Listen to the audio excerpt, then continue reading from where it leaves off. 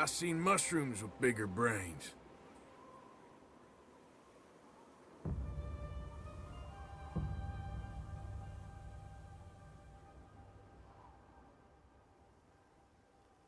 You are utterly ridiculous.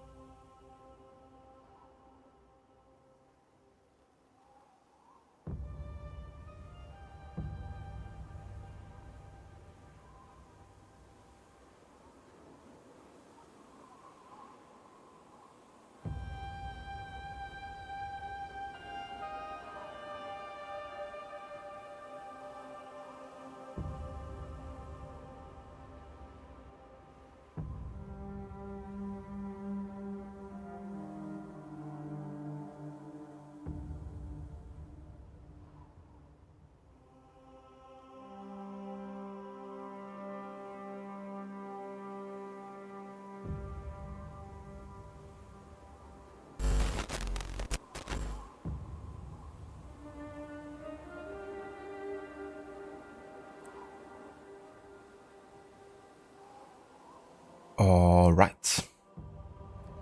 Welcome back to another stream of Assassin's Creed Mirage with our third session of our Stove Challenge.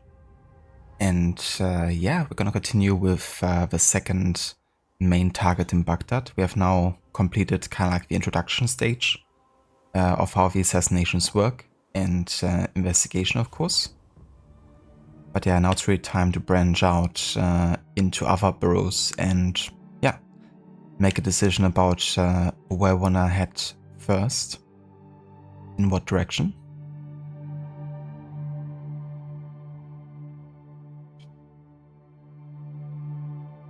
But yeah, first we gotta go back and report to Roshan about yeah, the next steps here. Also, hey, Dr. Darling, welcome in. Good day. And how's it going? Hey there, Afro. Did I lose a bet because no man would play Mirage willingly after launch week? Well, I guess I must have.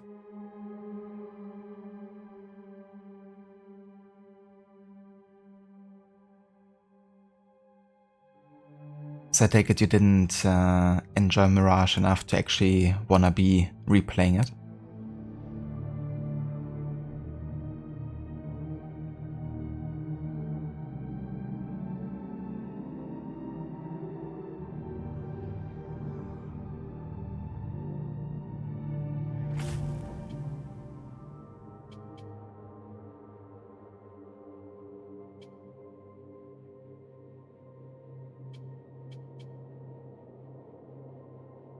Yeah, I wanna get Eagle Sense first. Really focus on the Predator tree here. So we can get the stealth reckon ability as early as possible.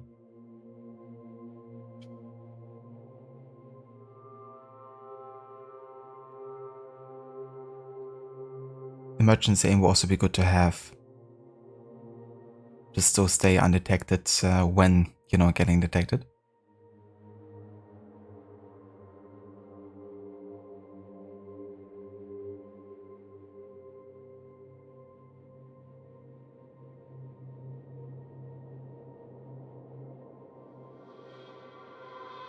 It really felt like a waste of money on, to be honest. You guess you were just desperate and the promises to going back to the roots really got to you. That is fair. Yeah, I know what you mean. I did also get drawn into it because of, you know, focusing on like a smaller scale game in an urban environment, you know, focusing more on stealth. And I mean, they do kinda fulfill that promise in a way. But it's not really feeling on the same level of quality as like other, you know, AC games on this kind of scale. Usually when you have like a smaller map, you know, it means like more attention detail and like, you know, more time for proper cutscenes and cinematics and stuff. And yeah, I think that's where the game kind of like fits short for me a little bit, you know, especially on like the story and presentation part of it. Not quite as strong as like other games in the series. But I think the gameplay with what they could work with is quite solid. But yeah, it's of course still noticeable that it really is based on Valhalla and had that game's limitations to a degree. But yeah, I feel like what would have been good for the game is to actually embrace the high profile, low profile mechanic again, which is still based on the same engine of Unity and Syndicate that they, like it's the same engine of course they use for the modern AC games. So it wouldn't have been that hard probably to implement if you already have the code written for the engine. And also just allows like more precise parkour movement, I think, with like menu jump and those kind of things. So ultimately I would also say that Mirage had an opportunity but didn't really fully commit to it, I guess. But I think it still has lots of things going for it. Like I still find enjoyment in some of the aspects of the game, but I wouldn't count Mirage among my favorites in the series. More like one of the more, you know, like alright type of games.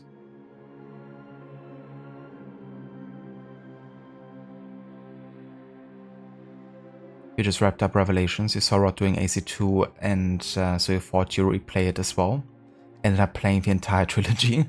That's how it goes sometimes when you know, start playing as Ezio. The story is just so well done, I think, and executed. And the way it's like connected between those three games. It really feels like a, you know, continuous story that needs to be played like back to back.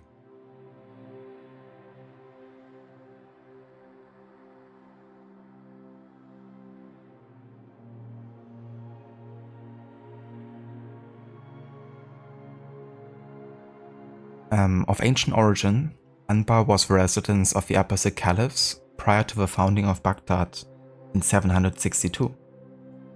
While no longer the capital, Anbar retained its role as a place of administration and of lively commerce and trade.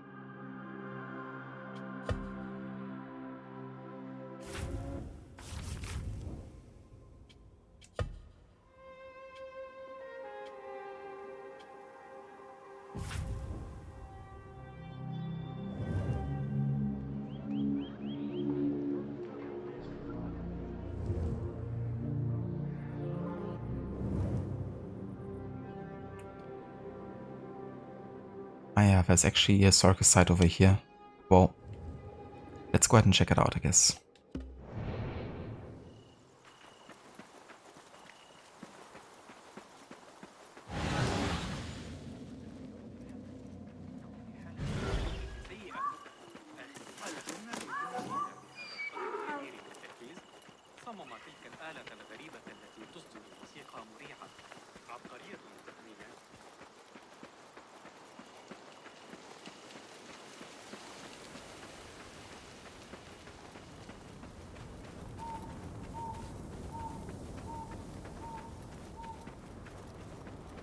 Yeah, honestly, I don't blame you.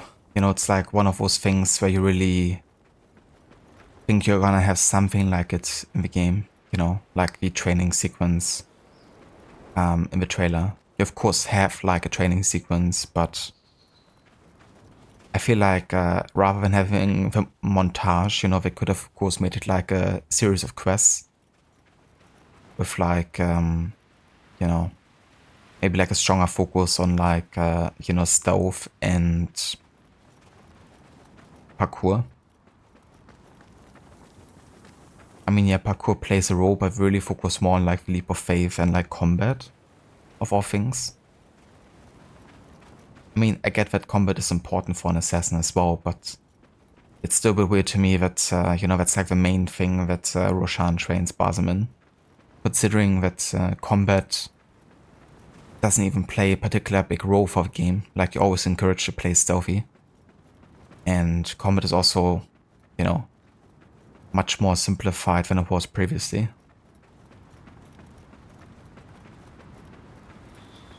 But yeah, with Mirage, the thing is that the short dev time and I think also lack of developers, because we're constantly searching for new people. I feel like the project was bigger than the studio could handle at the time and the amount of time that was required. And you can see that also with lots of concept arts for Mirage, because it shows like different places, potential missions, lots of like what they had in the planning phase, I guess, but ultimately things getting scrapped because lack of time. And I assume that maybe they initially wanted to do like a really elaborate, you know, like training sequence, but I guess I couldn't.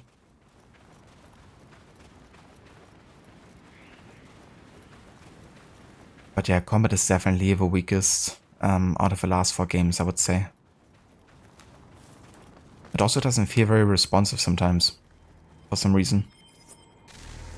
Like sometimes I would press like right bumper and it's like really delayed sometimes.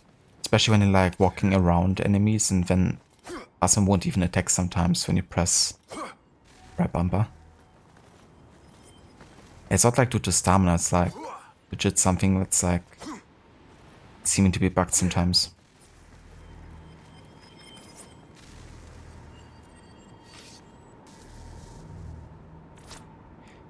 Yeah, I think encouraging stealth by not spending too much time in combat is one thing, but I like the Unity approach a bit more, you know, where combat is just ultra punishing sometimes if you get surrounded by lots of guards, but you still have, you know, a decent amount of like abilities, you know, like proper stun and those kind of things. But also like different movesets with different kinds of like weapon types, you know. You just have a sword, which also makes it a bit one-dimensional.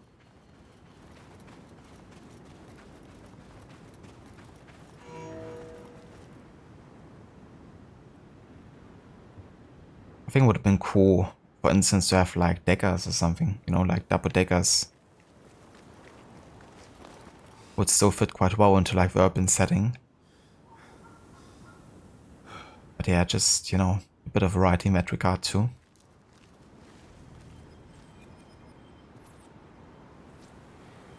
Yeah, I think with stealth I focus a bit more on like, does it work, you know?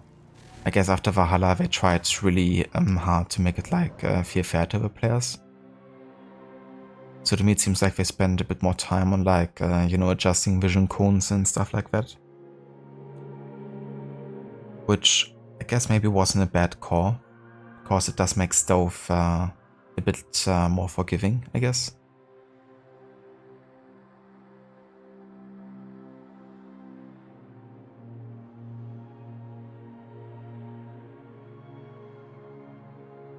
Yeah. I do like playing as like an around type of character that is both proficient in stealth and combat. Like Arno, for instance, you know, he still is very much capable of like being a combat machine. I think the combat also lacks a bit of dynamic, you know, it's just really waiting for the attacks of enemies very often. And then they're like attacking you through your animations and stuff, which also like looks a bit weird sometimes.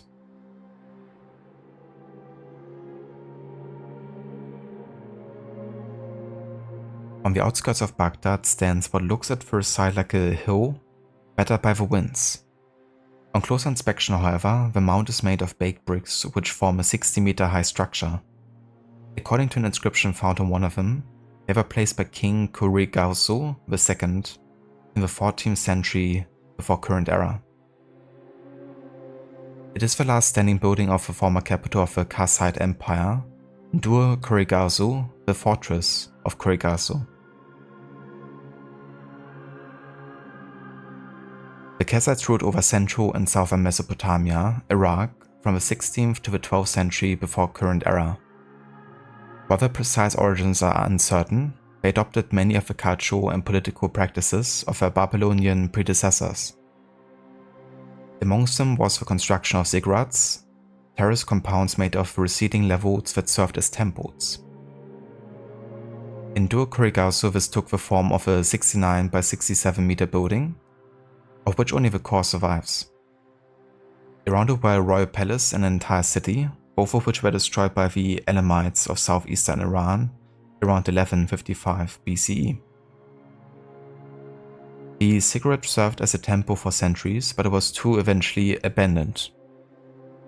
Devoured by time and sand, it nonetheless remains one of the most iconic buildings of the area, often confused with the biblical Tower of Babel by medieval and early modern travelers.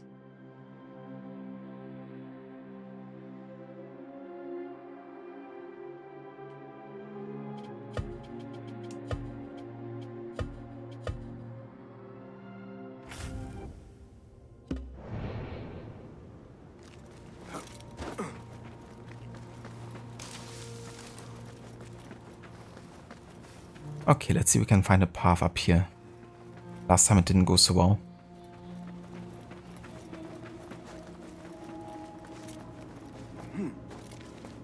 Yeah,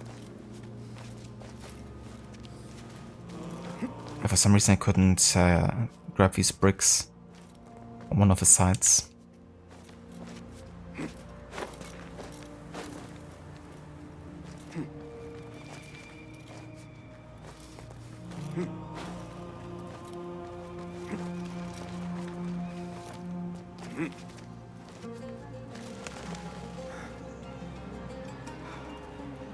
Run! Go! Get to the chopper!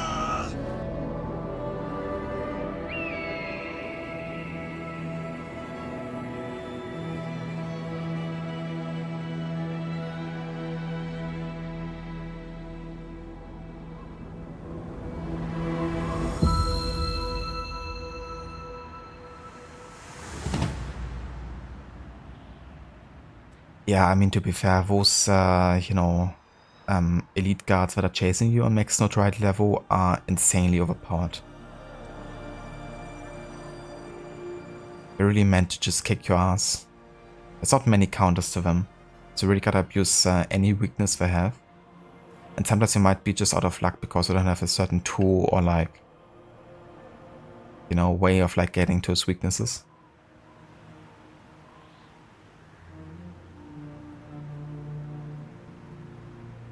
Yeah, exactly. You need to have like a very special strategy to get them down. But it might take a bit until you actually unlock like a maxed out throwing knife, right? Like the skill foot or upgrade. But yeah, I mean late game they become quite a lot easier.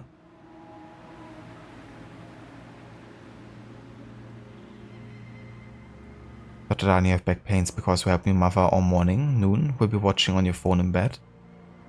Yeah, that's so very sad, Dr. Darling. I hope you have a good, rest in bed for a bit. Hope that, back pain feels a bit better later. Yeah, you triggered the first redemption, but redemption and reward sounds don't trigger the welcome sound. Only like a first regular message.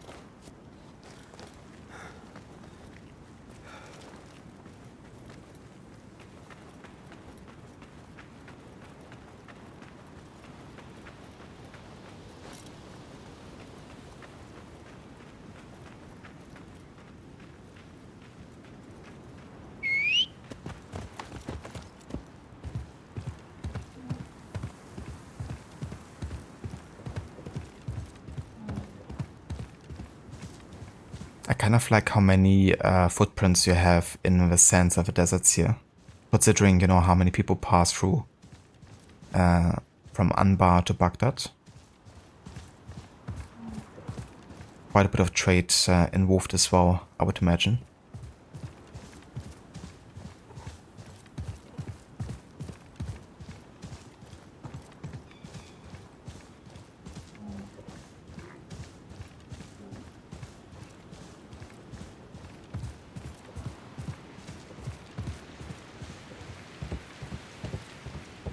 In general, they did actually give visual upgrades to the sand mechanics, or like visuals in this game. They even added effects like sand dropping from like, you know, rocky mountains if you climb them. Like Origins already had like a small like cloud effect for that before. But then Odyssey completely removed the effect, probably to save like FPS or something. And Mirage kind of like made them much more refined.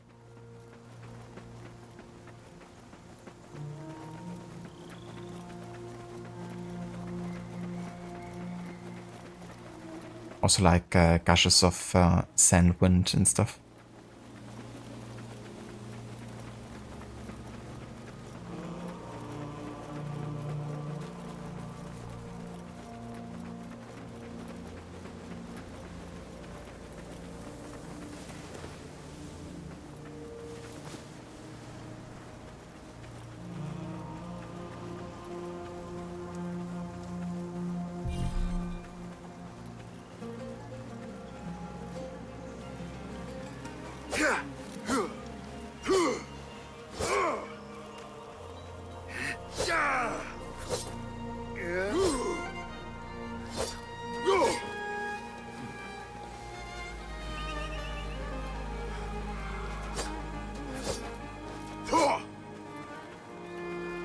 I feel like there's also not really much of a combo play you can do with the swords either, right? If you're trying to chain things together, like you can do this for instance. Just like regular light combo alternated with like a heavy attack, but there isn't really many special moves that it actually triggers, you know? Like doing certain button combination.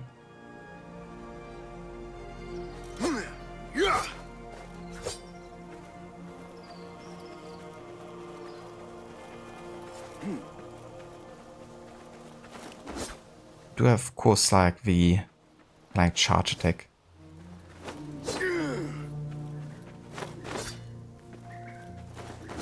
which is pretty cool.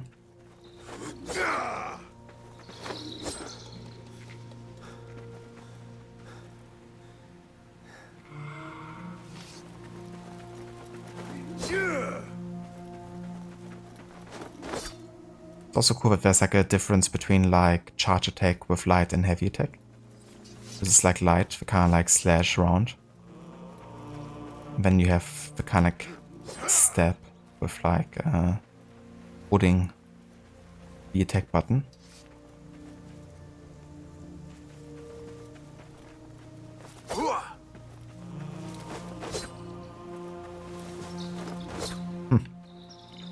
It's fun, you can slide and then still do like a kind of like a charge attack.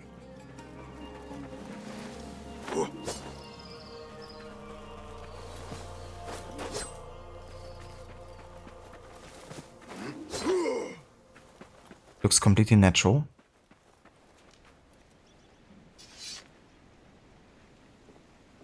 What's the biggest shame? You have to play this game if you want to see a modern recreation of the Revelations outfit. That's true. But I wouldn't count it as a negative per se, because it was good to at least, you know, have like one game when I represent that outfit, because usually if we have Ezio, it's just always the Brotherhood outfit. I don't know why they decided to make that like the main marketing outfit so much. I think it would be cool to actually have like more variety in terms of like Ezio's representation.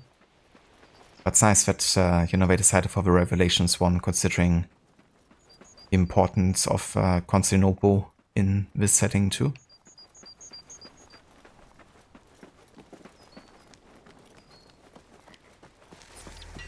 What the... yeah, I didn't wanna like interact with the historical site there.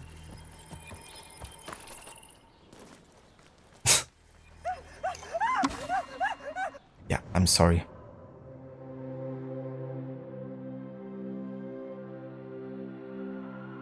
From its foundation, Baghdad was surrounded by walls which protected its inhabitants against invaders and sandstorms. A series of large gates allowed military, processional, and commercial transit through these impressive fortifications. The city's most striking feature was its round layout. This circular design was inspired by newer cities founded in the 7th century and by ancient cities like Gur or the Ardashir, founded by the Sasanian kings, centuries before the Caliph al-Mansur created Baghdad. By the 10th century, Baghdad had outgrown the original round city, and it was abandoned. Because of the destruction of the city by the Mongols in 1258 and the subsequent urbanistic development on top of the ruins, no archaeological evidence of it remains. The circular inner city could be accessed through 4 equidistant gates. Each led to a different region or city of the empire and took its name from its destination: Kufa to the southwest, Basra to the southeast, Khorasan, eastern Iran and Uzbekistan to the northeast, and Sham, Syria to the northwest. Many more gates dotted the outside wall. Most took their name from a feature or an activity performed in the vicinity, like a pomegranate market or a mill. Some were known for famous events that they hosted. As in other cities of the empire, the Iron Gate was thus called because it served as the gibbet, on which the heads of traders were displayed as a warning to others. Most famously, Caliph al-Amin's head, after his defeat in a civil war. Jesus.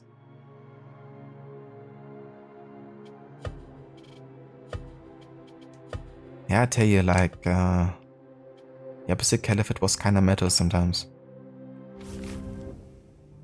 Also with the conditions in prisons and how they let people die sometimes.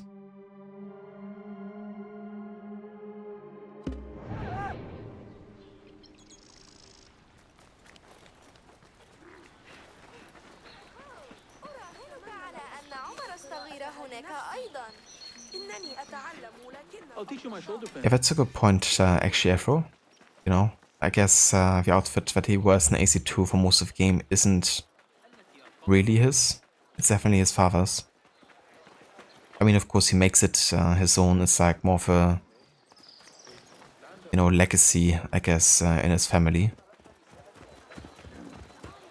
But I guess that's kind of why I like it as well. Like its symbolic meaning in a way. The one in Brotherhood, I guess, is maybe a bit more generic since so many other Master Assassins are wearing it. But at the same time, it's a good representation of a Brotherhood as a whole, I guess. But yeah, it's definitely, you know, his own in a way. But in a way, he also gets it given by Machiavelli, I guess.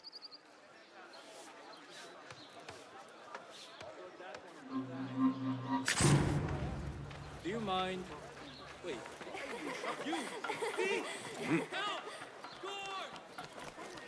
Yeah, the harder pickpocketing really makes getting these artifacts quite difficult. On the Master Assassin difficulty.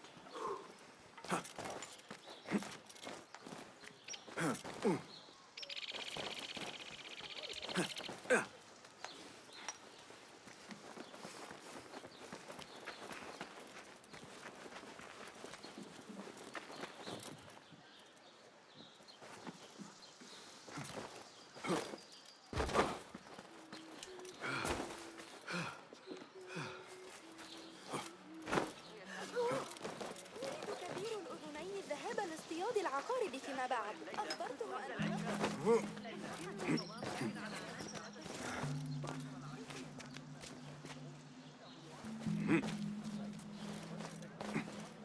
I want to do like a side eject here. Also one of the best things in Unity, you know, like these super smooth side ejects to like bars like this to the right. Basically on the height of the head, you know, it's like a nice distance.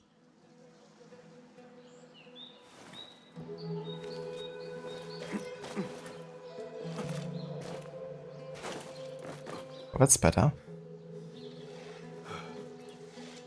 I guess it didn't work maybe because of this rope. Who knows?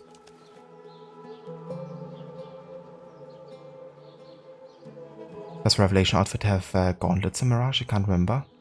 Not too sure actually. I don't think I have it unlocked. Do I? Yeah, I don't, unfortunately.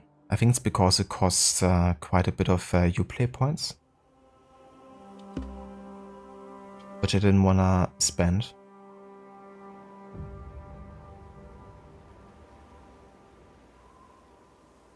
But given that I don't really purchase many Ubisoft games at the moment, I could technically spend those Ubisoft points.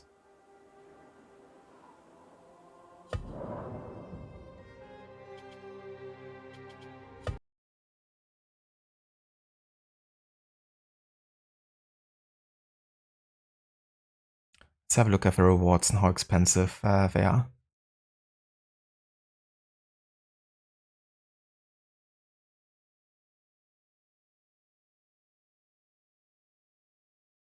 Yeah, it's 100. It's like half of the Uplay points I have currently. But I mean, it's the Revelations outfit, which is pretty cool. I get the tribal horse for free. I mean, yes.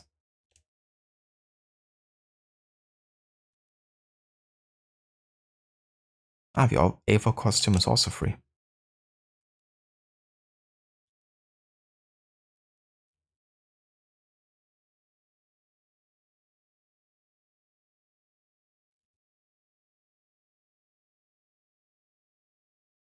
Yeah, that was Evor's outfit. It's a bit weird that the 40 Thieves appears as a reward here. I think they should really check if you already own the content, because, you know, I do. Because this would potentially make people, you know, get it twice and lose Uplay points. But I'm not gonna get these for now, because I might still wanna buy something specific in the future from Ubisoft. And I don't actually use the legacy outfits if I don't make historical sense, I guess, as part of a series. So if we have like a bike outfit, I might use it because technically, you know, it's been done before. But if it's like a future outfit, like the one for Revelations or AC1, then I'm gonna wait. Well, I have to say the AC1 is of course not too bad. It's definitely one that would fit quite well into the time. But yeah, I'm not gonna use them for now.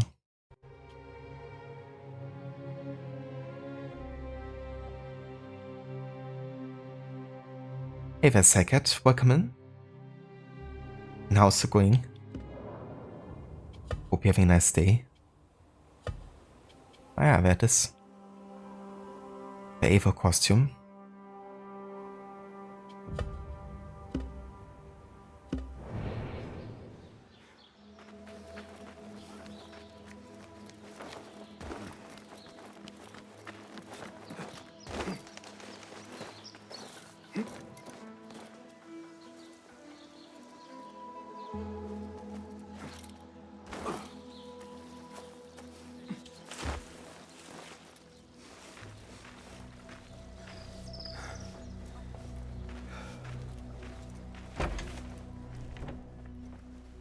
Alhamdulillah.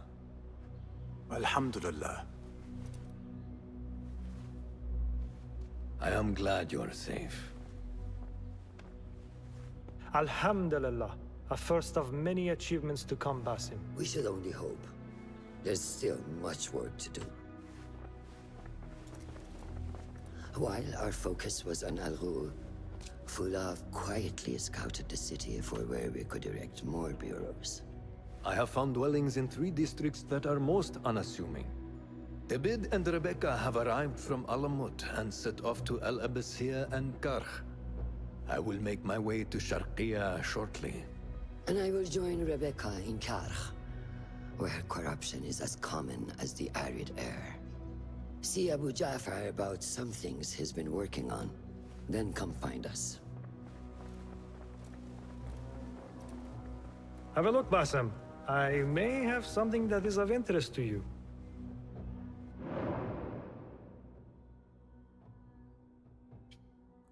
Oh yeah, we can finally get the second tour here. We can decide between blow darts. We can either put enemies to sleep or use poison. Smoke bombs. You know, one of the best tools to have in the AC games. Traps. And noisemakers. Like cherry bombs. Yeah, I think traps I'm gonna get not until the last. I think I focus on smoke bombs first, then blow darts, and then noisemakers.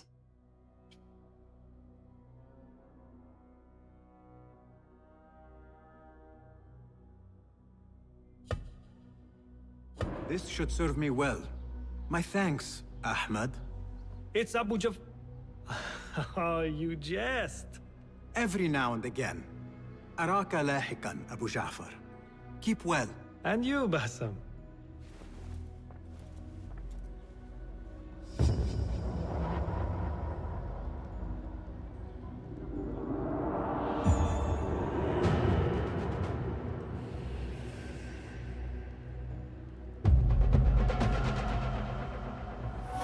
We're now apprentice.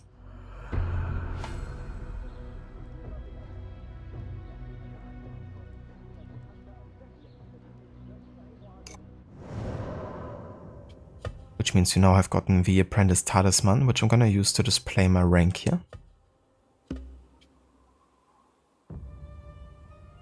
I wanna use it according to what our rank is, pretty much.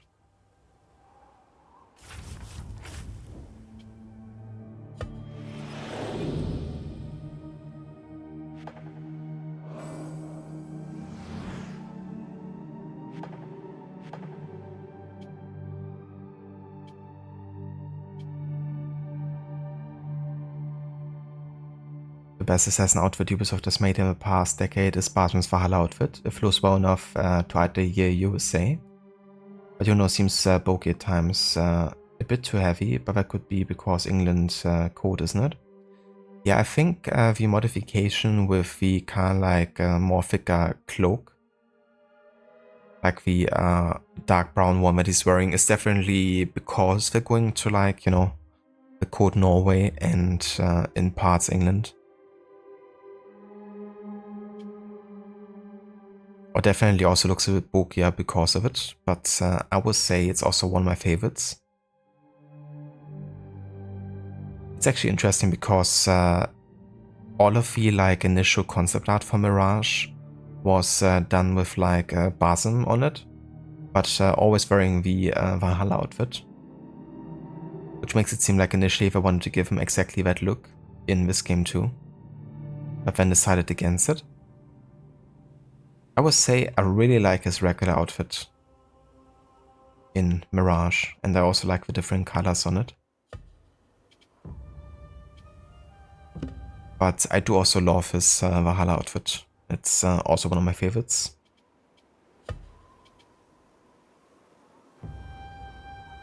Definitely looks, you know, like it blends really well in with AC1.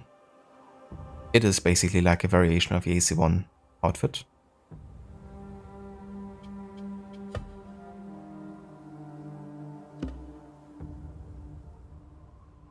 The assassin ID card. It's kind of funny to have like a talisman is playing that, you know, so everyone knows. But yeah, that of course ain't the only thing that makes him stand out.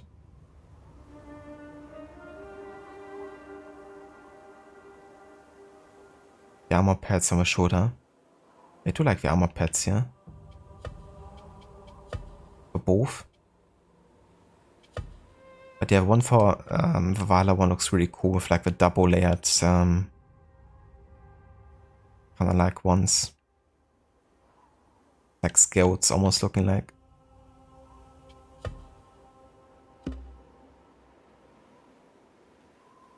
That's right, yeah, AC Shadows got delayed to February. Yeah, kind of expected it at this point with them pulling out of the, you know, public events, which was announced a couple days ago, which raised a couple eyebrows, and people were like, might get delayed. And then, you know, when a notification followed. I didn't expect the game to delay that much. I thought maybe like, you know, a month or so. But maybe it's a good call, you know, honestly, because clearly there's some issues I might still be having. There's also issues from the outside that might want to be able to address in a manner where it doesn't, you know, create too much controversy. And yeah, just like maybe polish a couple game mechanics and maybe make the two characters stand out from each other a bit more. So ultimately, I welcome the delay. I think AC games should always take a bit more time, you know, to really polish certain aspects. In Mirage's case, you know, a delay would have been great, honestly. Because, you know, it just would have made it possible to have like more missions and maybe make some situations more impactful by providing like more context or something.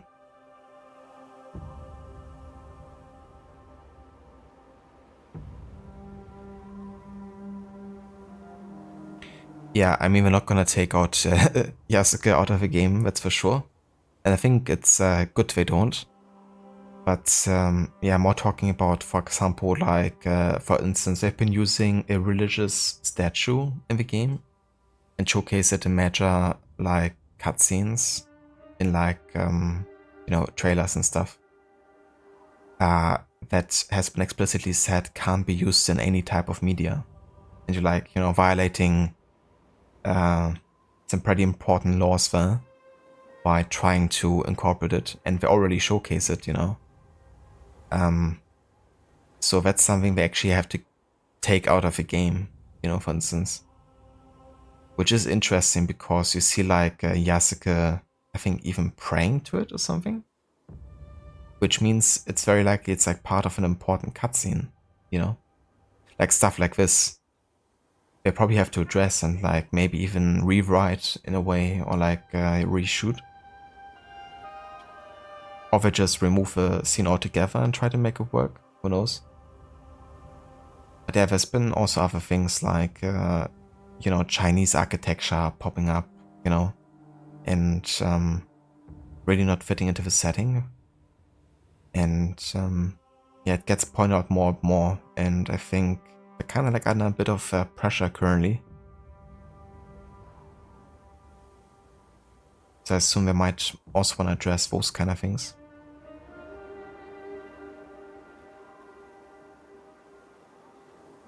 Yeah, I don't know. The whole Yasuke debate, I don't fully get it, honestly. I understand that if you have your country represented, you might want to play as a character that represents your country, you know? But it's not the first time we're playing as a character that didn't stand from the country that, you know, we're kind of like visiting. I mean, Edward, Shay, Eivor, they're all examples for characters. Haven as well, you know? Like once you have colonization happening or like, you know, trade between nations and stuff, you have a chance of people and foreigners to come into your country and explore it. And we've had characters do it before.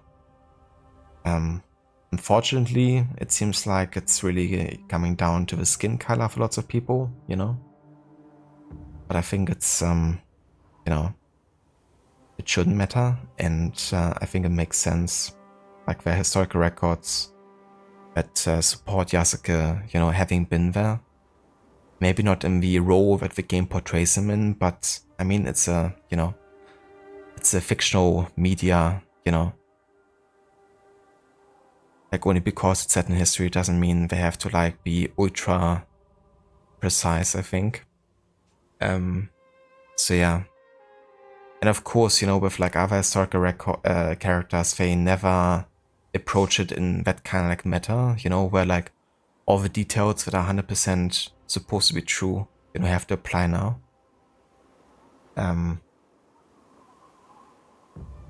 You know, unfortunately, there seem to be other reasons for some people why they don't support Yasuke as a character.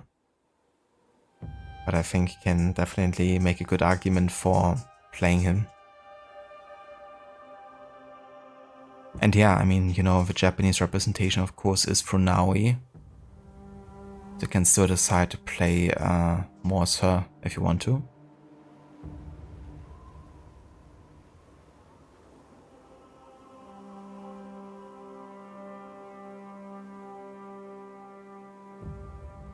And then there's Ghost of Yotai. I mean, people didn't have any problem with Adevale. Yeah. Certainly didn't. I mean, how could you as well? Adevale is amazing. Definitely some one of my favorite characters.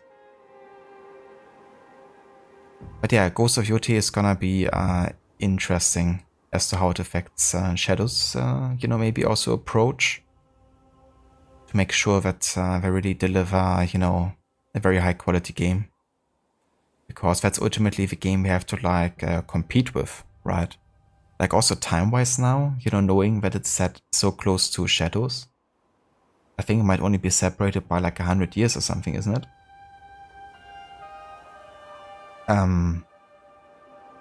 That really means, you know, the kind of like comparison is gonna be even stronger. Because initially they had to compare themselves with Ghost of Tsushima. But that one, of course, is like so far away historically that it's quite a different time at that point. But yeah, Ghost of Yotai is gonna be so much closer.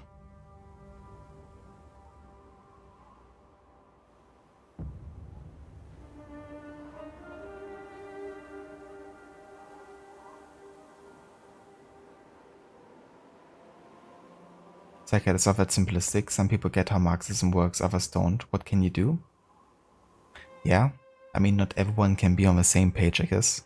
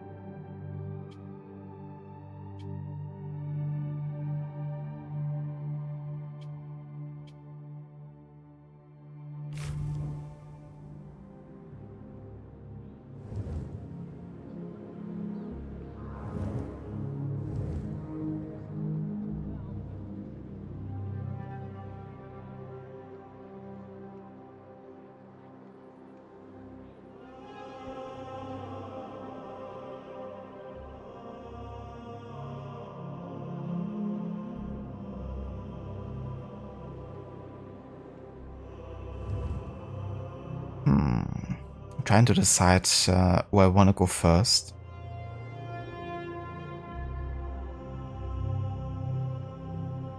Like which assassination I want to do first.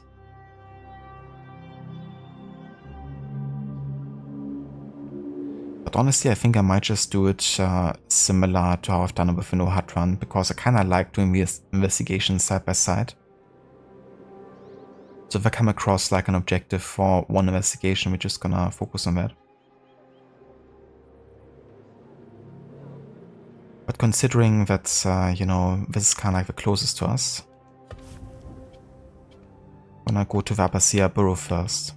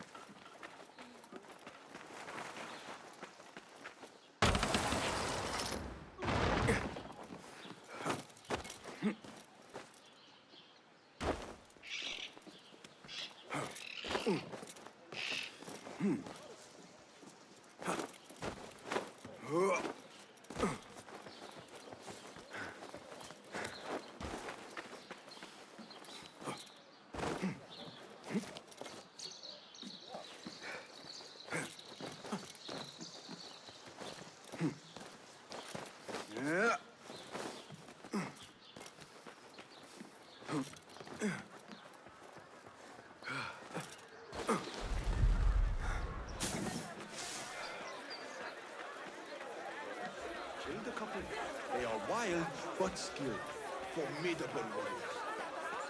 Did I ever tell you about the time the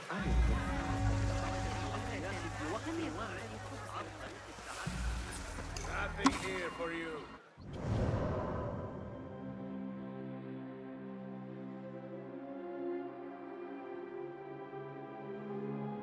But yeah, that's true second. Time will tell. And it's gonna be interesting. But I think the controversy could also help the game in a way, you know.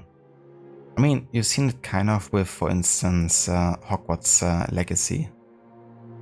Yeah, that game had actually quite a lot of controversy around it before it launched and when it launched because of J.K. Rowling and stuff, you know. But now nobody really talks about it anymore, and the game has sold really well as far as I know, because controversy and popular franchise.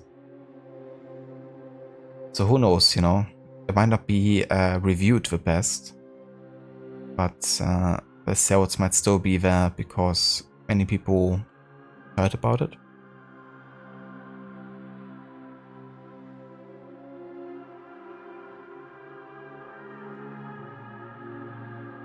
I'm really excited about Yota, to be honest. Just hoping there's a 4 big city this time. Could already see the weapon variety in the trailer.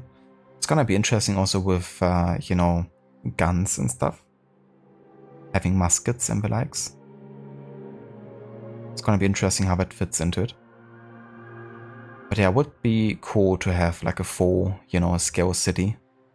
Because you had more like, you know, feeling like settlements or something in the first game. Or like more elaborate temples, I guess. Hey there, Ogoki. Welcome in. How's it going?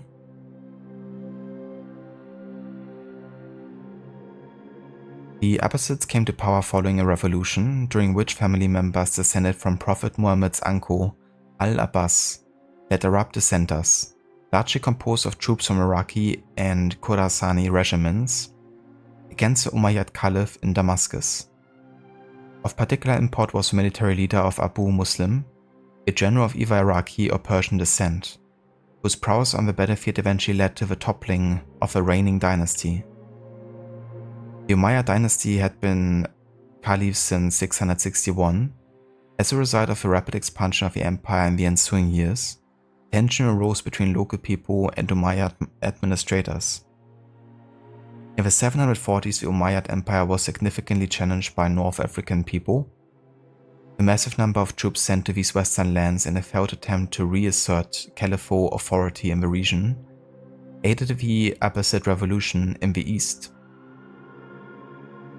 The notables of the Eastern Empire who were unhappy with the reigning dynasty, specifically their tax policies, indeed took advantage of the weakened Umayyad military position to attack its Syrian heartlands, the power base of the dynasty.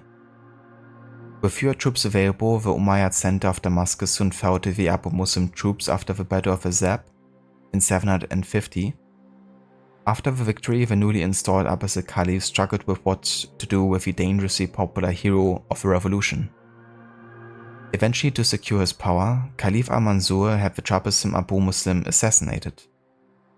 The Abbasid dynasty, however, continued to rely on its Persian power base, a fact reflected both in the move of the capital to a more eastern city, Baghdad, as well as in the choice of the top administrators of the empire.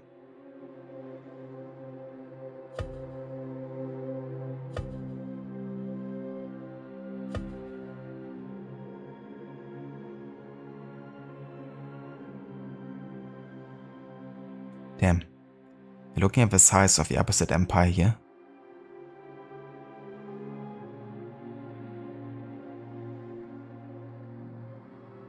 It does look kind of like an eagle, doesn't it? Like a wings on either side.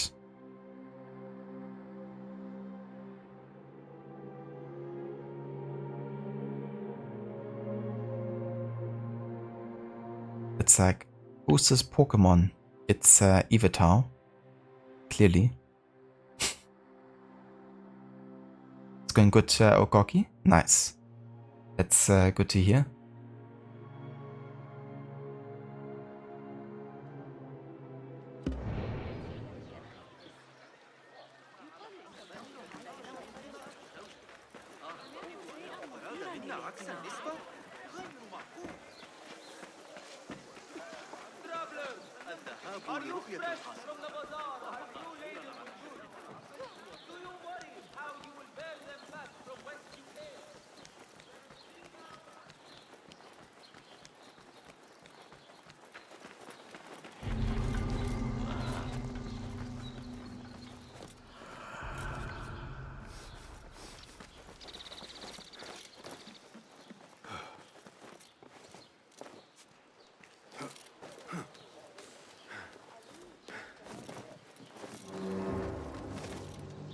من ارتباطی ندارد.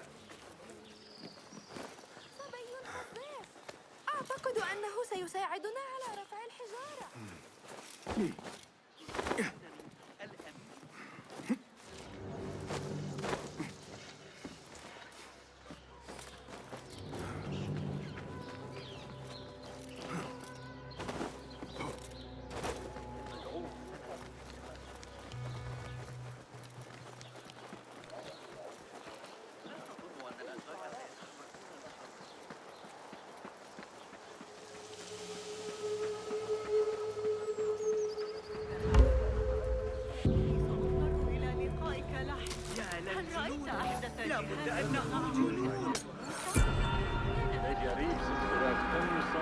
Nice. Got our first of Dervish artifacts. Definitely trickier on the Master Assassin difficulty.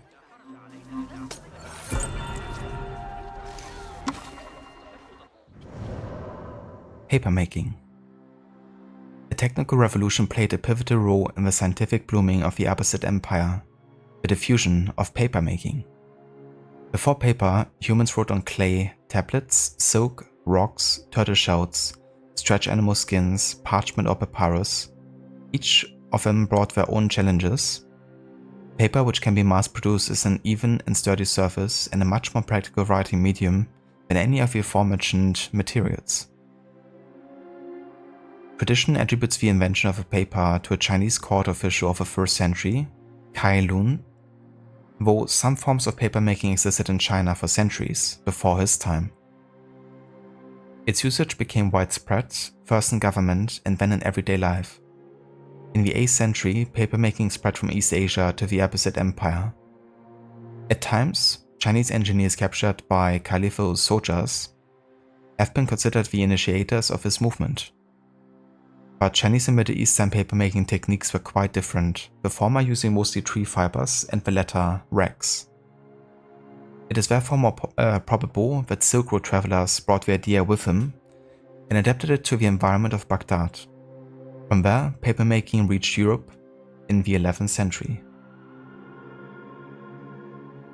The replacement of costly papyrus or parchment with economical and durable paper had a momentous effect on Abbasid intellectual life. It made book production easier, faster, and cheaper.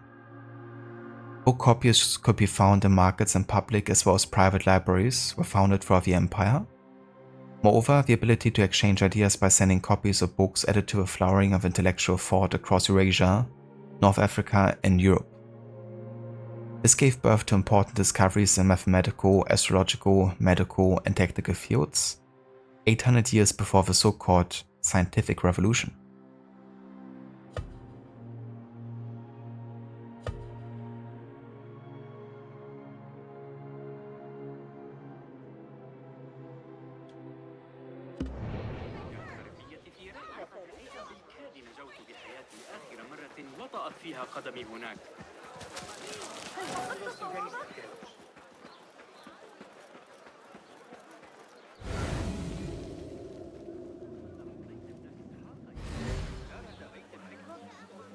Peace, friend.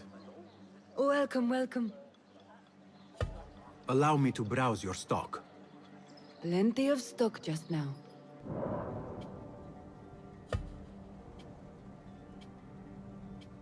Let's change to the tribal horse here.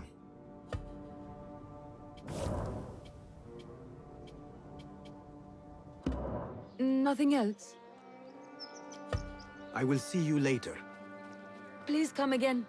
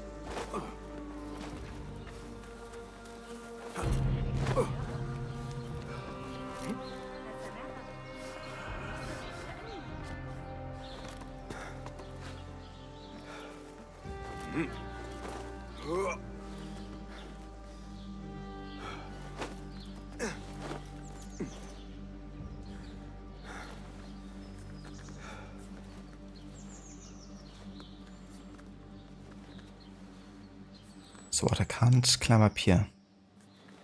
Okay then. I can't go around here either. Okay.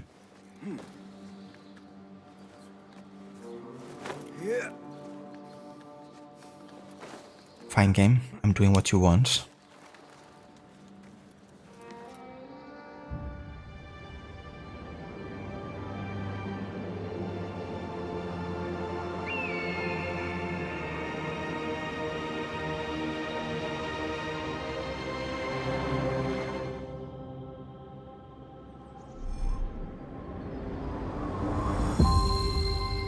Show me everything.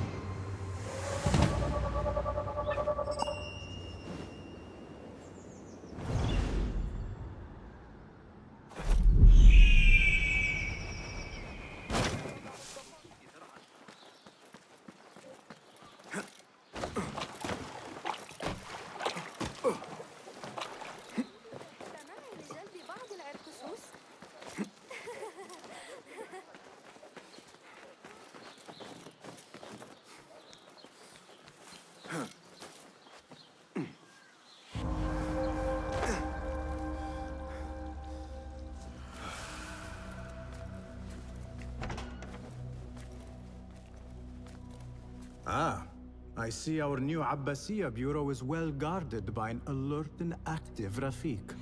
Basim! You startled me. I was just enjoying some poetry. Oh, whose? The court poet, Sayyida Arib. Her words chirp like the birds of paradise. Ah, yes. I have read her works. My friend Nihal and I used to sneak into the House of Wisdom when we were young. Hours we spent reading of gods and jinn. I always enjoyed this place. The House of Wisdom is not what it once was. Is not our friend Ahmad ibn Musa there? He went to his workshop, as I recall. Yes, I sent a message for him to come and help set up this bureau, but he never replied. My spies could not contact him. A week has passed, and he cannot be found. So, one of the famous Banu Musa is missing in the House of Wisdom. Yes. Venture there and learn his fate. It shall be done.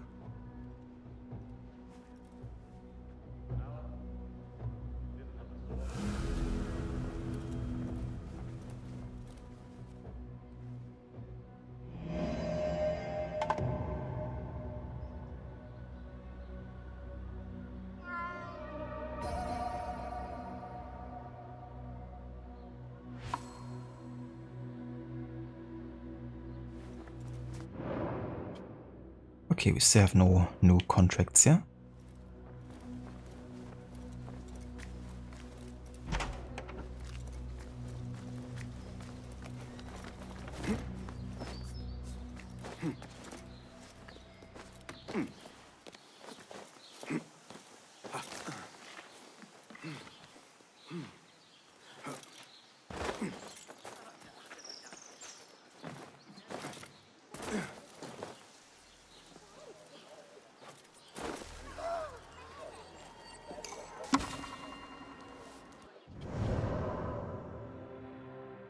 Long a linguistic presence in the Arabian Peninsula and the Eastern Mediterranean, Arabic expanded all over the empire through the conquest of the 7th and 8th centuries and the establishment of Arabic-speaking diasporas in colonies. Through a combination of deliberate policies and peer pressure, it eventually became the lingua franca of much of the territory, stretching from the Pyrenees to the Himalayas.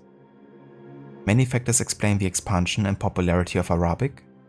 First and foremost, it was the liturgical language of Islam, and its mastery was necessary to read and understand the Quran and other religious texts.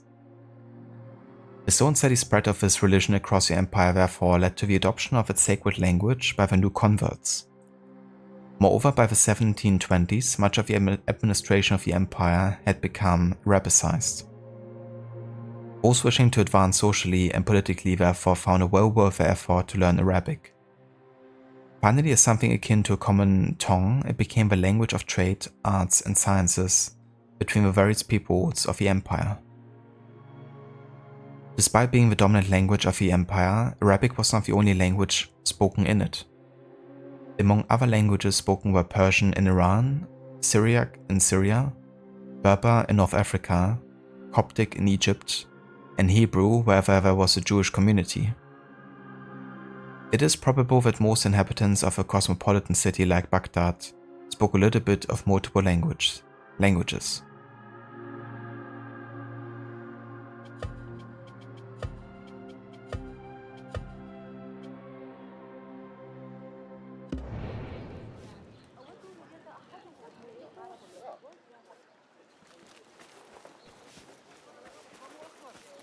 لم يحضر أي دروس الشهر الماضي. حسب معرفتي ماذا يحدث؟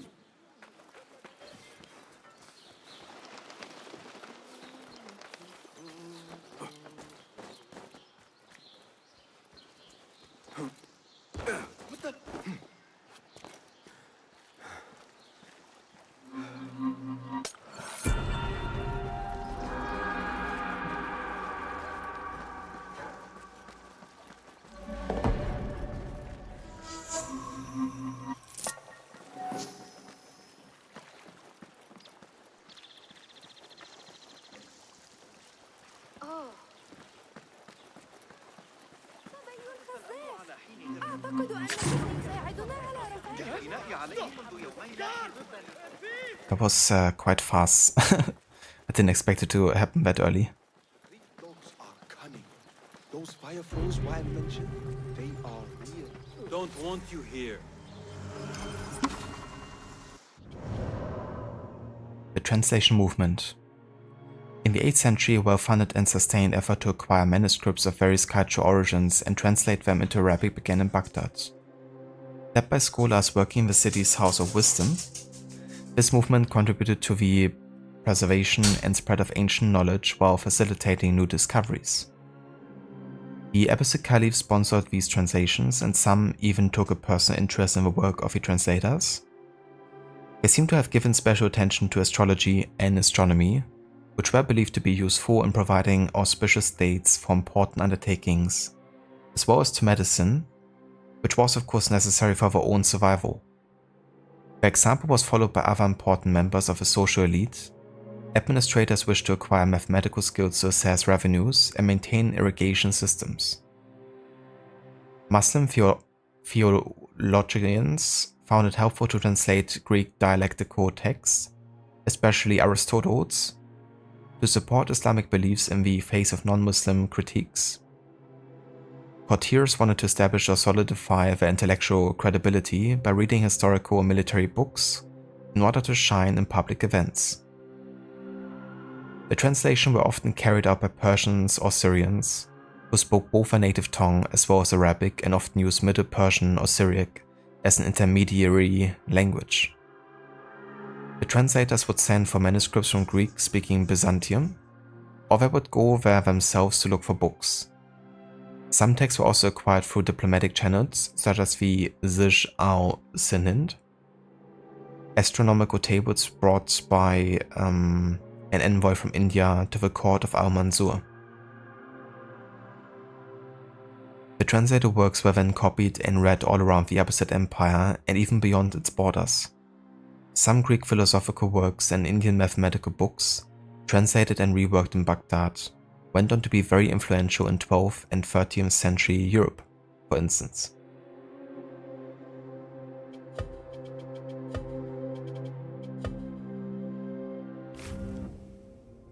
I do actually have enough skill points now to get Eagle Sense. And Kito's Eye reveals the patrol path of marked enemies.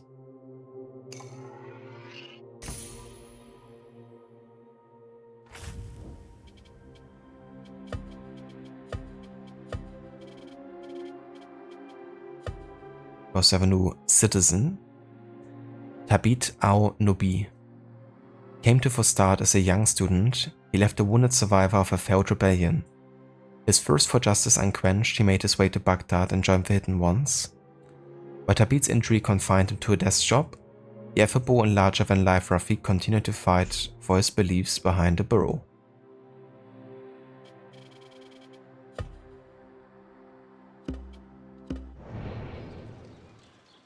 Go away.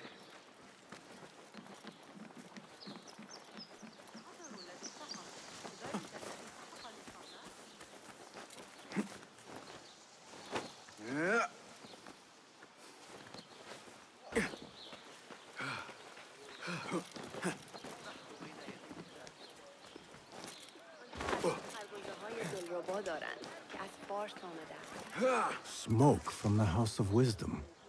What does it mean? I need your eyes, my friend.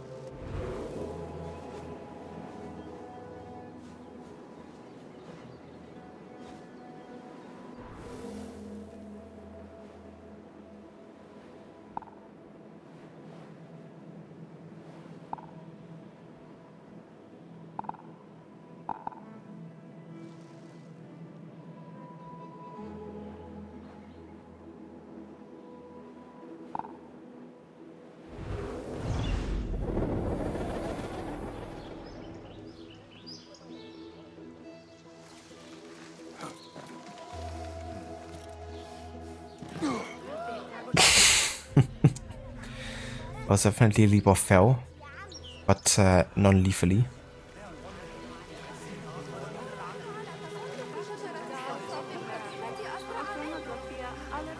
Not interested. Go.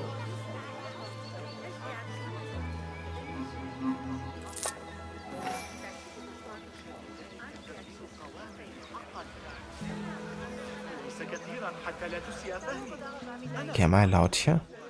I think so. Don't know about you, but Yeah.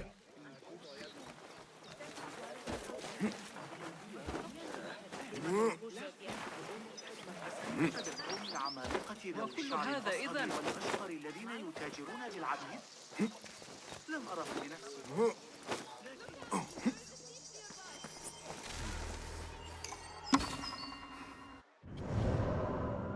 The House of Wisdom. Constructed on the orders of Caliph al-Mansur, the House of Wisdom served as the Abbasid royal library, where ancient knowledge was preserved and translated into Arabic. As the workplace of most of the empire's prominent minds, it was an essential institution of 9th century Baghdad. The idea of combining an academy of learning with a library was not an Abbasid innovation. The Bait al-Hikmah was actually modeled on a similar pre-existing institution, such as the Great Library of Alexandria in Egypt, or the Gundeshapur Academy of Iran. This may have been part of al-Mansur's strategy to portray his dynasty as the legitimate successor of the 7th century Sasanian Persian kings, whose memory was still held dear by the Iranian elites of the Abbasid Empire. In any case, the House of Wisdom became home to at least 8,000 books in Arabic whose names have been transmitted to us via the Kitab al-Firis, also called the Catalogue of Books, compiled by Ibn al-Nadim in 987–88. It covered a vast variety of subjects from astrology to zoology. It seems that the institution suffered from the Caliph's sojourns away from the capital after 836, and mention of its ceases after the reign of al-Mutawakkil, but it served as a powerful example of caliphal patronage and science, and so maintaining reading rooms and working spaces for scholars became expected of any ruler in the Muslim world.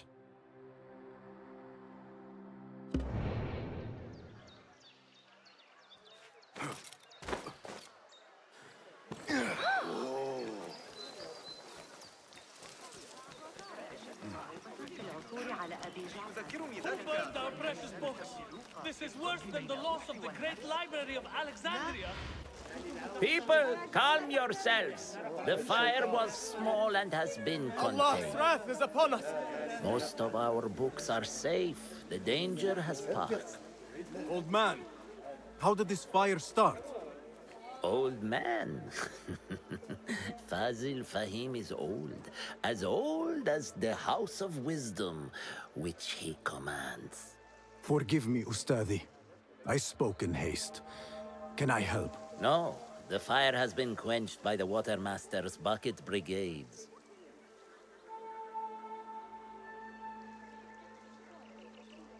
Who started these fires? Ruffians, I suppose. Enemies of the Khalifa, to be exact. What sort of books were they burning? It is too soon to tell. Perhaps the caretaker of books would know. I am searching for Ahmad ibn Musa. Ah, yes. He has a workshop here, but I have not spoken to him lately. Peace be upon you, Elder. I shall go. I still need to find Ahmad ibn Musa, but I should also speak to the caretaker of books in the library. Basically just talk to our target here.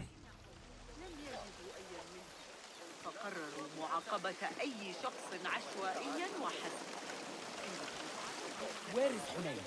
He owes me money. I don't know. The caretaker.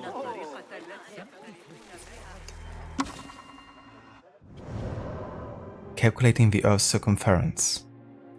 In Abbasid Baghdad, every scholar knew that the Earth was spherical. They knew because they had to read about it in translated ancient Greek manuscripts, most importantly Ptolemy's AHMAD'S, which was translated by the great Abbasid astronomer Al-Sufi. They also knew it because they had to use simple geometric concepts and trigonometric equations to calculate its circumference.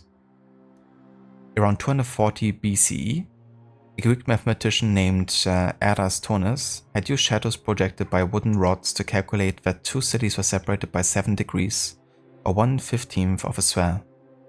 He then multiplied the distance between these 2 points by 50 to get the size of the Earth, within 5% of modern calculations.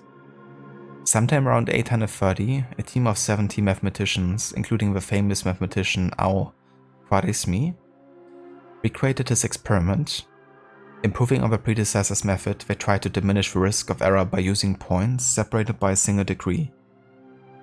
Traveling from Baghdad to the surrounding desert and trying to follow a north-south road, they stopped when they reached a point where the elevation of a pole star had changed by a degree. The calculations were similar to those of Eratosthenes. Later, another scientist, Al-Biruni, got even better results by using a mountain as his measuring rod. Both expeditions were motivated in part by the desire to know the extent of their territory compared to their rivals, and by Islam's requirements to pray facing Mecca's Kaaba, no matter your position in the world. It proved that religious belief and scientific pursuits don't always have to come into conflict.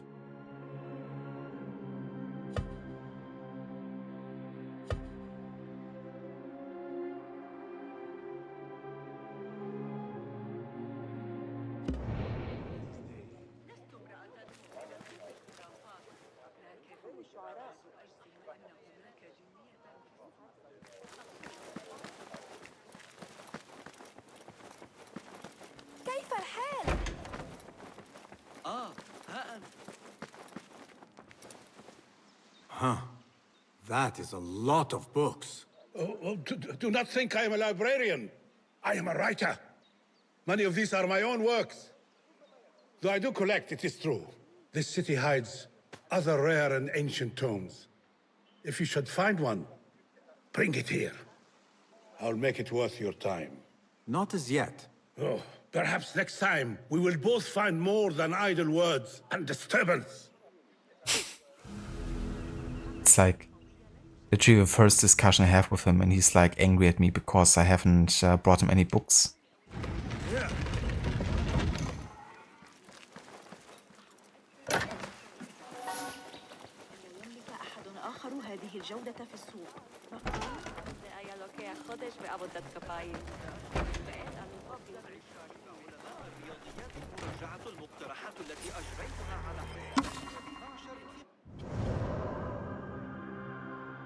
Majlis, Intellectual Salon. Entertainment took many forms at the Abbasid court, from elaborate falcon hunting expeditions to buffoons being catapulted into ports. Wait, what? But one type of event epitomized the period, the intellectual salon, or majlis. Used to describe both the social gathering and the location where it took place, a typical majlis featured intellectual debates, musical performance, poetry recitation, and wine drinking. Salons were held in various venues, from caliphate gardens to elite estates.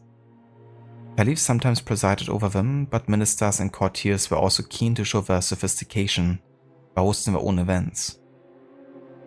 The majlis was indeed an opportunity for refined entertainment for members of the elite, as well as a chance for the guest performers to draw the attention of these elites.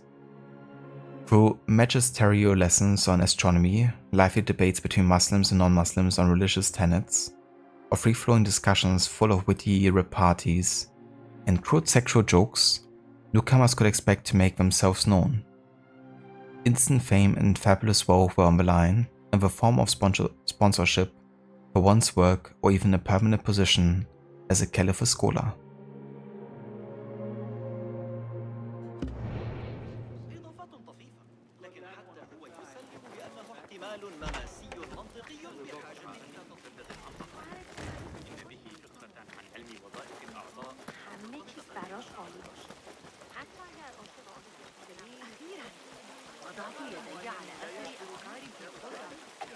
I should check the second floor.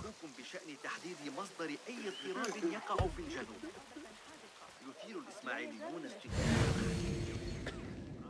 ويزيدون العبيد المتمردين. A partial list of books that were burned or gone missing. What is an ancient manuscript in unknown tongue? وكان ذلك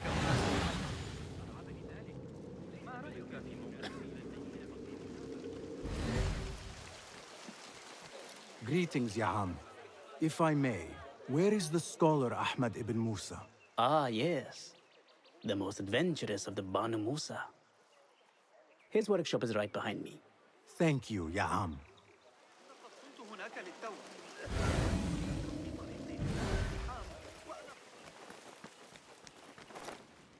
Bassem, hey! 9 fingers over here. Nihal!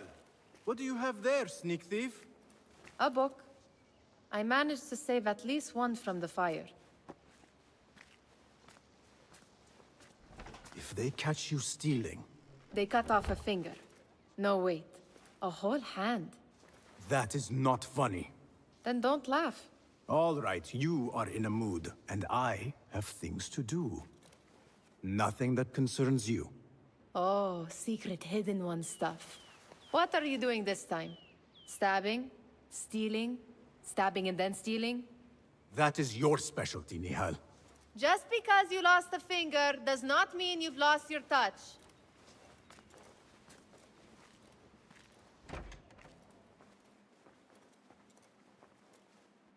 All these tools and books. Looks like Ahmad's room. But where is he? Hey there, Bioshock, welcome in. Good morning.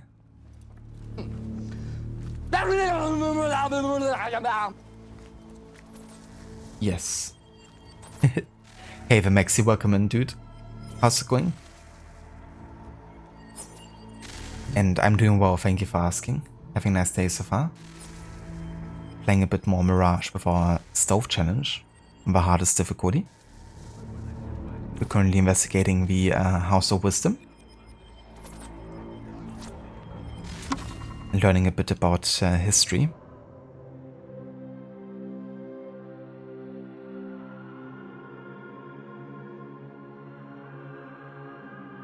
Nice, dude, that's great to hear.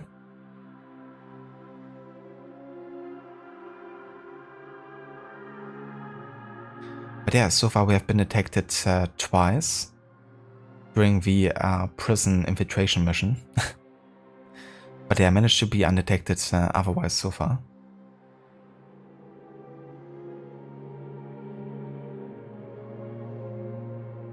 Loving the horizontal chat bar, I haven't used it in ages. Yeah, I was kinda like a bit conflicted because I didn't want to have it covering a lot of the screen, you know, like my previous chat box did, that I still used until a couple months ago. So yeah, I guess that is definitely a good way of like having it be, you know, much smaller and taking away only like the border of the screen, you know, and you barely have anything happening there most of the time. Wasn't too sure whether I want to put it on top of a top of a screen or like at the bottom. But for now, I just left it at the bottom. But yeah, that's right. You also had one, didn't you?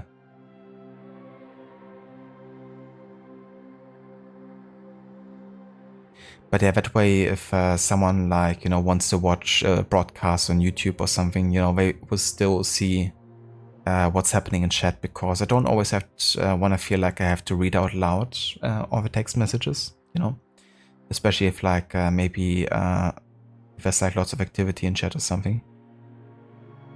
So that gives maybe a bit more context as to what I'm responding to. But at the same time, I want to keep the screen like a bit clean, so I guess that works well.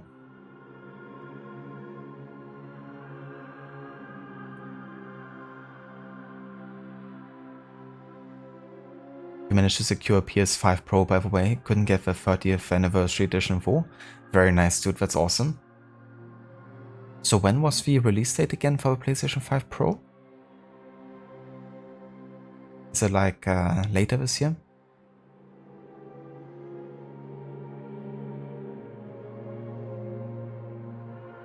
Did you also see that all the pre-orders for Shadows have been cancelled? I know that you pre-ordered the Collector's Edition, didn't you? So not sure if that affects you or in what kind of like way. But just in case, with a delay of Shadows, they kind of like refunded all the regular pre-orders, I guess. But at the same time, if you pre-order now, you're gonna get the first DLC for free or something.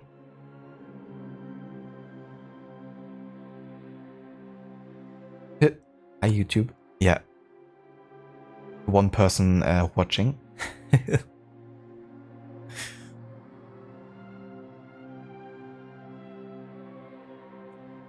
Yeah, so early November then. That's not too far away. Just a bit more than a month.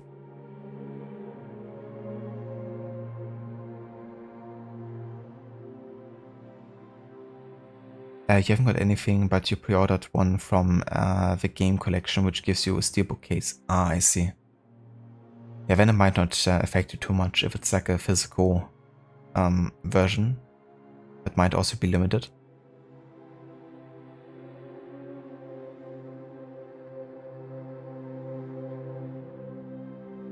Alright, let's read up on the scientific method.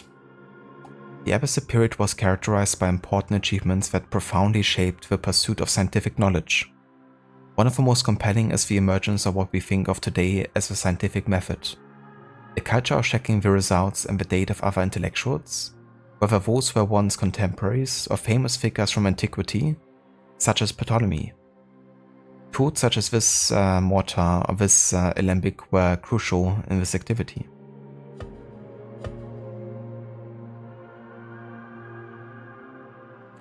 Super excited for Ghost of Yoti.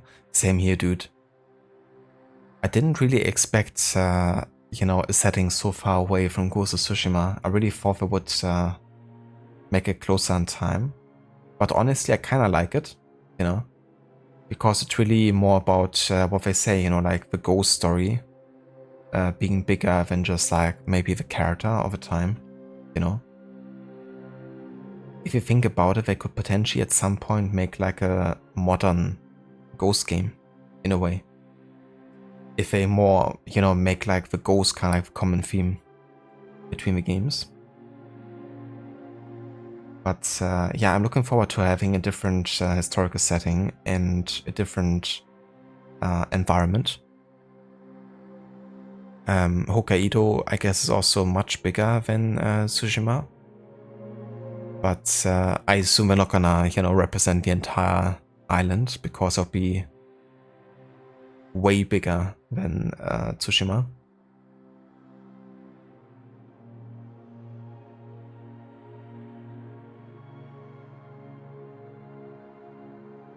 Yeah, I'm looking very much forward to it. I think the environments look very, very gorgeous.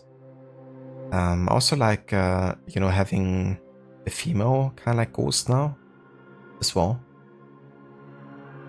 Gives it also a bit variety. And I mean, her style looks really cool too. I think she's also like double wielding swords. And of course using like, you know, muskets and the likes.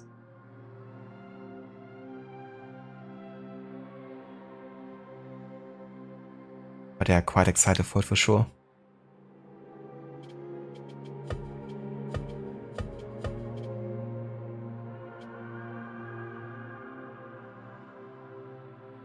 Hey there, Stan, welcome in.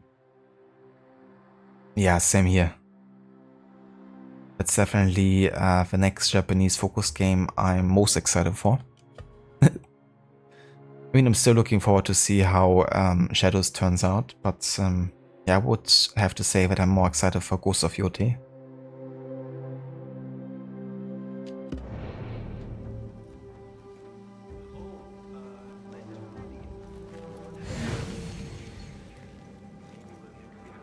Ahmad always signs his work.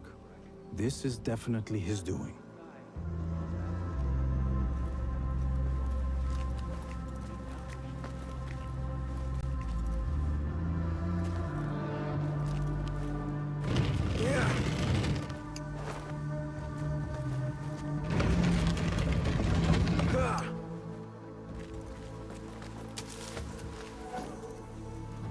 Ahmed seems to be working on something new. But what?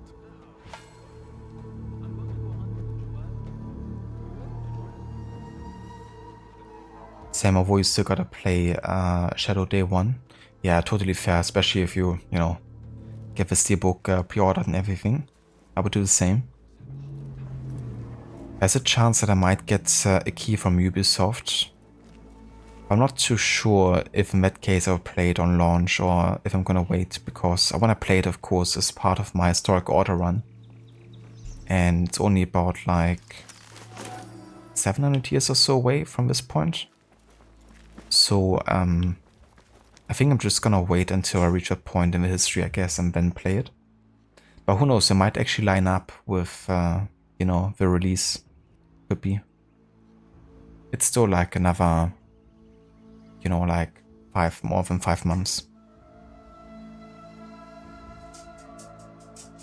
So give me just a second.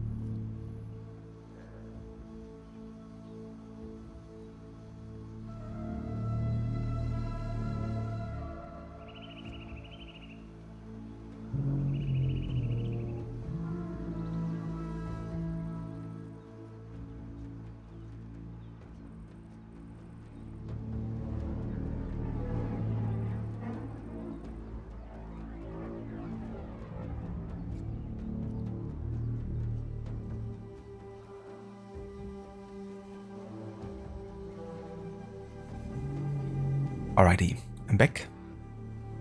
Another book of poetry by Harib. David would love this.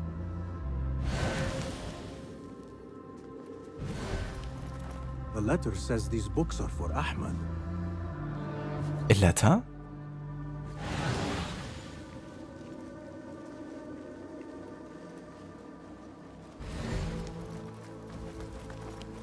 Measuring tools, like my father used to own. But these are Ahmed's. Diagrams, machine tools, and other oddities. This is definitely Ahmed's workshop. But where can he be? Pardon me. May I help you?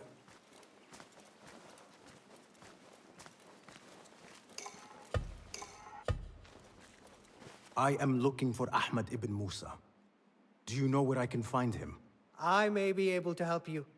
Follow me.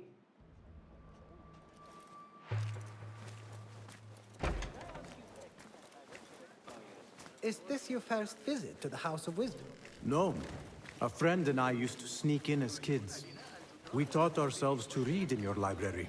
All young people should follow your worthy example. The caretakers who chased us out of the stacks every day did not think so. Merely doing the job. And what did you study in the House of Wisdom? I loved poetry and heroic tales. My friend preferred pagan gods and dark magic. Interesting. And did you follow your youthful passion and become a scholar? When the whole world awaits. No. You might say I am a man on a mission. Ah, well. What about your friend? No, she still searches for something. Though what that is, I do not know. A shame. It's not far now. Hurry, hurry. تحقيق القاعدة الذهبية. God, help! Okay, force detection. You lie! So I won't be counting this one.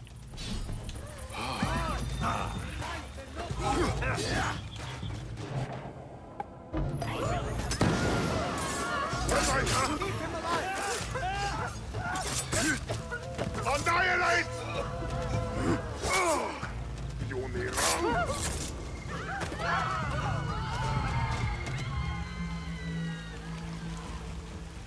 Please, don't hurt me. You led me into a trap. I should slay you where you stand. Spare kindly, Hamid.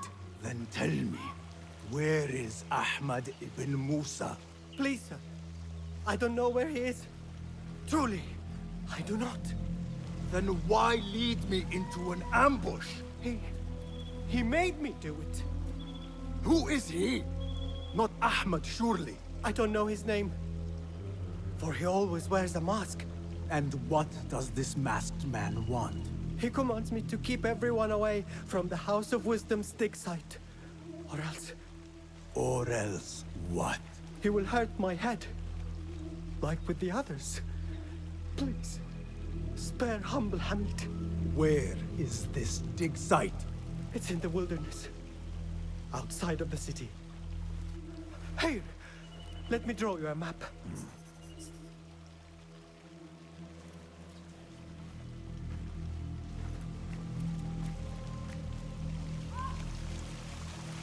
The map should lead me to the dig site.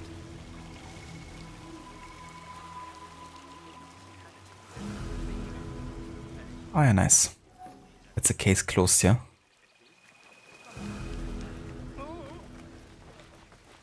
كان يظن ذلك الأحمق ذو الرأس الضخم أني سأدعه.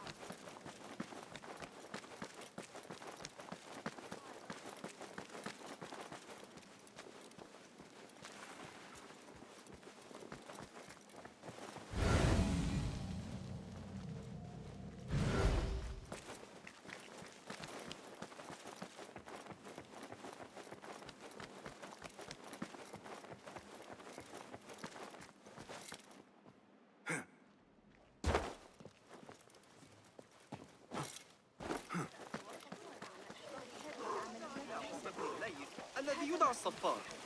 أرى من الأمر بارتداء الحرير. هو من يطلب منا ذلك في حياته. في أي وقت. من عند سيد إلى المدينة المدونة. The library is guarded. Something must have happened.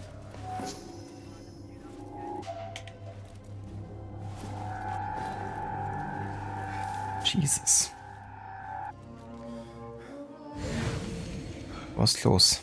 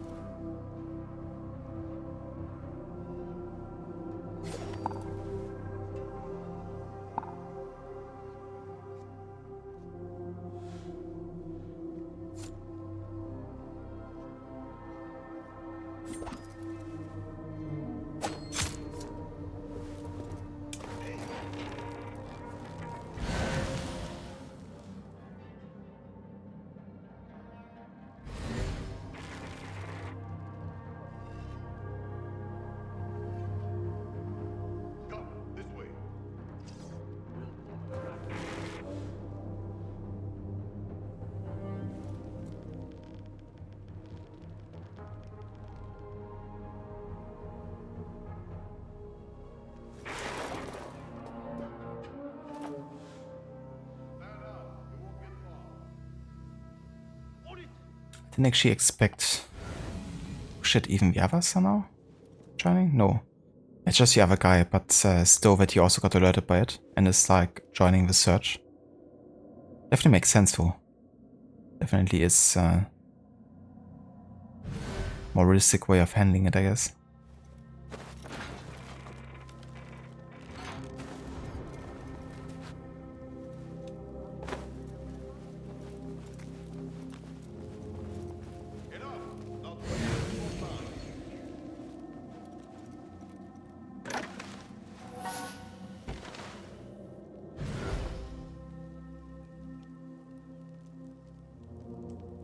What? Your mother won't recognize what's left of you when I'm done.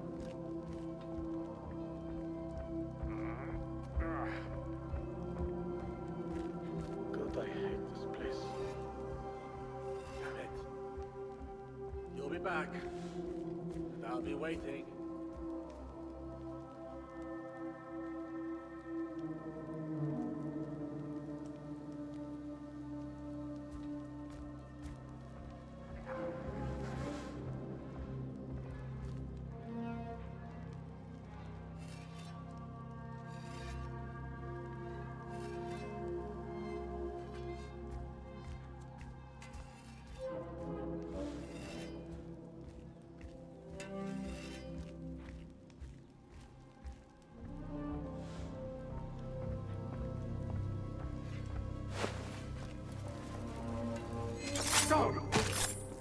Your fate is sealed.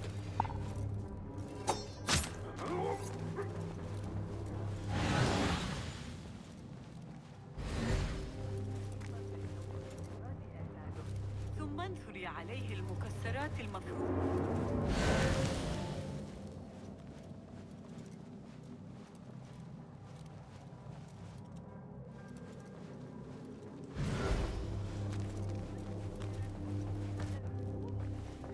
I wanted to read the Hayat al-Hakim, the goal of the wise, but it was destroyed in a fire. Who burnt all these relics? How would I know? The Khalifa is supposed to protect us.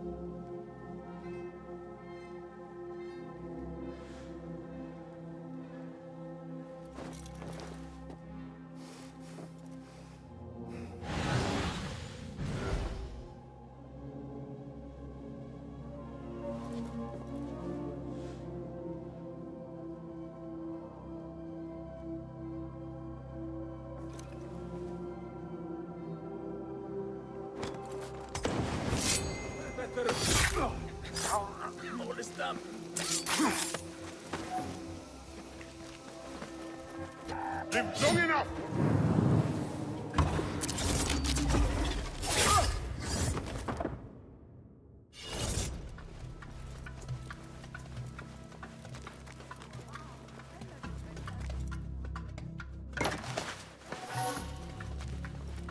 The caretaker of books. Something in his hand. Fabric. Torn from a woman's gown. But whose? He's dead. But he wrote Mansach in his own blood. I wonder. Strange fires and a dead caretaker. Horrifying. I should hurry.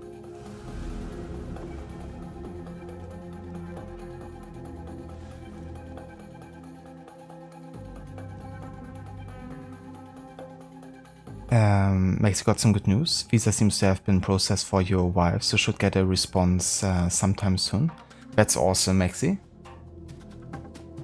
It can take a while sometimes for those kind of things, right? But that's good that it's like, you know, in process and hopefully something you won't have to worry about soon anymore.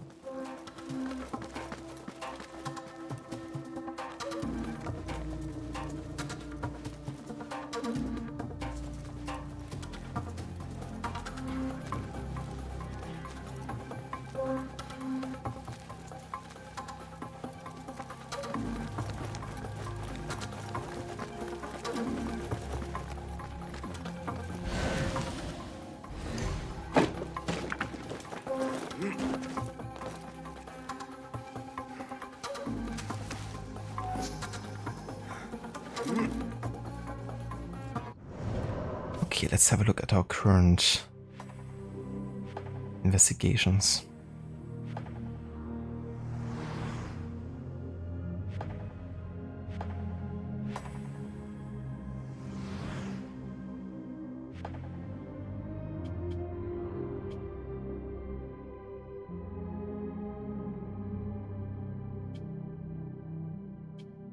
Okay, I guess we can really go to the excavation site now.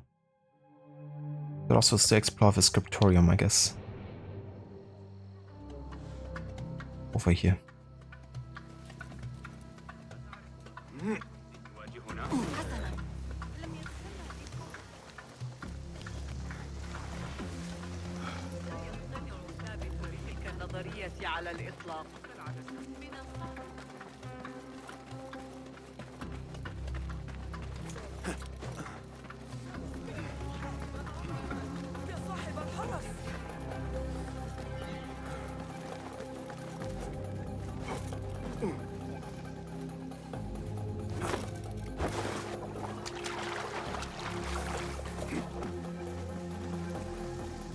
Better keep my eyes open.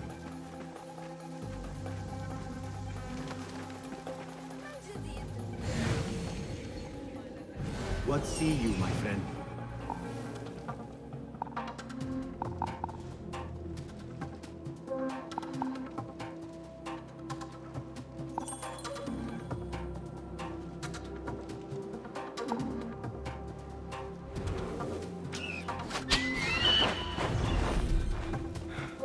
Forgive me, Enkidu.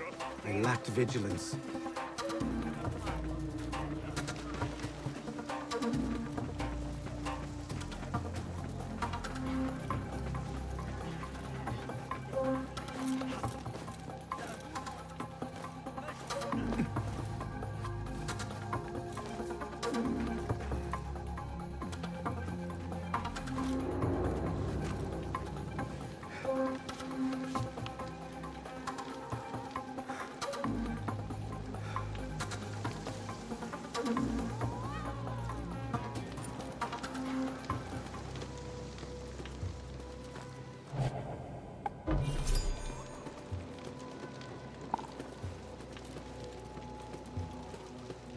Kind of quick and still tag people even without having like a hidden a throwing knife in your hand.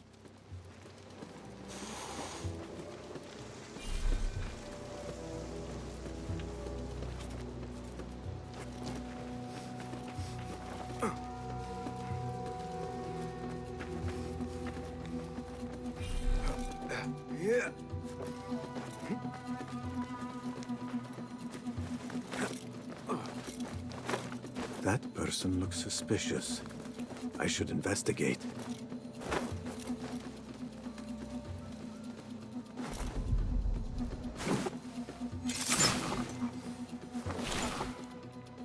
Another shard.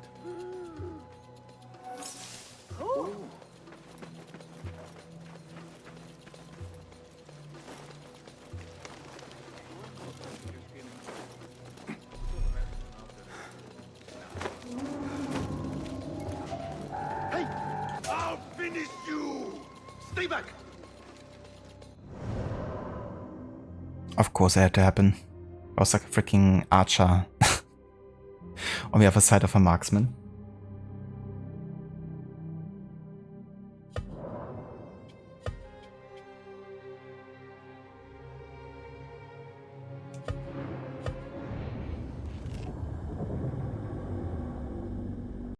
I think I might gonna go and restock on smoke bombs and throwing knives before I go into this area.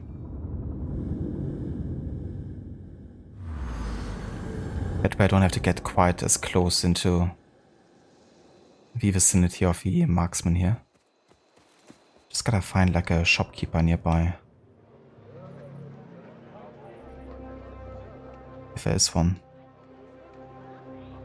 Over here, I guess.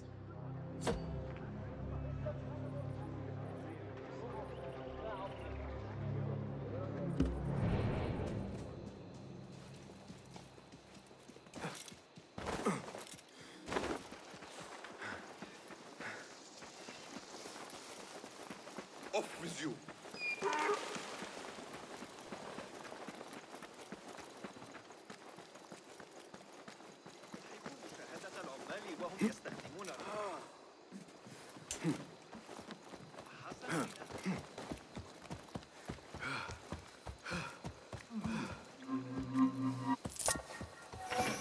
القضاة حاضرا درس الكندي.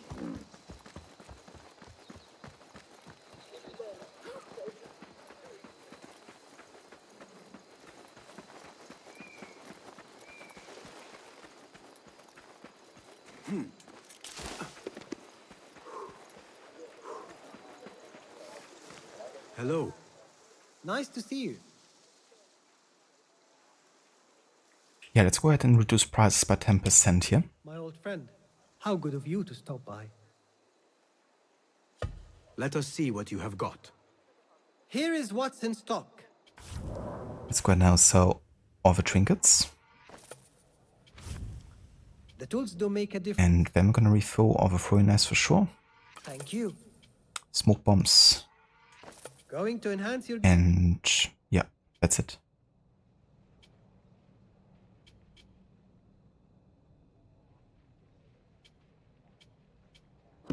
Nothing else?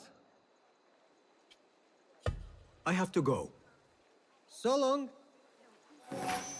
حفظه الله وأطال عمره. لعشت في ظل البحر.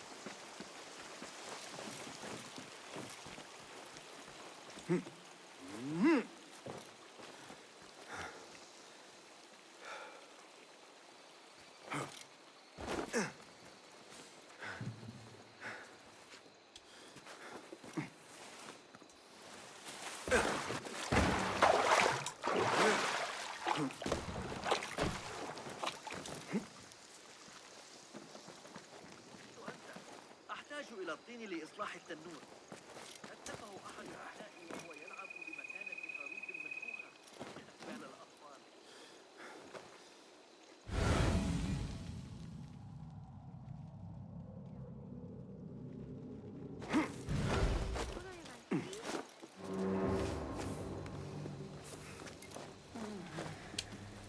Books will only bring you sorrow. Mother said. Go into What's happening? business, get a market stone. Be Hey! happy. Only I had listened. How right she was.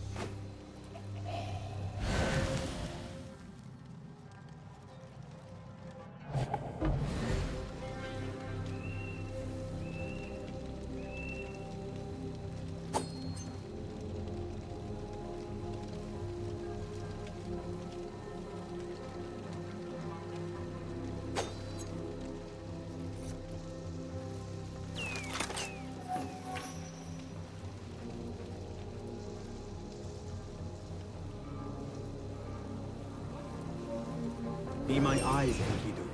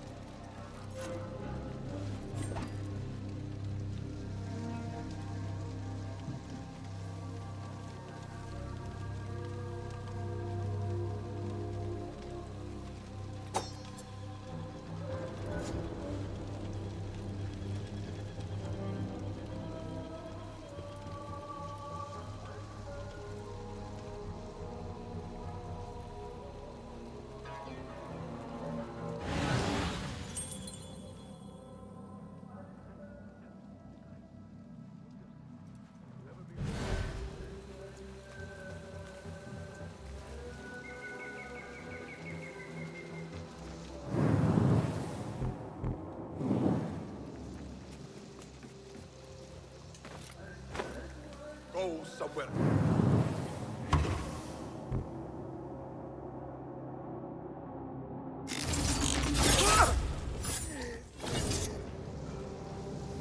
Yeah.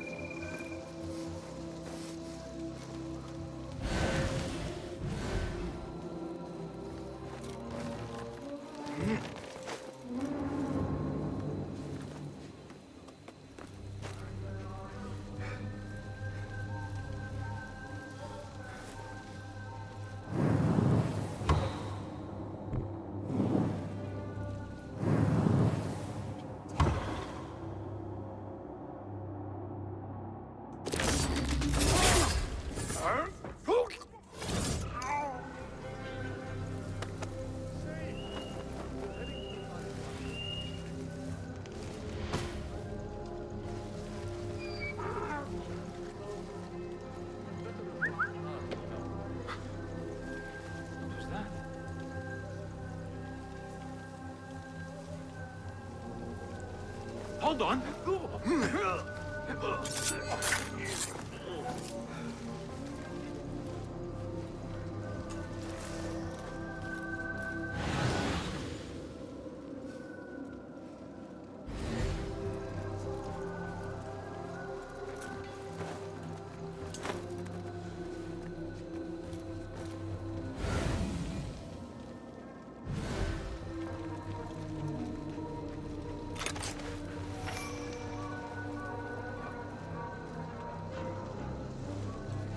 Attention! Bear the prisoner on Zahra's orders. A prisoner? Here? That guard might have the key. Have a heart. Man that had a good meal in days. Got our orders. Nobody goes into it again. Poor guy. Locked up with a bunch of books. I'd go mad.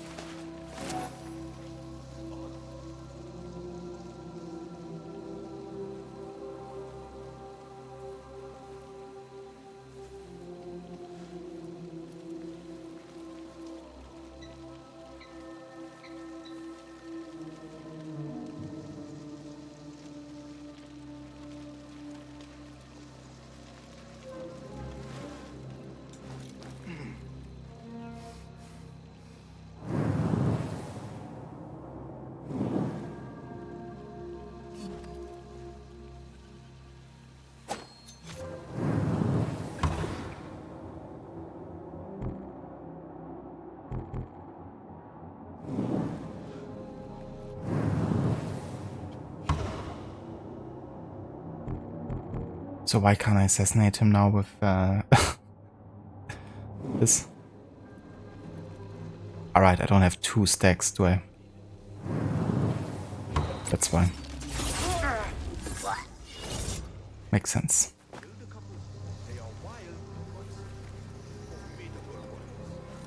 But so am I. I've taken.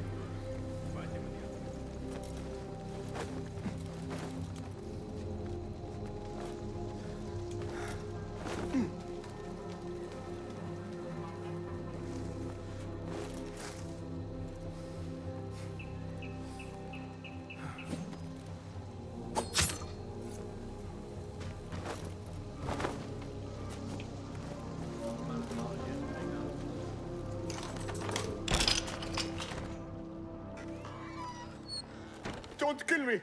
Please. Give me more time. I almost cracked it. Don't worry. I'm not here to kill you. What are you trying to crack? The book? I said I couldn't. This is not a language I know, but she gave me no choice. Who? A woman named Zahra. One of the scholars here. What is this book? What is it called? The only thing I know is that it is written in a script unlike any other. And I have seen hundreds. The way Zahra talks, it's more of an artifact or relic than a book. I lied about my progress so they wouldn't kill me.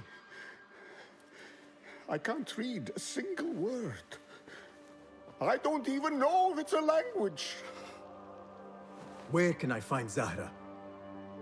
I don't know. She could be anywhere in the city. I just want to go home. All right, get to safety before the guards return.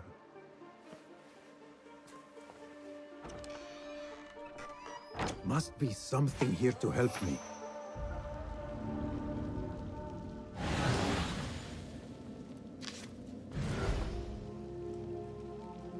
Hunain's note.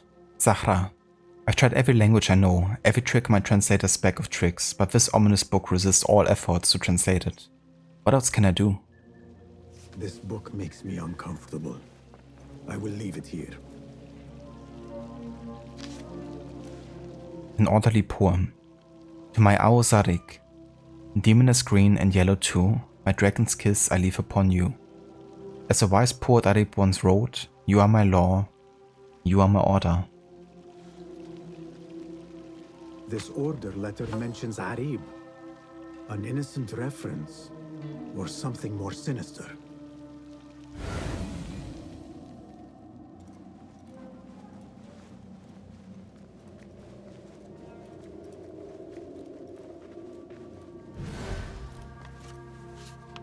Book deliveries. Zahra wants additional books taken from the House of Wisdom to be delivered directly to her personal residence at the scholar's estate. Do not bring them here. This letter gives the location of the scholar Zahra's estate. Time to visit Zahra's estate and see if she is involved with the order.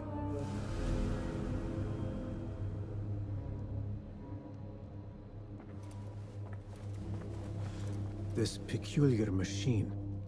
I saw something like it in Ahmad's workshop.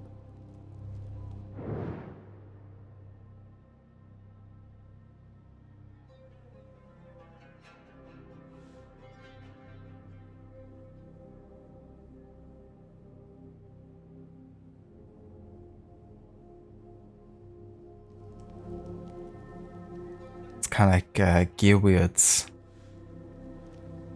on the top and middle there, almost. Also does remind me a little bit sometimes of like, you know, of course, like for civilization designs of like Apples of Eden.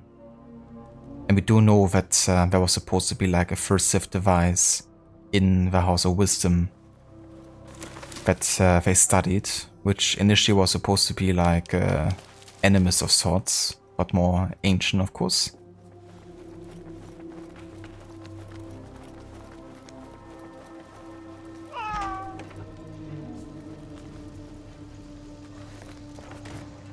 Alright, let's go out of here.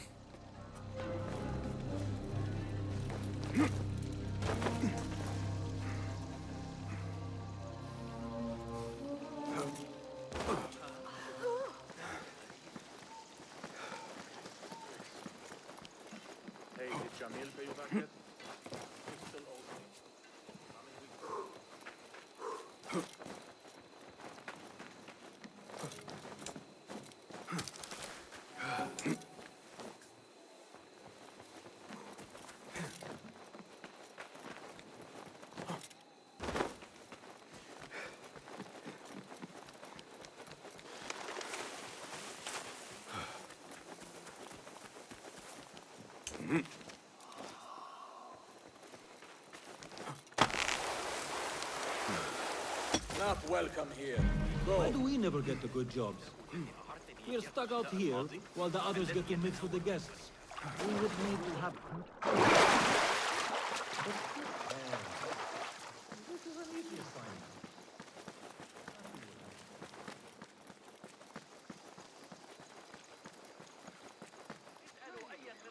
Macy got me on TV while work. Didn't know there was a Twitch app for Samsung TVs. That's cool. I didn't know that either. We usually watch most of the stuff through the Xbox. We have a kind of like a Google TV though.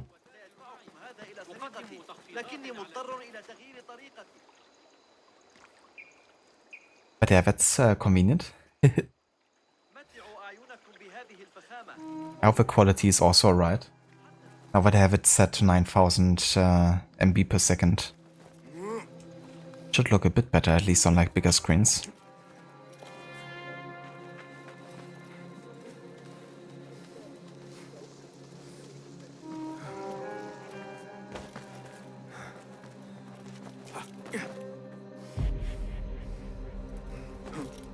That person looks suspicious. I should investigate.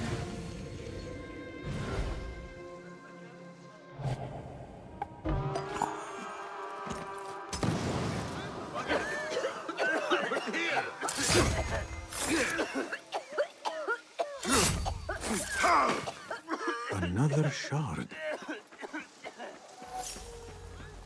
Zahra's estate, but nobody's home. Now is my chance to search her place. What do you see, Enkidu?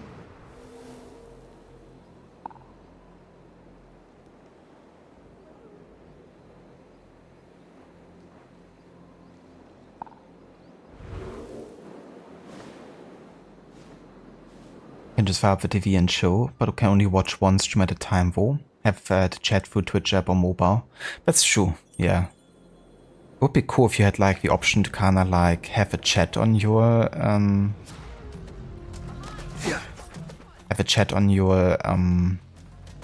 you know, phone.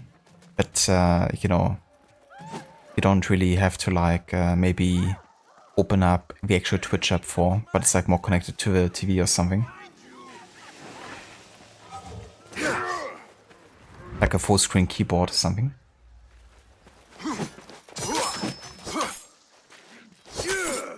Leave me be, dude.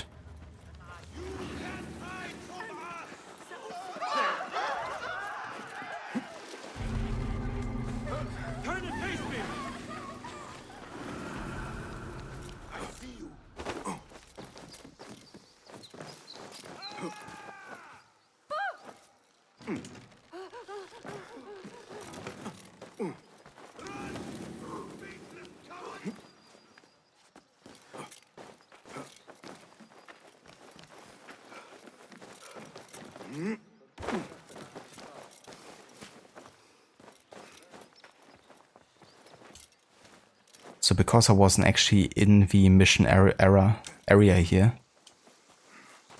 I don't count it as a detection, but since we're still outside of a mission area and we got detected, we kind of like have to run until they stop searching for us.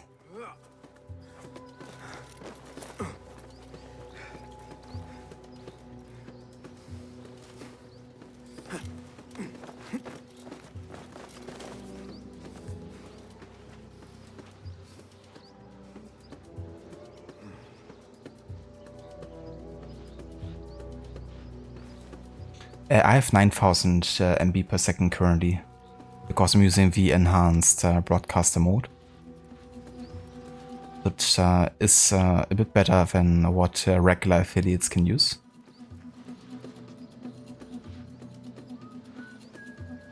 But it'll probably take a long time to type on a TV, especially with a remote. Yeah, that's true as well. Having connected to your phone would be much more convenient. Maybe you have to have like a remote where it's like a keyboard on the backside. That can be quite convenient.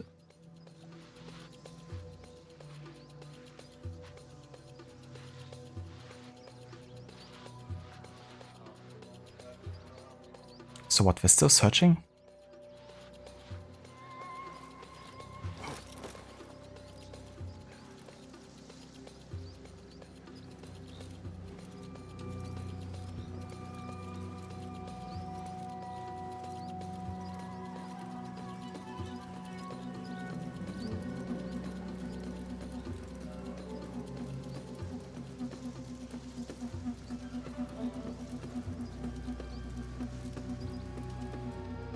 On PC it's showing as 6,000, sent you a screenshot on Discord. That's weird. Because I see that 9,000 are going out at least. Like usually if I try to set it higher than 6,000 and I don't have enhanced broadcaster mode on, it just blocks it at 6,000 upload. But right now I have like 9,000 going out at least. Let me check on my end actually.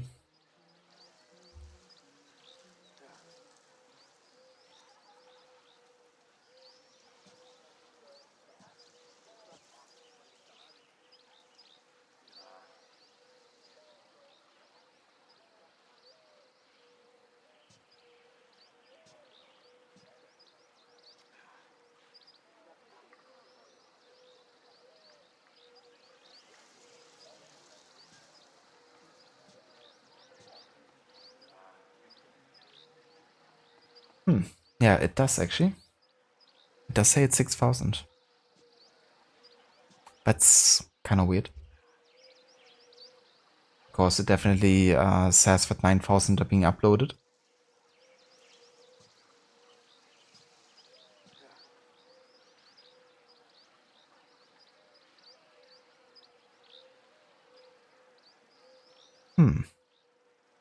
Yeah, I wonder. I did have the impression that the quality seemed improved actually. When I compared, but maybe it was like a placebo effect. But it is weird though, because if I couldn't upload higher than 6,000, then why would OBS display that 9,000 are being uploaded, you know? Who knows? Maybe they're like limiting it on Twitch directly or something, like on the website. But I still upload with 9 or something? Not sure.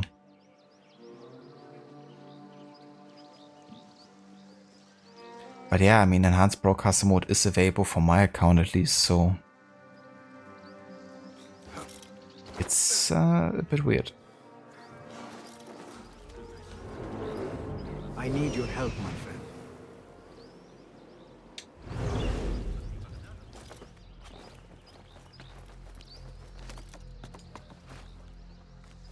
Yeah, that's true. I could try like a lower bitrate and see how that works. But you would think that it would always max out at the highest available possible, right? As long as you set it above it.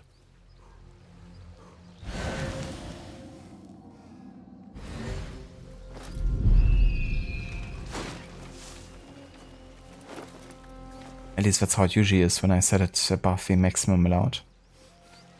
Zahra might return at any moment. We have confiscated the controversial books and scrolls from your list. Please come and inspect them at your leisure before disposal.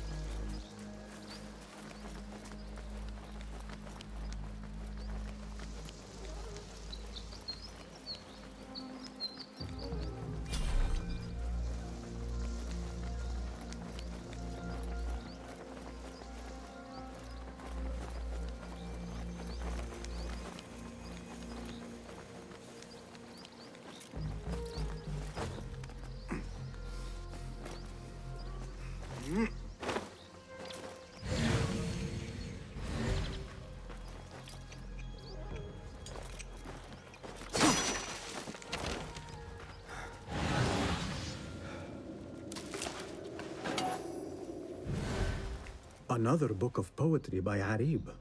She definitely is popular in certain circles. AV1 would definitely make it look better at the same frame rate. Can't wait for that. Same here. Yeah, it's only a question of when, right? Because they've been talking about it for quite a while now, and might still be years away from it becoming publicly available. At least at the pace that Twitch is working.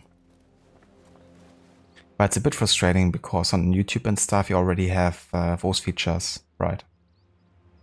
Like a higher bitrate, AV1 support, all that good stuff. Zahra is definitely tied to the Order, along with somebody named El Rabisu. Learned all I can. Better get to high ground and get ready. Zahra might return any minute. What are you doing, Basim?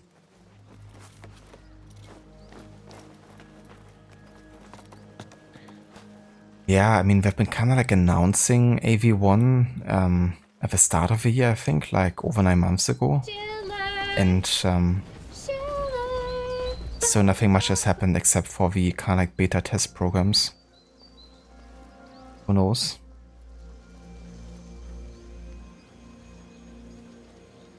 Hey Vashila, welcome in, dude. How's it going? Icon is reserved for Obi-Wan, not you, Basim. Ahoy there. How are you doing today? And how did the Witcher stream go yesterday? Only saw the notification but didn't have a time to tune in. But yeah, I hope you had a good one with Witcher. And yeah, I'm doing well. Thank you for asking. Having a good day playing a bit more Mirage with the Stealth Challenge. But yeah, it's going quite good. We've been detected once today, so that gives us a total of 3 detections so far. Metris and you were side questing a bit off stream. You also won some grand cards. Oh yeah? That sounds like some good progress. So you made it to Novigrad then.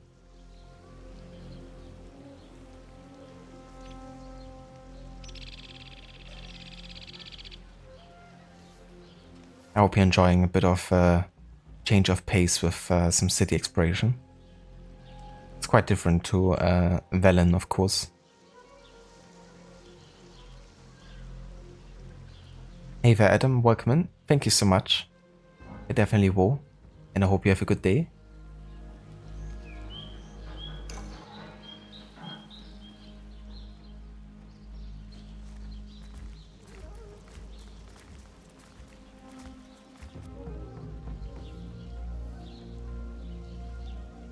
Servants, prepare a glass of date juice on ice and serve it with a plate of honeyed bread and pomegranates.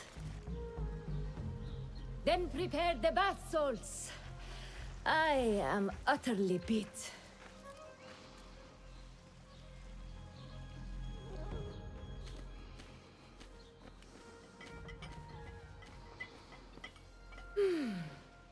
Paradise is where you find it. That old fool tinkering with his worthless ancient dish that held the patience. Bah! Of course, Sayyidati. The real answers are in books. They are always in books. Am I not right? Always say that. When I get that book translated, then we'll see who is the real head of the Order. As you wish, Sayyidati. I don't even care about what she has to say.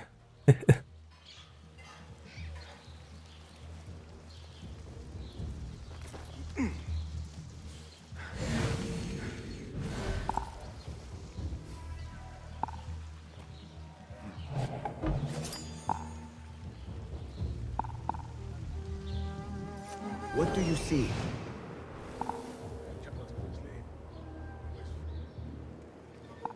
That sounds very good, Chilla. Doing some side quests and contracts. That's honestly one of the most fun aspects about Witcher 3, I think, is the side content, for sure. So many well-written quests in there. They're not just there to pad the game time, right? They're really some really good stories. And surprising outcomes.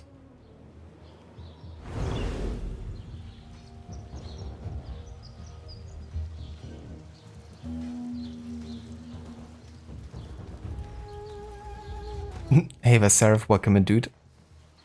How's it going?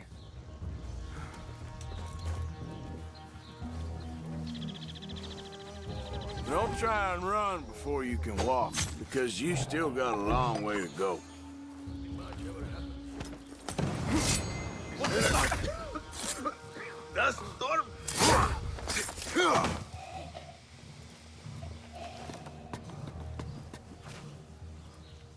Exactly.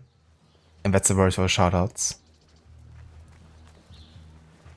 I figured since we're already on topic with Witcher, I'm gonna give an opportunity to check out both of these amazing streamers here. Zahra thought that strange book would get their great work functioning. Good thing Hunain could not translate a single word. Arabisu, thanks to your master for deception with the fire of the House of Wisdom, the prisoner is translating the nameless book as we speak. He shall not set foot outside the scriptorium until his work is done. Once we have a proper insight to the artifact's inner workings, we shall get our great work, Aru, functioning.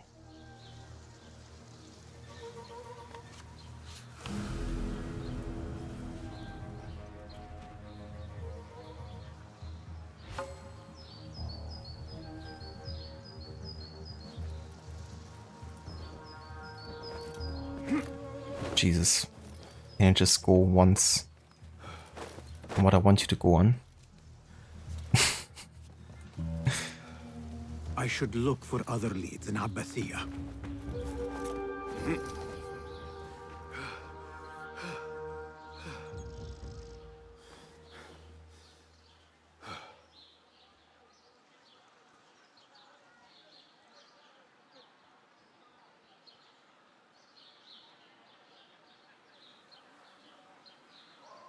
Yeah, that's right, Chilla. Those are the two DLCs.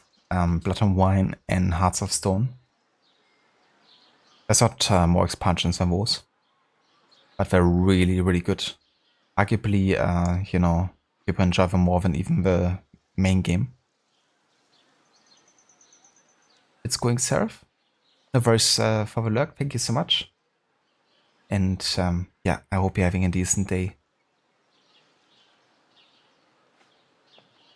I did hear about the delayed Shadows release. Probably a good call, you know, if they know that, you know, the game maybe isn't as finished as I would like it to be. But also maybe with summer concurrence coming, or competition coming around the way. Might not be a bad call to try to, you know, make it as good as possible. The things that pass for art. Of course, delays don't always mean that we're actually gonna get like a fully finished game. Looking at you, Cyberpunk. But at least, you know, it increases the chance if we're gonna be able to make it better than it would have been. I was kind of saying it earlier, but I wouldn't have minded Mirage being delayed either. And then being able to like maybe fit in more, you know, kind of like missions, maybe with Loki, for instance. Giving us more context in connection to Valhalla.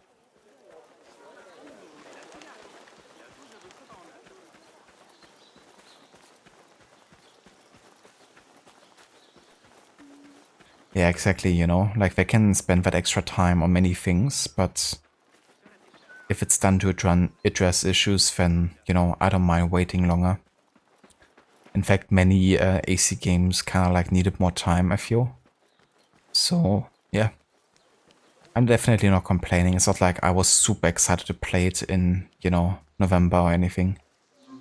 kind of want to wait until I get to that particular time as part of my circle order run either way. So yeah, for me it actually works out quite well, like time-wise, because I won't be at the point before February, I don't think.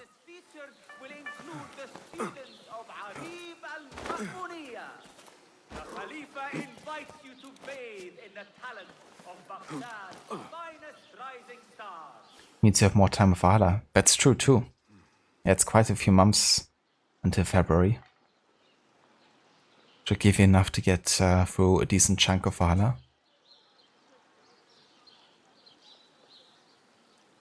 Shilla, for example, the state Valhalla was released and was not acceptable. Some people were stuck in the tutorial and it took several months to get rid of this bug.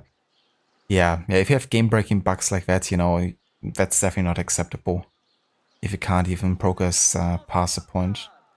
Fortunately for me, Valhalla ran pretty good on my system. I didn't have any game-breaking bugs. I know, you know, of course, the people did. And that certainly has to be addressed immediately, you know, if they know it. If people can't really play a product that they paid for, you know, then that is an issue. But yeah, you know, things like that, they can make sure that the launch is maybe, you know, a bit more on par with like earlier releases that, you know, didn't have these issues.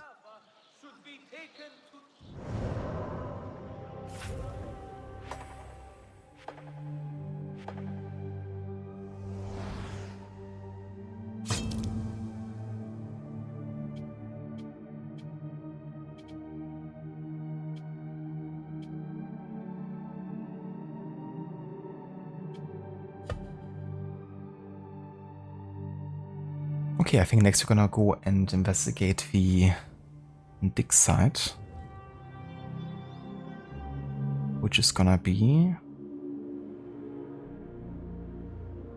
Where is it actually? Ah, right, it's like in one of those maps, isn't it?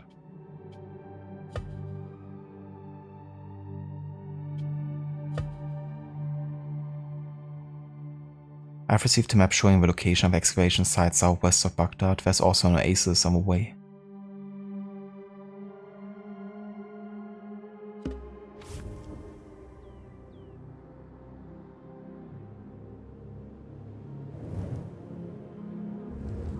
So over here then.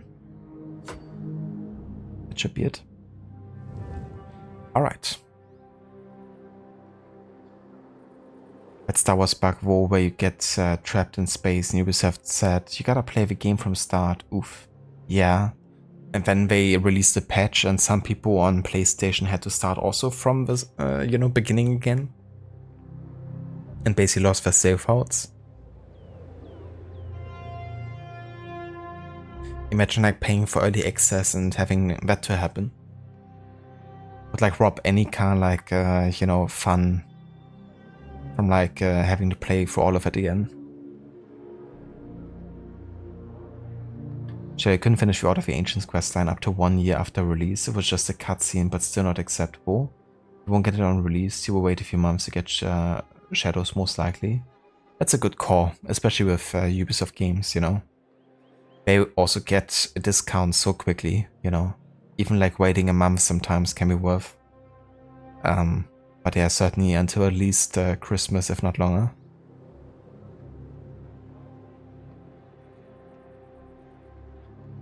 But yeah, chances are that 1 year later it's already gonna be on like 60 to 70% discount. You know. Early access and lost progression, good deal. Exactly. You have more time to play the game again. I mean, what's better than one playthrough? 2 playthroughs, clearly.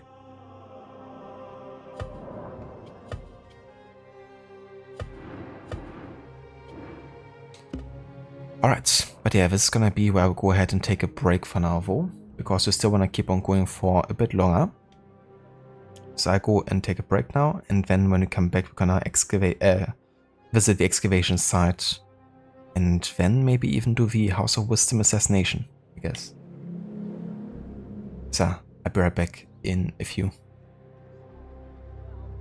fængsler. I definitely will.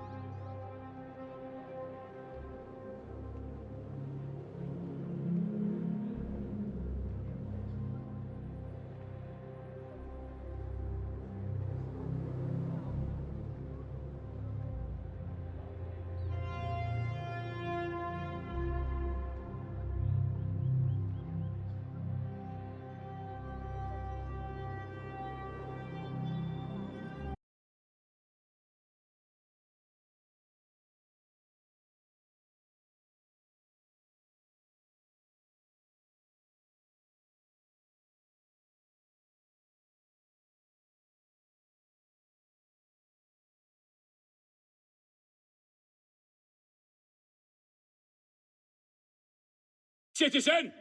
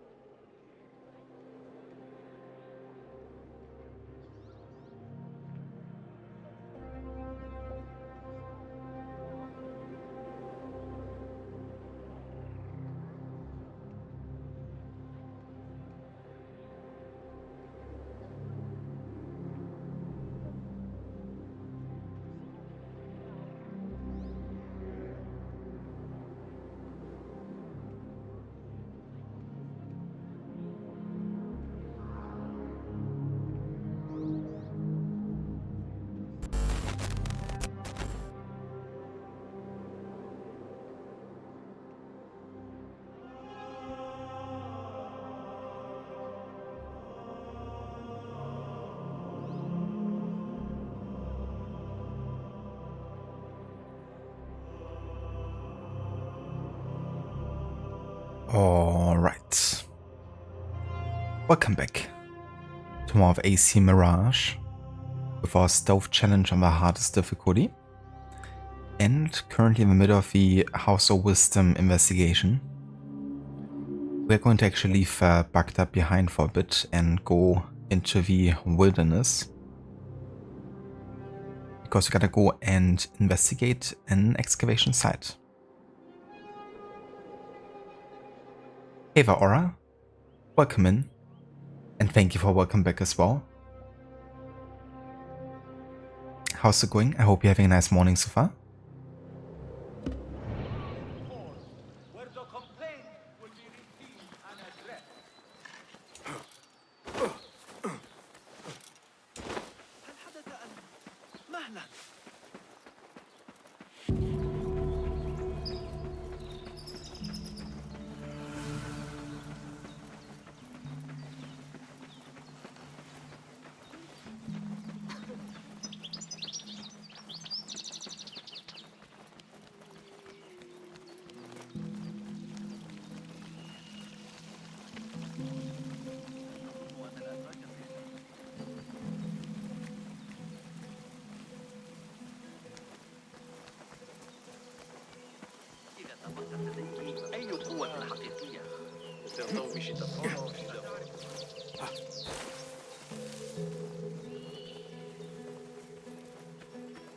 It's a very slow morning. Didn't sleep well, so we were late getting out of bed. I gotcha. Yeah, it's definitely fair to get as much sleep as you can if you don't get too much in total.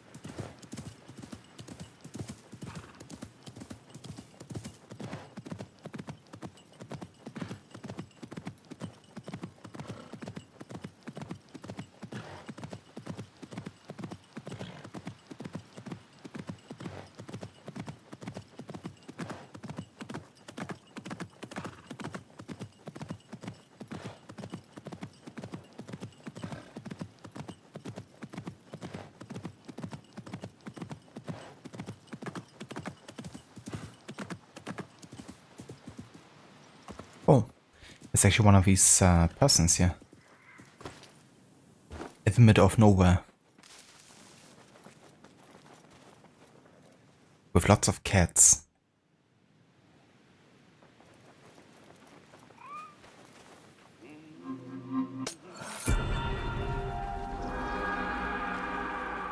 Jesus, the time window on that stealing, pickpocketing was very tight indeed.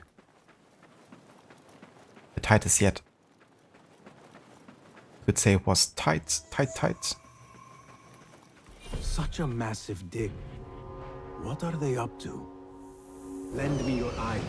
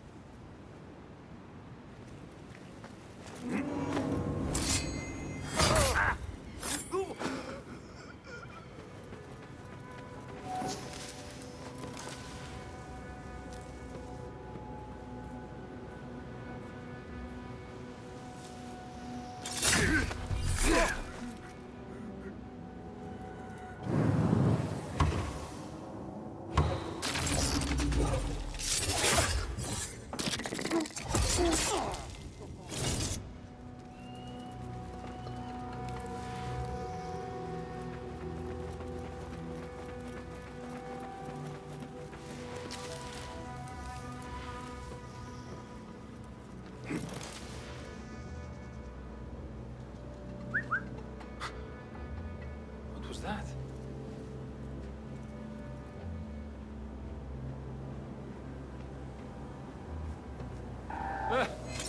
Rest now.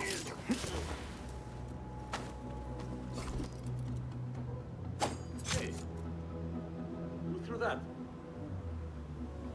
No idea how I didn't die from that.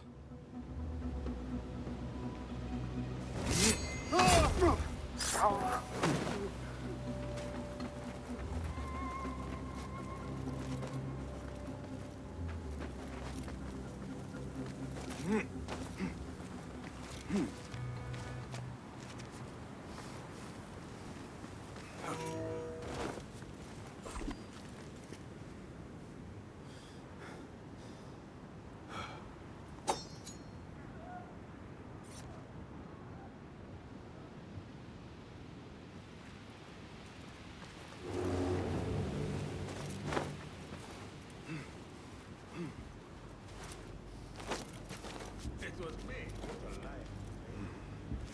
Stand around and tell me. Very good.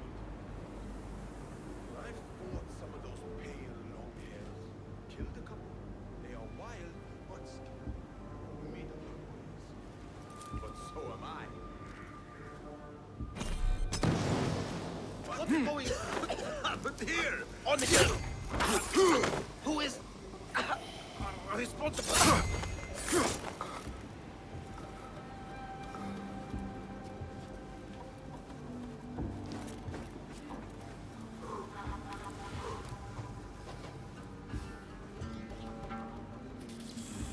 Wait, what?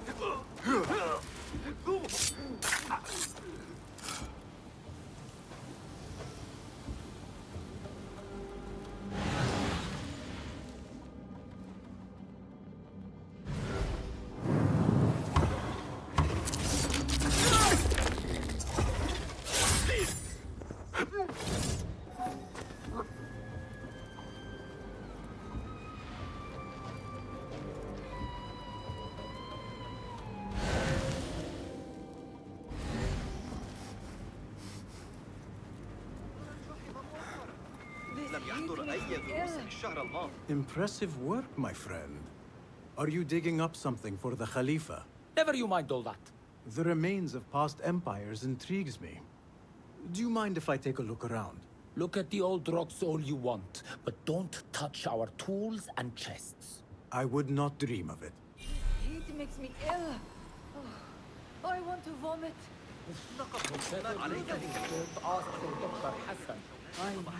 I know. I disappear, just like the others. Mercenaries guarding the site. They must have found something.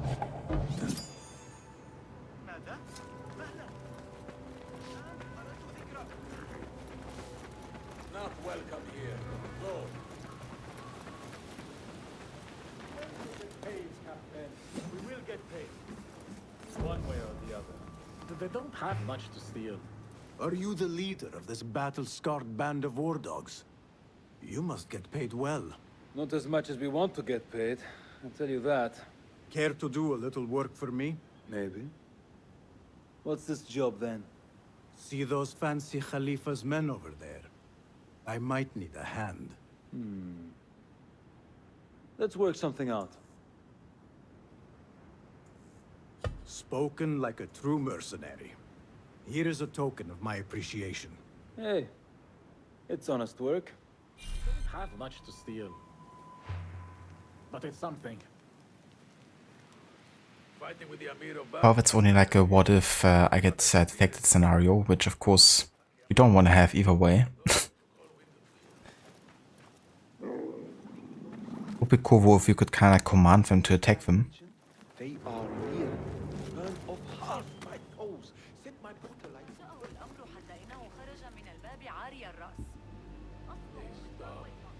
Who's responsible? Don't worry about it, bro. Exactly. No one's responsible, really.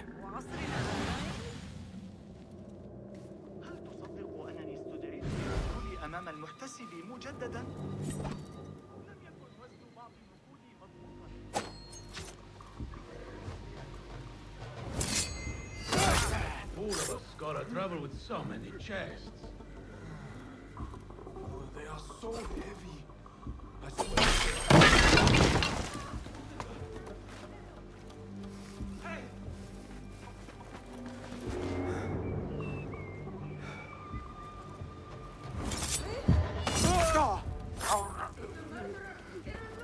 So much for staying hidden. Oh yeah, I am hidden. It's just that civilians report literally anything in this game. It's like playing Red Dead Redemption. But no actual guards source, yeah.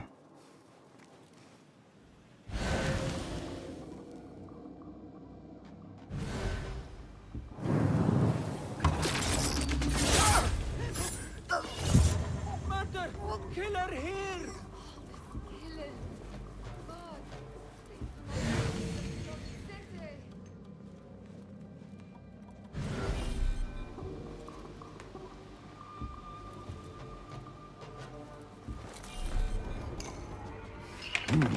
Nothing.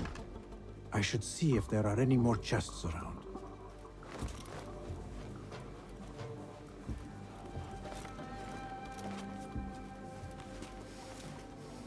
Go, Enkidu.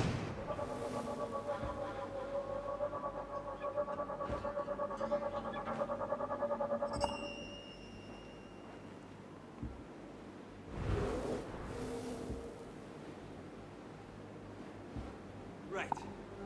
Eyes open.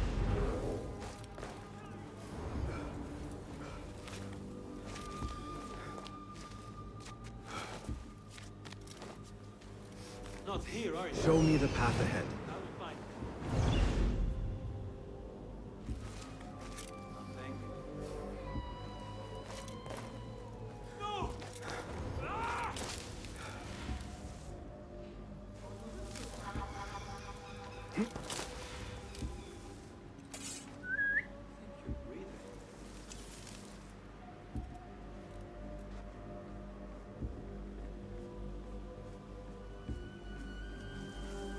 What?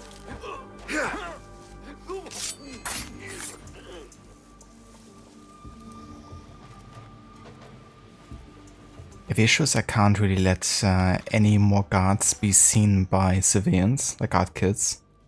Otherwise you get to notoriety level 3 here.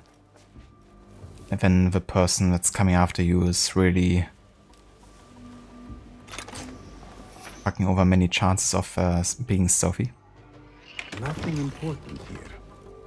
I should keep looking.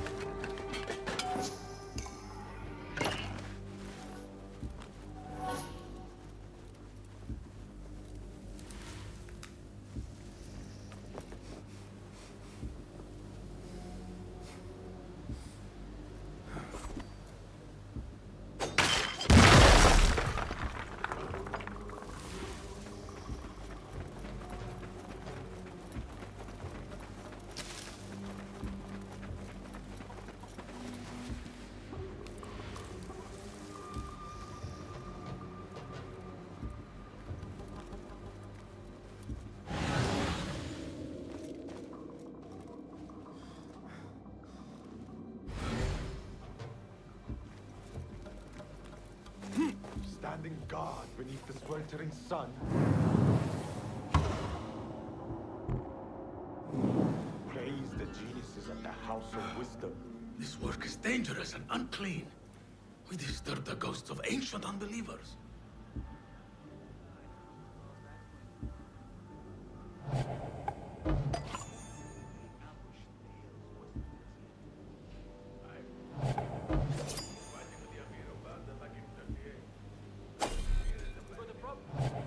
What the fuck?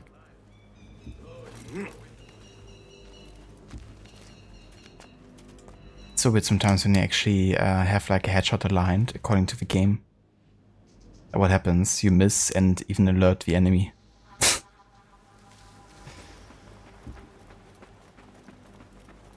It's like when we do a micro movement, just a moment that you like throwing.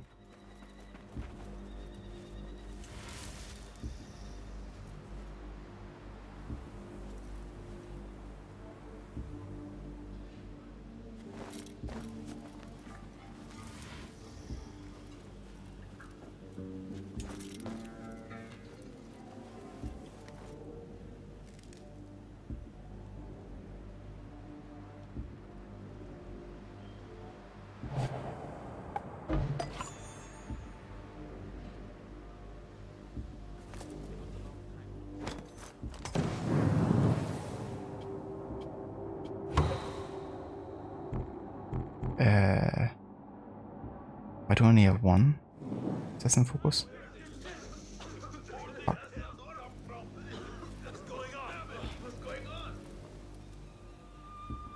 For that too, but I think I am barely missing one. I think I have to go on the ground level and lure them away.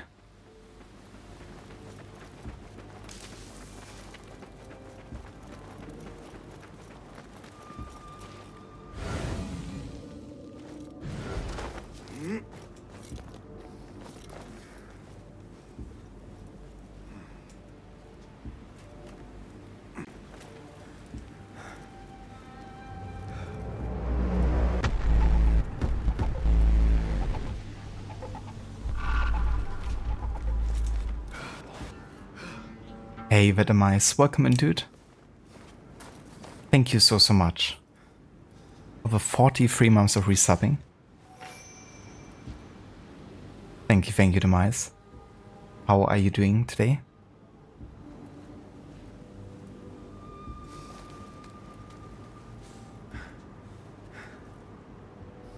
Shit, this guy is still searching.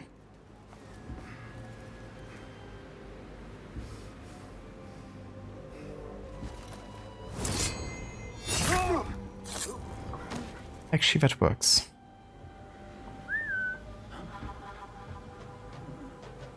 That's odd. Hey!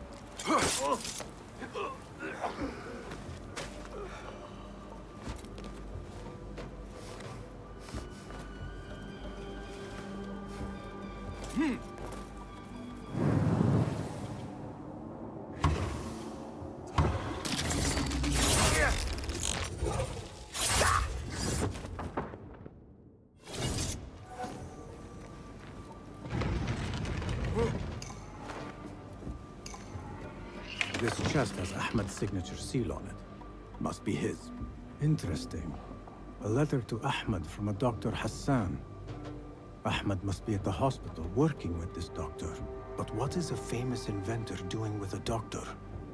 It must all link together somehow. Alright, great. We've done it. But yeah, just, you know, I guess just killing everyone is like the best stealth strategy. Leave no one alive to investigate.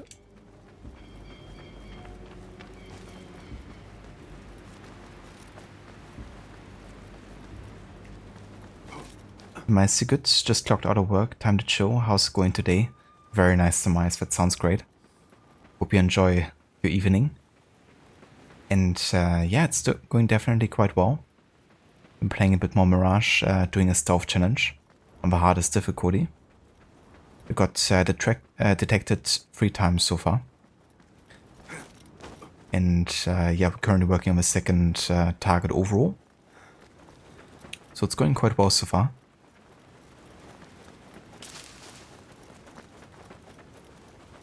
Exactly.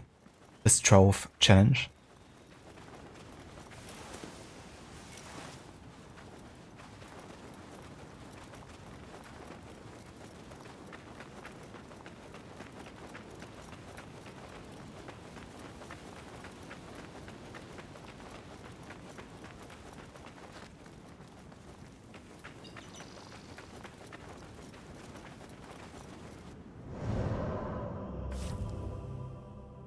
I think I'm ready to change my outfit to something different.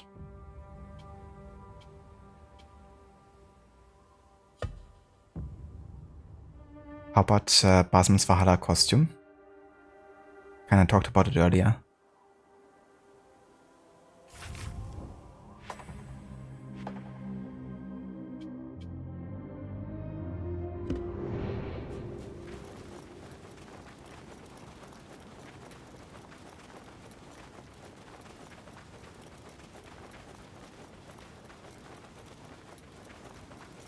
Same here, Aura. Yeah, it's a great looking outfit. It's a nice reference as well to the AC1 outfit for Altair.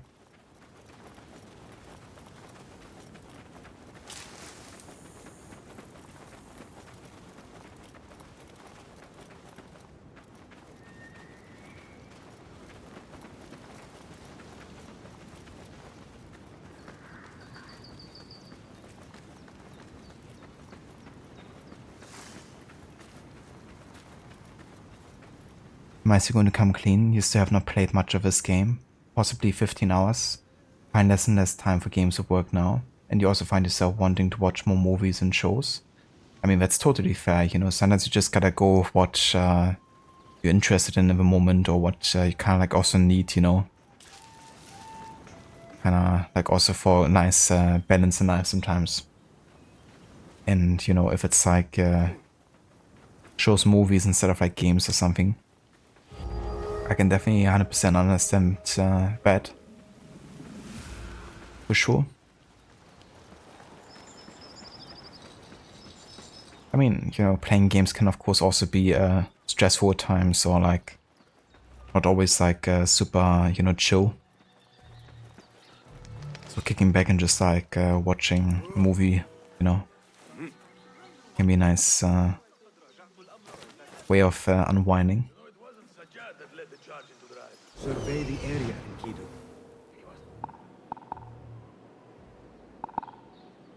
I'm going to go hunting with Joel.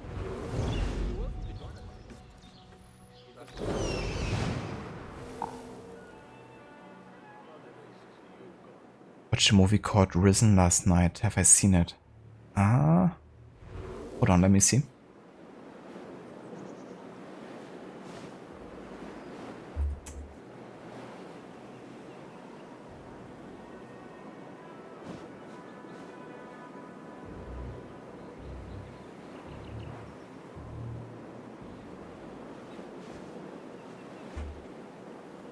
So it's like the Jesus story. I haven't seen it, no. No, I haven't seen it. Was it any good?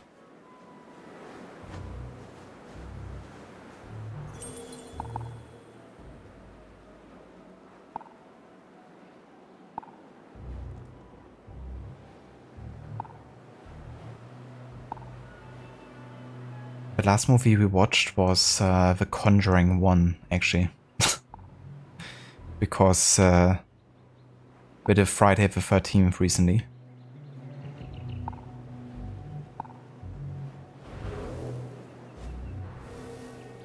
So we decided to go for a horror movie.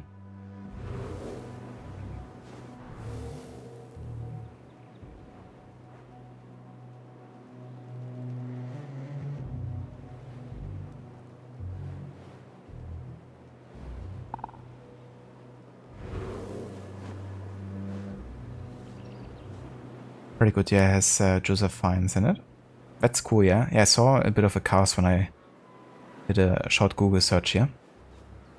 Definitely looks like a good one. And yeah, I don't mind the portrayal of a Jesus story. I think it was Ben-Hur, where the Jesus story kind of happens in the background or something, which was also interesting.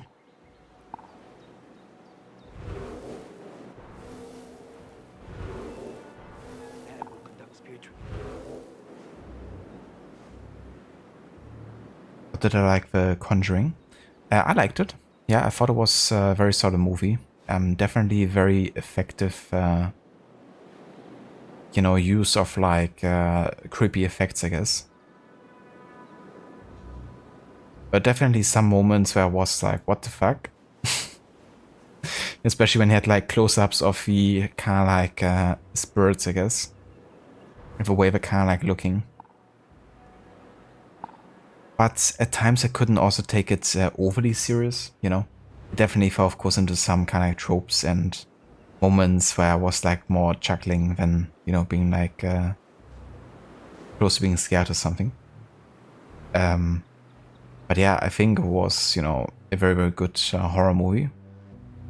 Certainly one of the better ones that I've seen.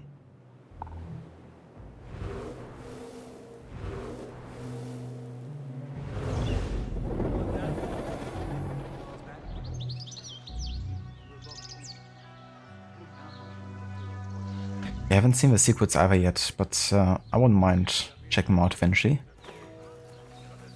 I did like the first one.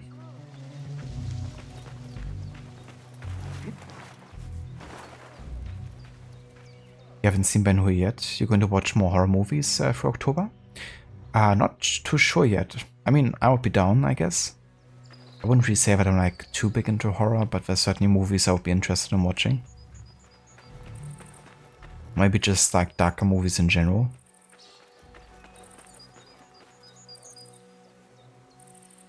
But yeah, overall I'm definitely a fan of like psychological horror, I guess. Or if that is like part of like, you know, another kind of genre as like a side aspect.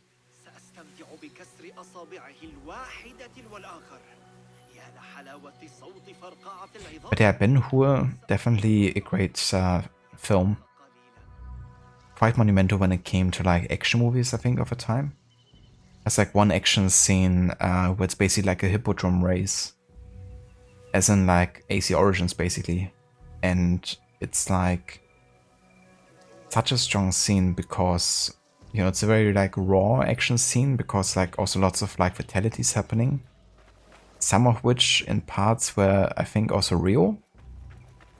And there's like absolutely no music whatsoever, just like the sounds on purpose. And you don't even miss the music, you know, it's like such an intense scene. You're not even focused on that kind of stuff, really. But yeah, had some great scenes for sure.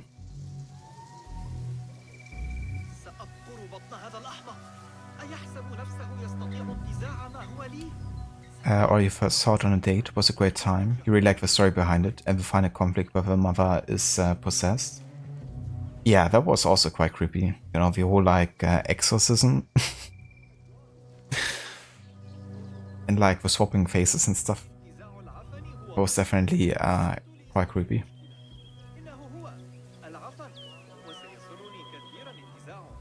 I haven't watched Insidious yet, but I heard also that it's supposed to be quite good. I think Levi also liked it. I definitely saw the trailers for it and also watched reviews back then. Because around the time that those movies released, I kind of like watched reviews of pretty much any movie releasing. But yeah, I never actually watched it.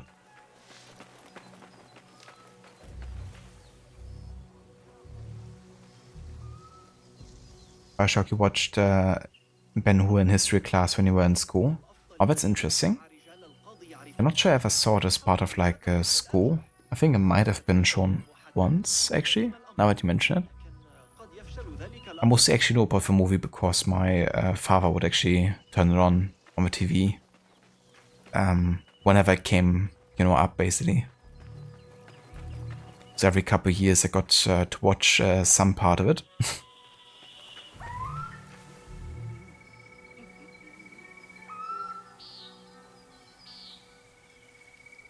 The Last Voyage of Demeter might be a good one to check out. Watched that recently.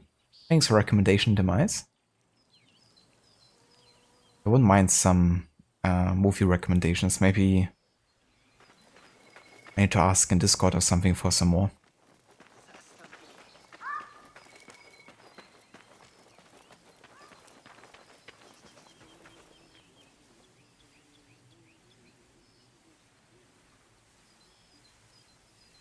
Yeah, that's fair, Aura. I'm in a similar boat, you know, like, I wouldn't say I dislike horror or anything, but it's certainly not the genre that I'm like looking into too much, you know. I'd rather watch like, I know, like drama, action, comedy.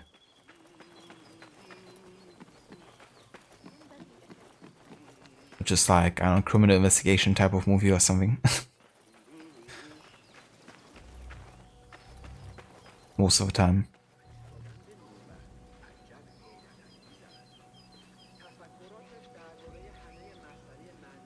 Insidious takes advantage of Tiny Tim's insanely creepy music and the sequel indecent, but it has like paradoxal tropes or whatever, which you're a big sucker for. I gotcha. Yeah, that's fair. But yeah, music can add so much to horror movies and like audio effects and stuff.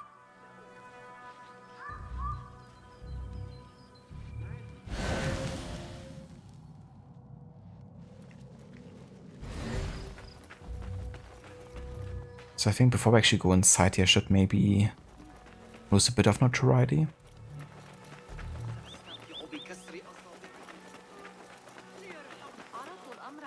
I need to get rid of these. Can't fool me! That's the outlaw! Guard, get over here!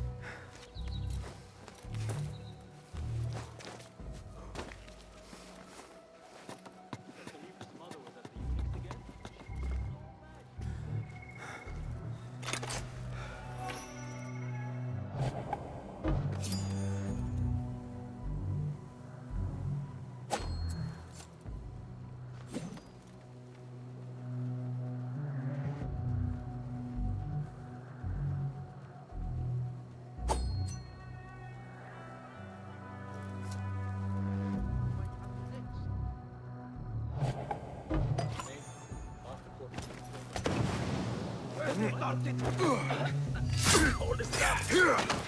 Smoke come from.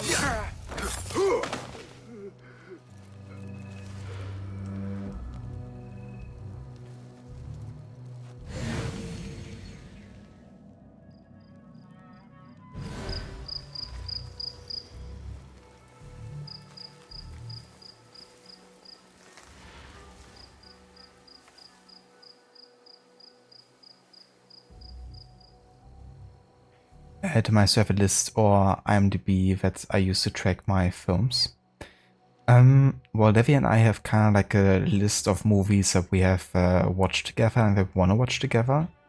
However, we haven't really kept good track of it recently.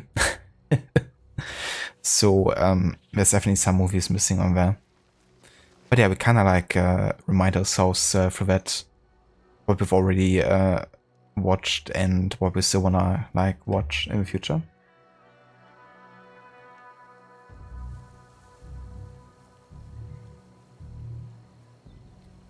We watched Shrek last week for fun. It had been years since you'd seen it. Still holds up. Hell yeah.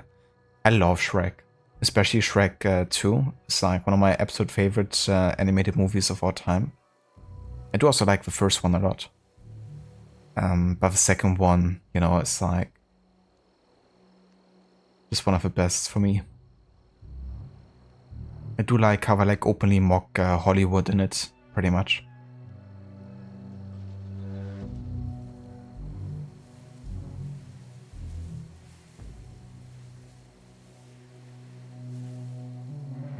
Yeah, Shrek is definitely one of the GOATs.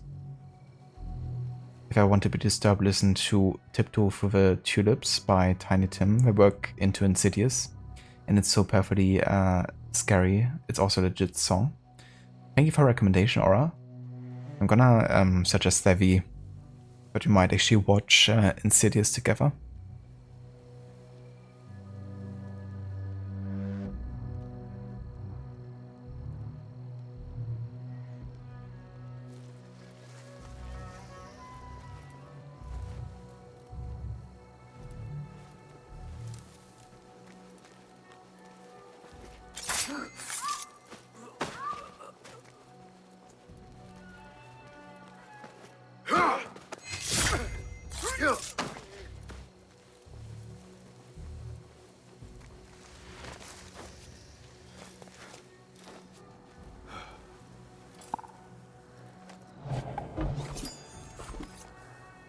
Cast your gaze, Enkidu.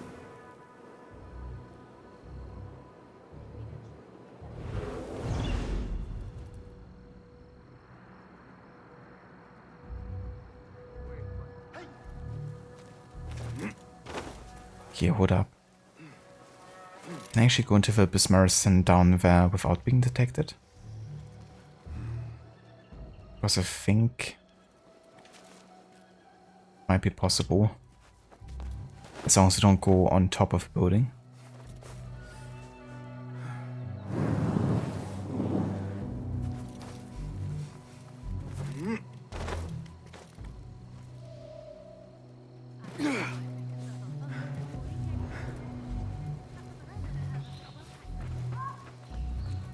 We still have to go on top eventually, but now let's have a look down here. The Bimaristan, where the best healers in Baghdad gather. Finding Dr. Hassan should lead me to Ahmed. Yet after his treatment, he went quite bad. It's best never to speak of these things. I need to find a way into Dr. Hassan's office.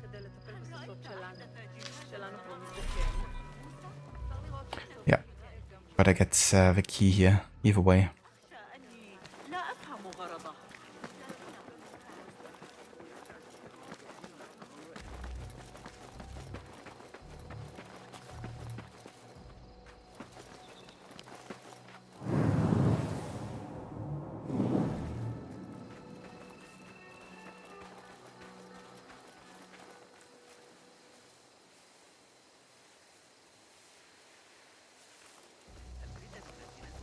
Sounds good, Laura.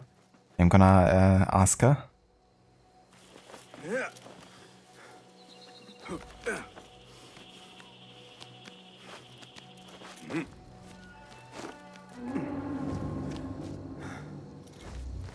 Still searching. Hey, what's going on?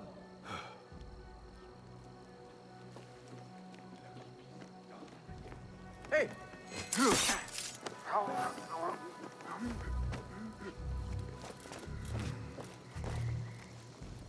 Let us get a wider view.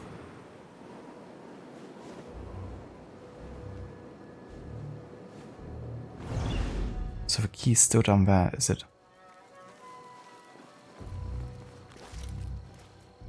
Never mind then.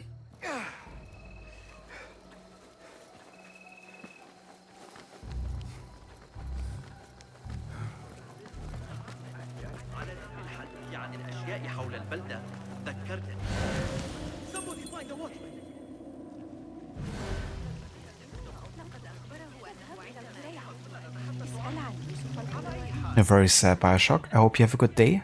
Thanks for dropping by and being here. And yeah, we'll catch you next time.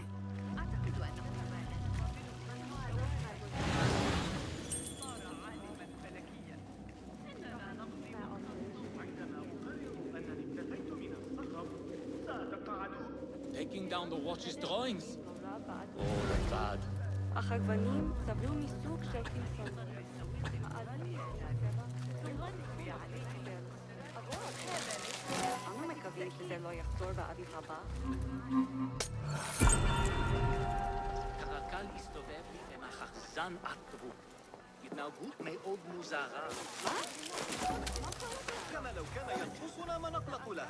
Have you no shame? Wait, do you think that's the man in the drawing? I do look nothing like the man in the drawing that you're describing. Totally different outfit.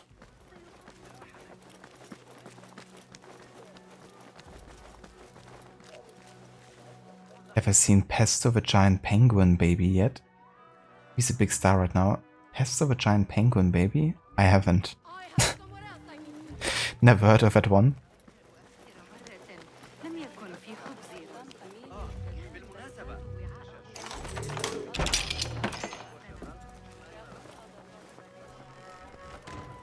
When I hear pesto, I have to think of the food pesto. And I get immediately hungry. This all but proves that Dr. Hassan is one of them.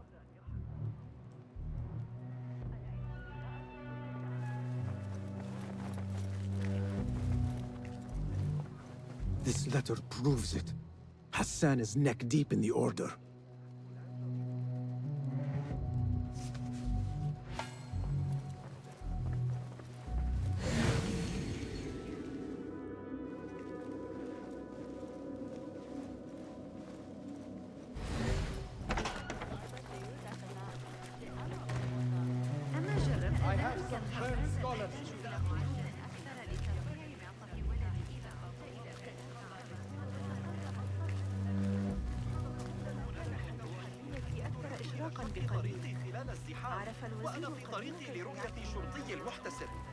Just search my bro's huge. He looks like a kiwi. Jesus.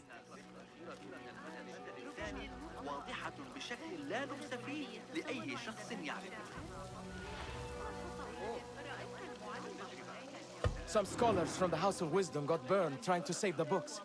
We need that room for the patients. No, that's Dr. Hassan's private laboratory. It's locked. No one must go inside. So we just leave the burned victims outside. Will someone answer me? Please, use your indoor voice. You're upsetting the patients. Dr. Hassan keeps his laboratory locked up. I wonder why.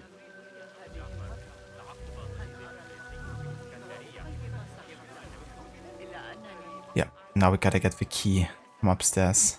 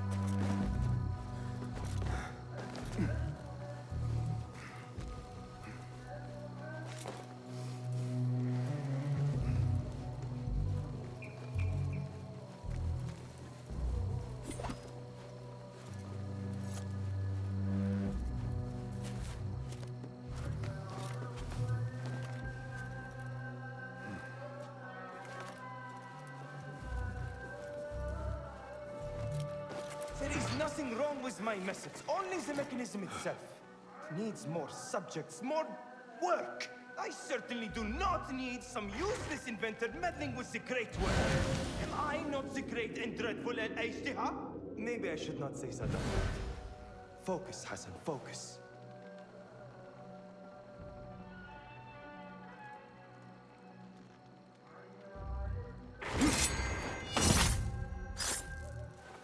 The doctor is dead. Now to find Ahmad and solve this bloody mystery.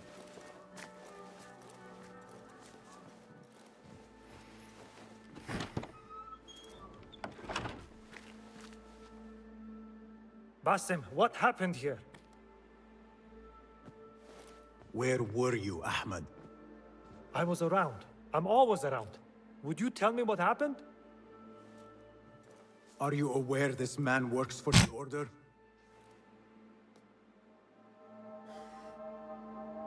He called on me a few weeks ago after they found something in the desert. An ancient mechanism of some sort. They needed me to... And you asked no questions? I never ask questions when it comes to work. Do you?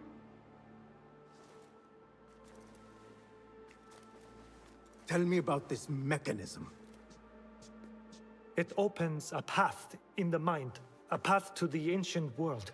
This mechanism somehow seems to open the doors of perception.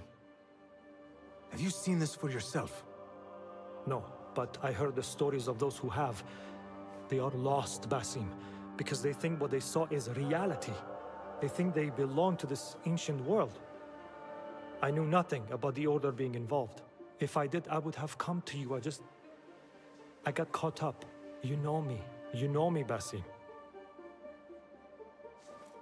You will leave this place and return to the Bureau. I will not tell a soul if you do not.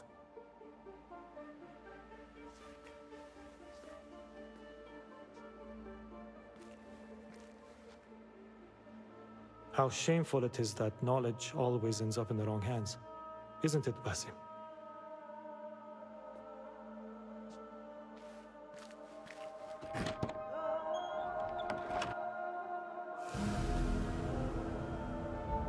Word.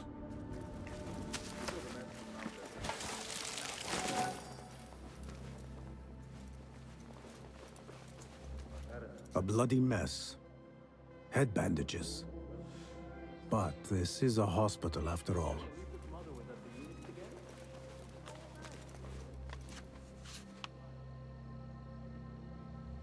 It was the barest glimpse of a brightest realm. Its glare stripped me of my shadows, and I knew myself a selfish man, for whom I had to hoard what lies beyond the door. The ignorant shall trample at I rule, but I, Fazio, should take them by the hand and slowly, as children torn from the sleep, shall they rub their eyes, blink at the light, and totter trembling into the new morning. I do not care for these diagrams.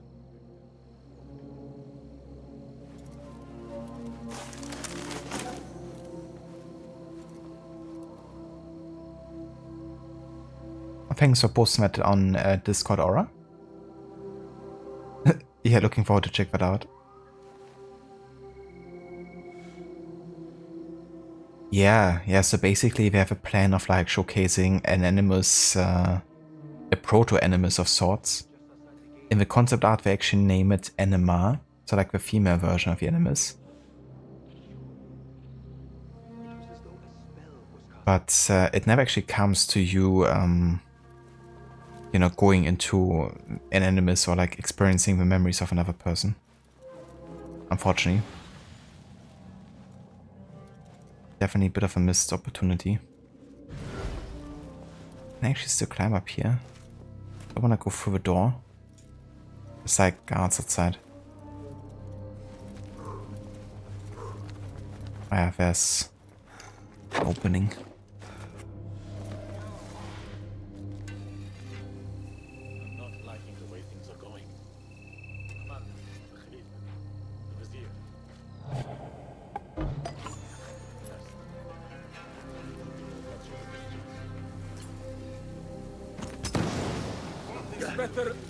Where is it?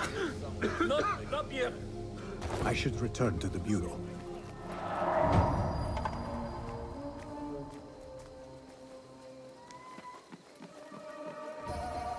Right, that does it.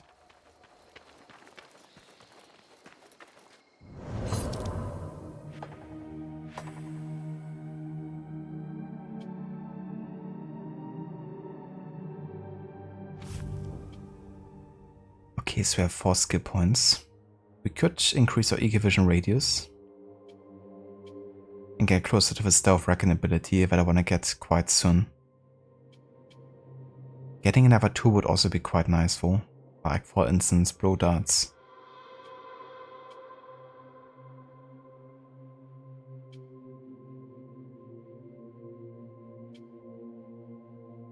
Yeah, I'm gonna get another 2 and then I focus on these 2 I think. And I also wanna get chain assassination afterwards.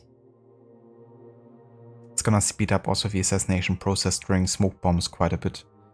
Even if you're not throwing like a dagger on another target, if they're standing close to each other, you're gonna perform the assassinations a bit faster back to back.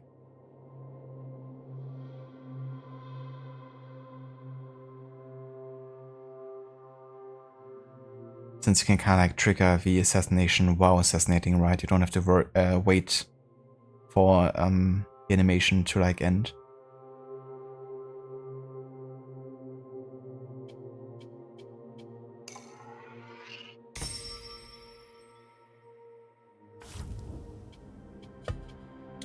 Also, we got some new codex pages here.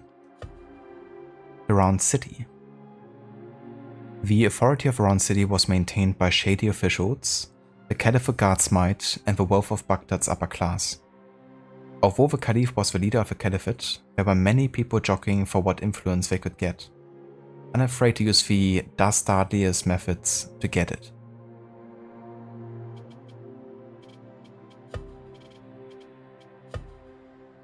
Fazil Fahim Al-Kemsa.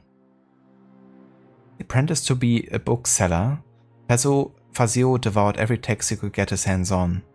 His outstanding intellect earned him a place in the House of Wisdom, where his scholarship and celebrity grew, as did his ego. A fixture in the house's hallowed halls for over 70 years, Fazil was known throughout Baghdad as a great scholar.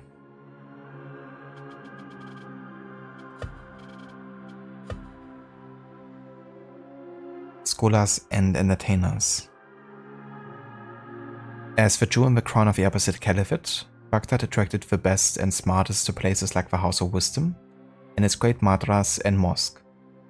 Truly, this was the golden age of the Abbasids, where the exchange of scientific discoveries and intellectual innovations was unrivaled in the rest of the world.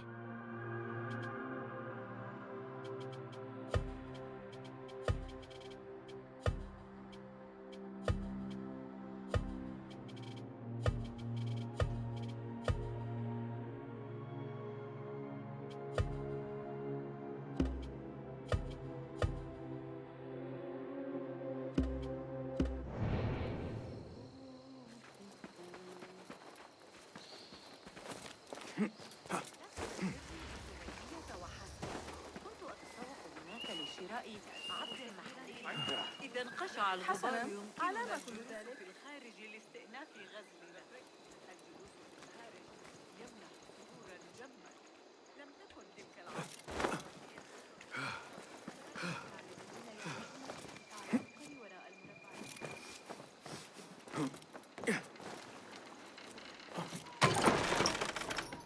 المعلم حنين اليوم كان مبتسما مثل غلام صغير.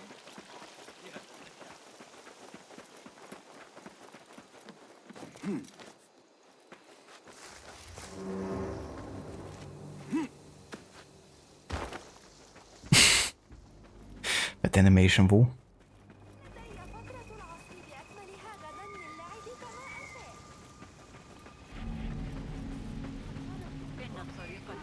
Can I go through here?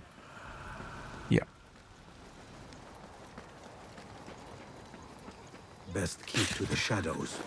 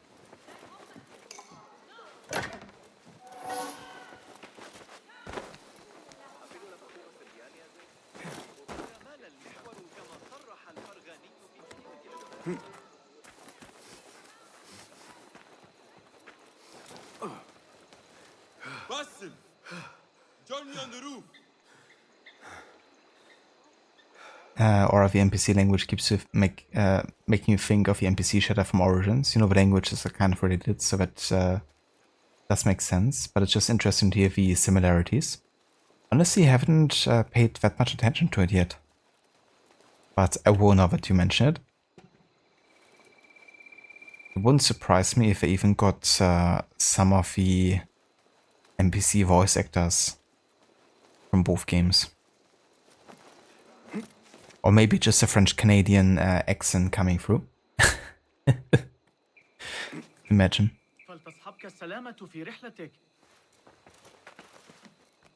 Basim! I knew it was you. You're not the only one with eyes that see afar. So, Tabid, you have filled the streets with eyes and spies. Such is the life of a RAFIQ. Without my knowledge, where would we be? Knowledge is a tool, a weapon. It can be used for good or ill. And the Order is using it for ill indeed. What have you learned? Rot runs deep through the House of Wisdom. They are using some ancient book, hoping to build a wicked device. I have heard rumors of this blasphemous contraption. They call it their great work. The Order is experimenting on people, lethally.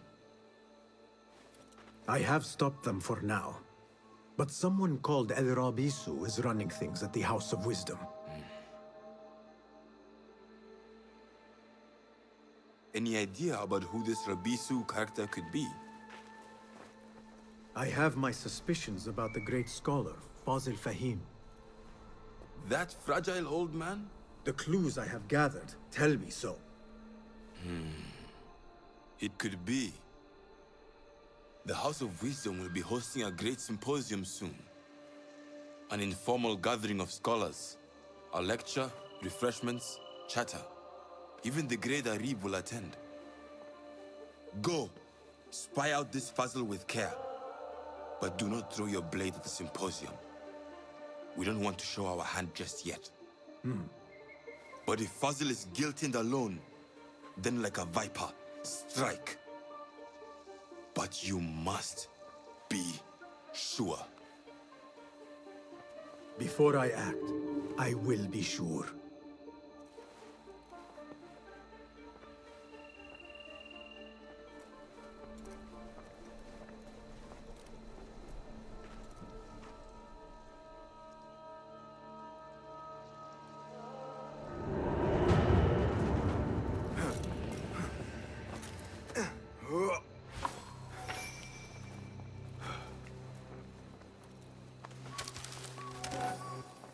Alrighty then.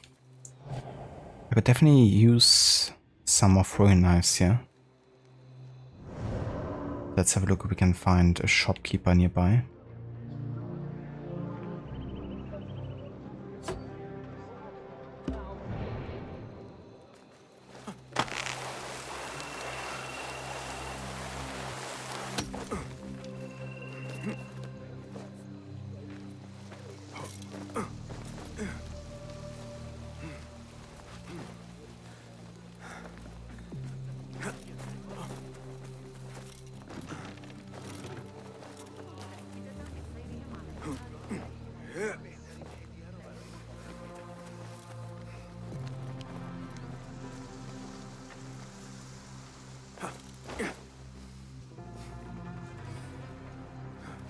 Greetings. Well met. May I see your wares? Please have a look around. Or you keep expecting to hear Sha'ats? Yeah, they have a very specific way of saying words in the pronunciation. Let's go back and had an actual like language coach to try to keep it, you know, kind of like in the same style at least. Agreed. These are always handy. Is that all for now? I must be on my way. Peace go with you.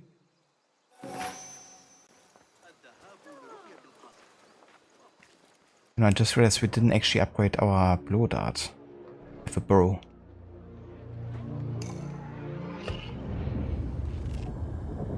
That could come in really handy for this mission potentially.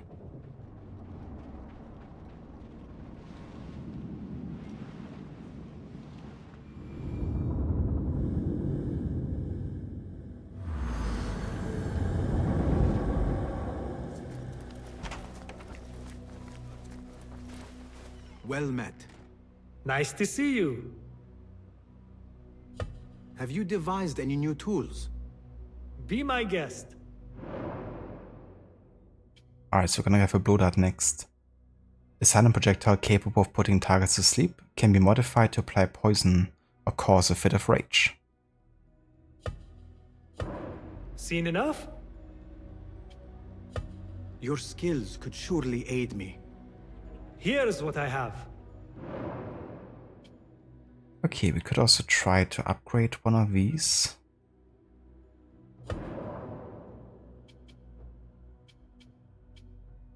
But yeah, we don't have enough components at the moment. But we still have like the sleep effect at least. But yeah, we can modify it to become like berserker darts, essentially.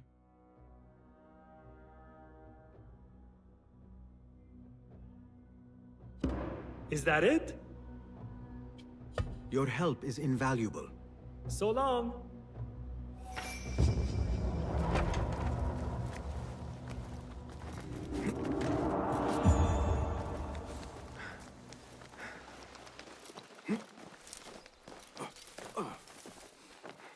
Yeah, berserker darts are really fun to play around with.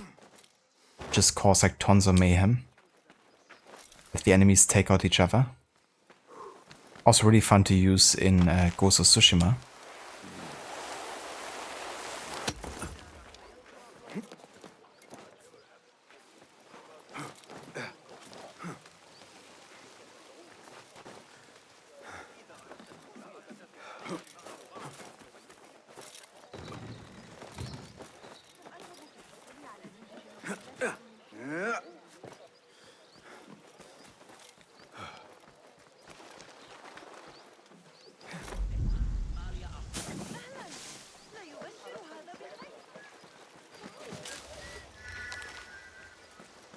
Be off with you.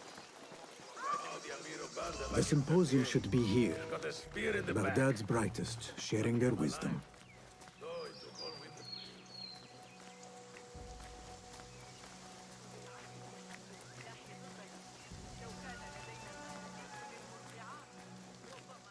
Yeah, Syndicate also have a berserker darts. The hallucinogenic darts or something they called it.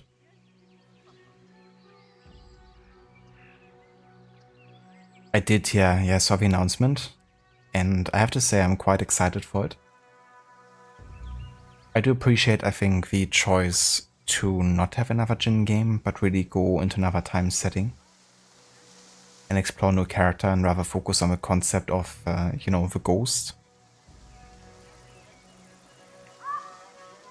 I can also give Jin some sort of like legacy that the main protagonist kind of like discovers. Maybe, you know, it's like an inspiration. But yeah, I do look forward to it. What about you, Aura? Are you excited? Pardon me. I am looking for the great scholar's lecture. Basil Fahim's lecture about the antediluvian antecedents of humanity will begin soon. In the meantime, please enjoy our ample stock of exquisite delicacies and tasty refreshments.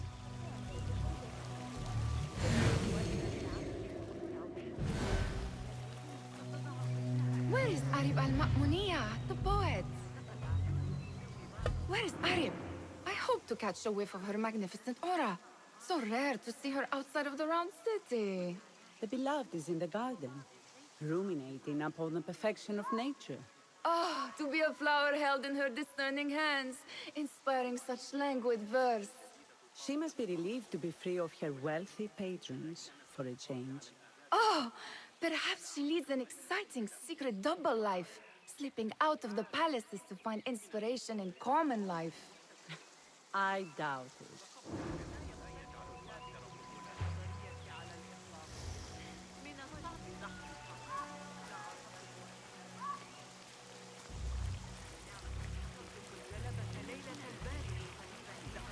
Even Nihao is here. You haven't seen the trailer, but you're excited? Ah, that's fair. Yeah, it's gorgeous.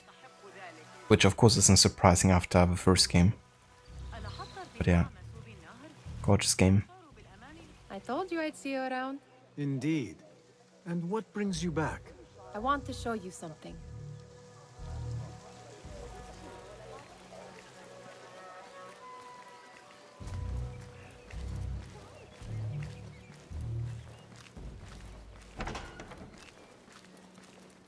These House of Wisdom boars collect the wildest trinkets and gadgets.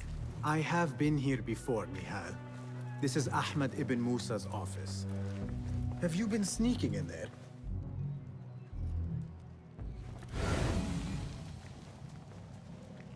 It's interesting that, you know, Nihao chose Basim a place that he's already been to before. Because, of course, she's also been here just without Basim knowing. At the same time. It gives me a tingle down my spine. Like I'm nearing a cosmic secret. You read too much about magicians and lost cities buried beneath the dunes. You don't read enough. Perhaps there are other worlds, other people, out among the stars. Nonsense.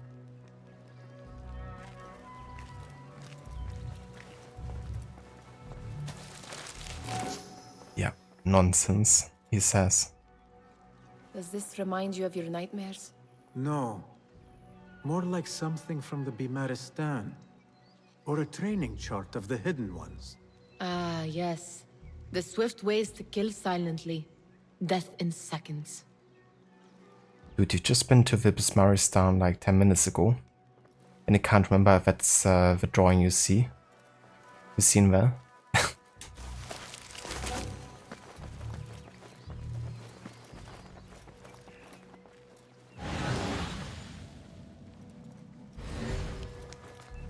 Ahmed and his brothers are capable of designing some fantastic devices. Not all of his ideas are that practical, I'm afraid. Don't be so smug. The world is full of wonders.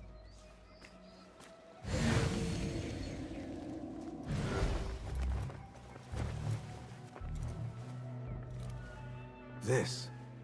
I have seen this one before. Is this what you wanted to show me? Yes. It reminded me of that object we found at the palace. What is it? A drawing from an ancient book. There is something you are not telling me. You do not want to know what happens behind closed doors. Why? Because you do not know either? Because, as Derwish says, sometimes it is better not to know the truth behind the things we must do. The truth, Basim, is that everything is here in front of you. But you refuse to look at it. This is about you. It has always been about you, ever since that night. I took an oath, Nihal, to leave my old life behind and walk this path of shadows. And maybe someday you will find the light. But until then, I will walk behind you every step of the way, to remind you not to forget who you are. Is that a threat? I do not know.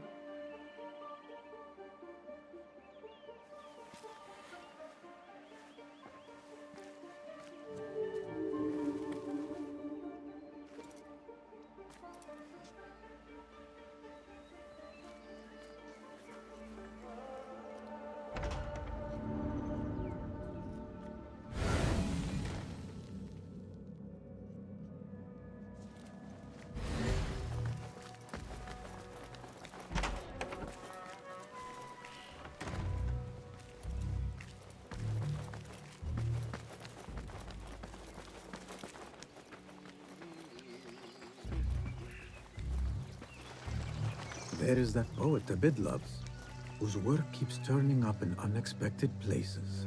Spirit of the sands, pilot of desert ships. From distant lands bring to our ears, from your wind-touched lips, the mirage's song, the kiss that grips.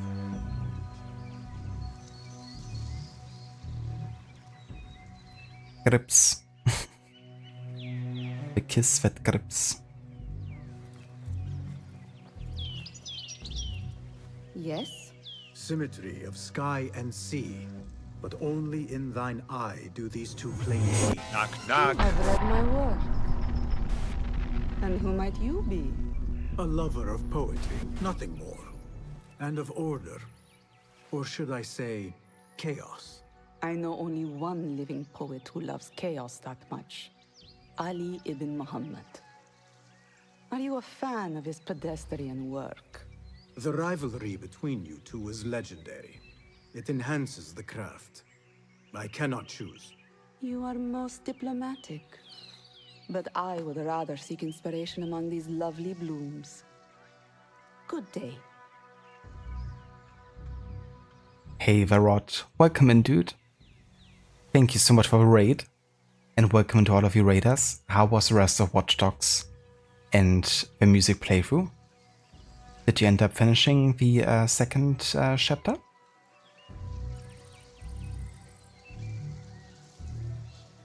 Hey there, Calm, welcome in. How's it going? Hey there, Amateur Tech, welcome in as well. And Zomb, welcome in as well. How's it going? Welcome back, Schiller.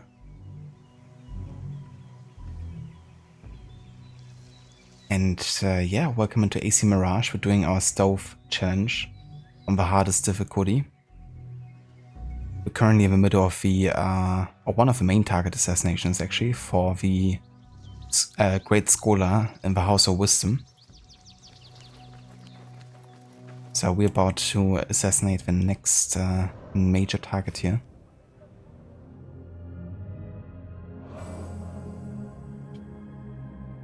Al-Rabisu, mastermind in the shadows. An enigma behind the scenes, a puppeteer pulling strings.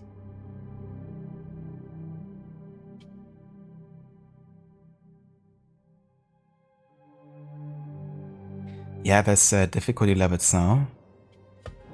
I can showcase that actually. You have Master Assassin difficulty, for instance, and that increases the enemy detection speed. It increases also the searching time. It makes pickpocketing harder, and enemy damage and resistances are also increased. So combat sucks even more.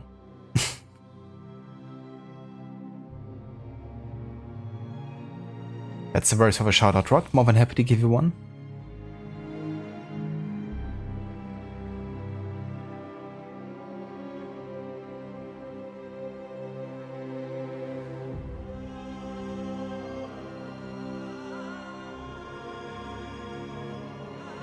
Oh, that's great, Rod. I'm glad you got the second act done. But yeah, I don't blame you. Like, some of those chase missions can be quite annoying.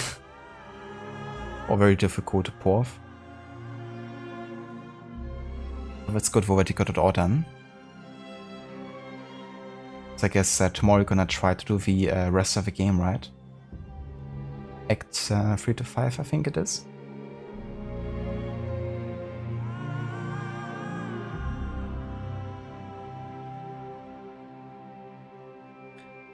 Yeah, it's going quite well, Zom. Thank you for asking. We have been detected 3 times so far. Whoops. Kind of like triggered 3 times for some reason. And we are now about, let's see.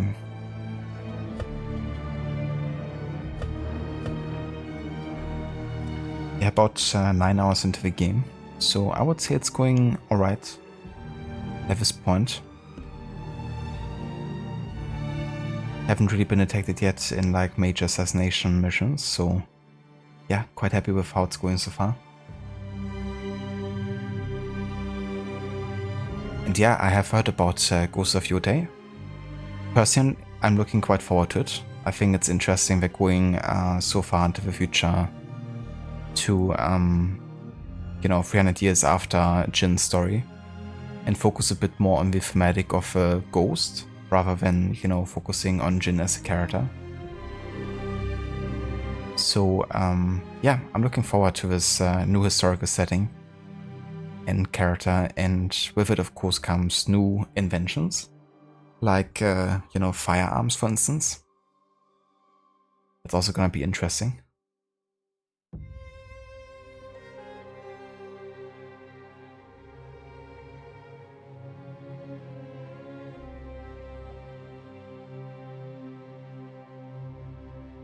Yeah, that's right, Amateur. So all of the last games had like difficulty levels you could choose. Because there's also, like a stronger focus, I guess, on like stats and combat in most of the games. Al-Rabisu loves eating tiramisu. I don't blame him. I wouldn't mind some tiramisu myself. Can be quite delicious if it's done well. But I do like coffee flavor in general.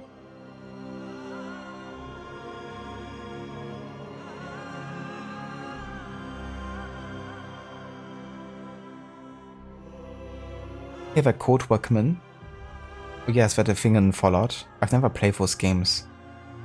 So it's like quite literally backfiring then, if you fail to pickpocket.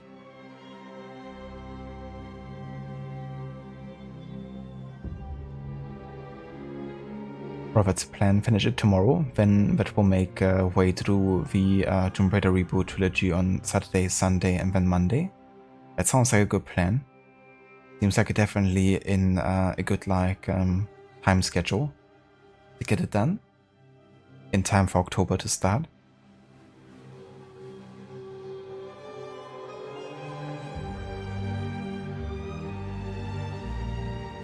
Hey there, Kuhlman, welcome in. I'm doing very well, thank you for asking.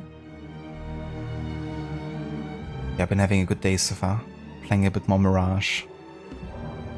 Doing a bit of stealthy actions.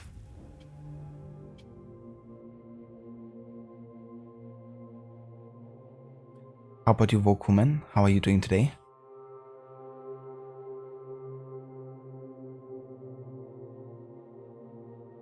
Some of you think it only makes sense to have a new ghost as Jin is, but the first Shinobi. There's bound to be more trained in that manner.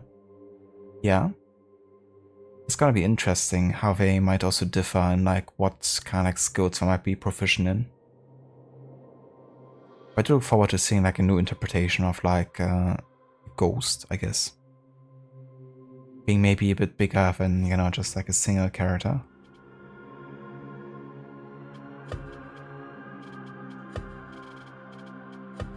Yeah, we have now also talked to Arib.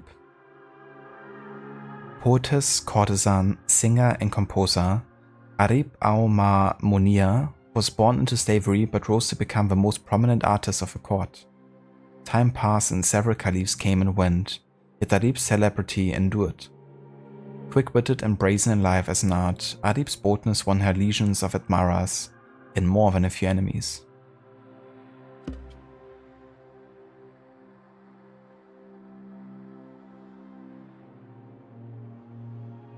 Ah, gotcha, Kuhlman. Sorry to hear that you can't really sleep, but I hope, that you get some good sleep later, Vo. But that sounds cool, Vo. What kind of challenge are you doing for Watch Dogs? I love that game. I mean, I kinda like all games, but especially like the first and the second. No worries, Aura. Hope you enjoy your coffee.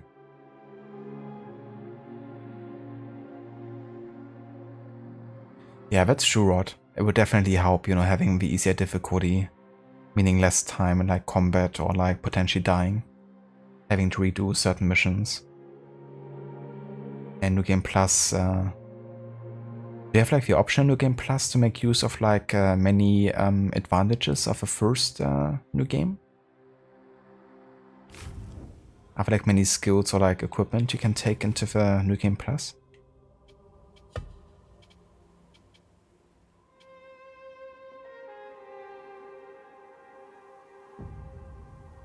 Finish the game in realistic difficulty with no upgrades. Damn, that sounds quite tough. Especially when you're not when you're doing the Iraq boss fight with like no upgrades on realistic difficulty. Have you done that fight already, or is it something you still have to do?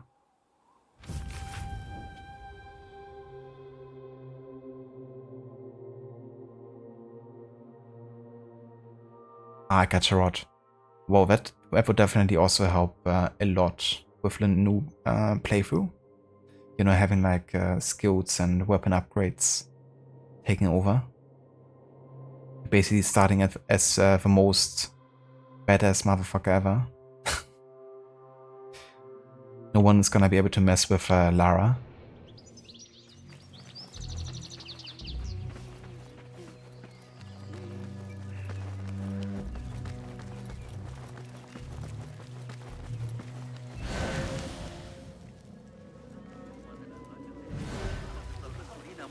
The translator? What is he still doing here? Hunain, you should not be back so soon. I know. I'm still nervous, but I couldn't stay away from my books. I guess we must always do our duty. Wada'an. Attention symposium attendees. الصبرة تعرضت لمضايقات من رجال أفضل في طريقها إلى البئر أتصدق ذلك في زماننا هذا يا للوقاحة وأتراك الخليفة بالجوار. That astronomer might be one of them, though I doubt it. Sayyidi, I am honored to make your acquaintance. Good to see more young people enjoying the House of Wisdom. Do you think the great scholar will give a good lecture? Do not waste time listening to his nonsense. I have written many more edifying and practical books instead. On which topics? I have written extensively about sundials, astrolabes, stars and planets, and the circumference of the Earth. Fascinating, Sayyidi. I shall read more of your work soon. Wada'an. Sounds like the lecture is about to begin. I should return to the Kahraman. Alright, let's attend the lecture.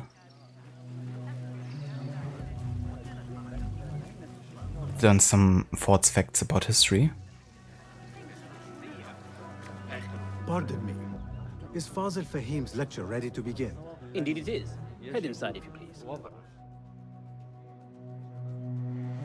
Welcome, one and all, to the House of Wisdom, center of learning in Baghdad, indeed, of the entire world. I am Fazil Fahim al-Kimsa, first scholar of the House of Wisdom, wisest of the wise. Today, I will shock you with what may sound like outrageous blasphemies. Do not fear, good people. Though I am old, my mind remains sharp as steel. Today I speak of mysteries, of creatures from the antediluvian age. Do not the ancient prophets tell us about giants from before the flood who forsook Allah and worshipped false idols? Is it not possible these giants built marvels, works of wondrous power, now lost to us? Zahra and Hassan are both dead, slain by an assassin's blade. They're dead. Sayyidi, I urge you to hide until it's safe. Apologies, people, but our lecture has concluded. Please, feel free to explore the House of Wisdom's many fine chambers.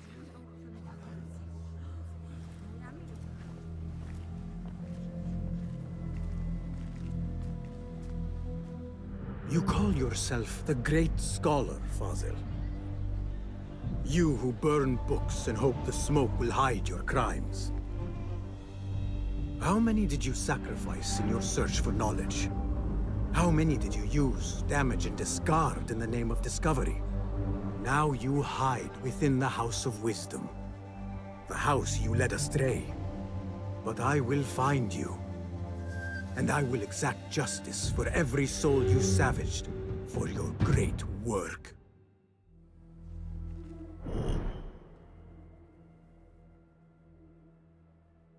Alright, let's do this. The leader of the Order Abbasia goes by the name of Al-Rabisu, so ancient Mesopotamian word for demon. Now he stands revealed as Faziu al-Kamsa, the great scholar of the House of Wisdom. From illicitly acquiring valuable books to conducting unholy experiments on human subjects, he is a living example of a perversion of knowledge. The great symposium has revealed him. Now it is time to strike.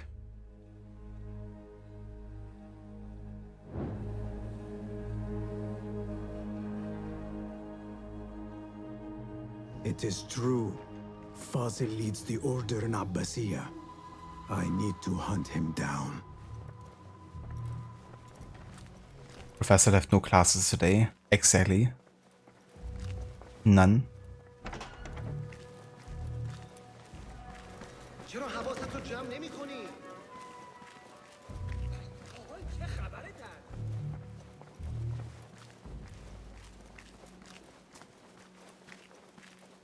Gatekeeper, let me pass. Those who came before are... What are you talking about? Those who came before are... Let me get back to you. I've lost Fazil's greatest word.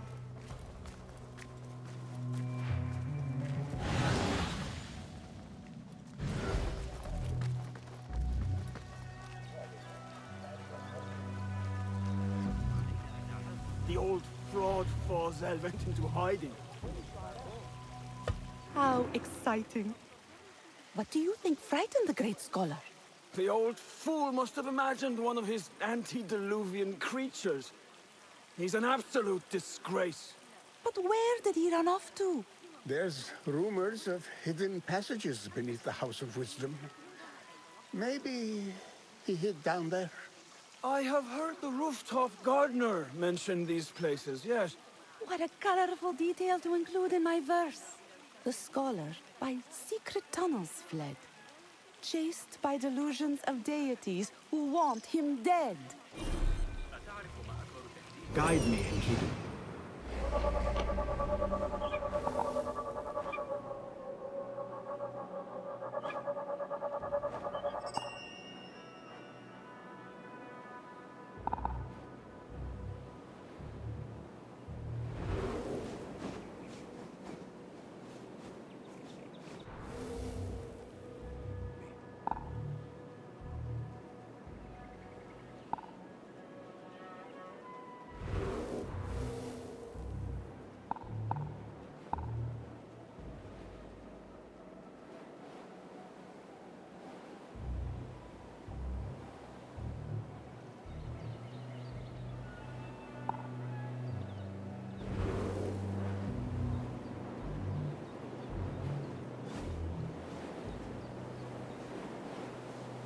You're getting closer, Kuman. Well, best of luck with it. I hope it goes well.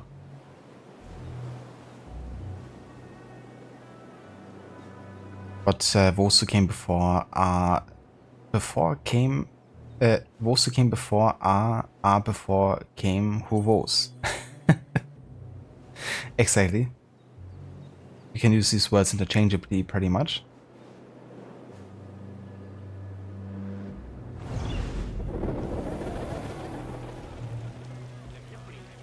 Kazu can't watch it because you still need to play the rest of it. No worries, Kazu. Thanks for dropping by, though. I hope you're doing well. And then Ani pump them full of lead. Absolutely. Wouldn't be the worst outcome, I think.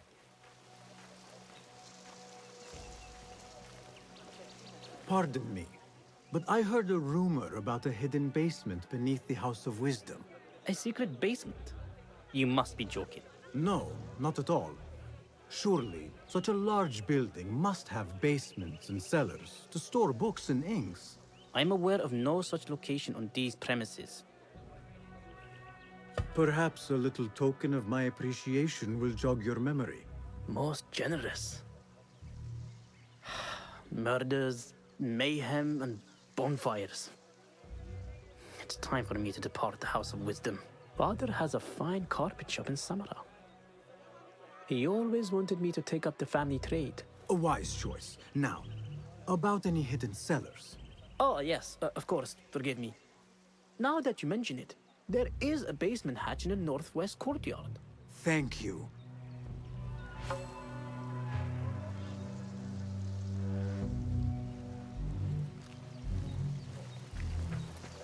Oh, I guess you could just try to find the Nothing can hide from us, Enkidu. the basement, right?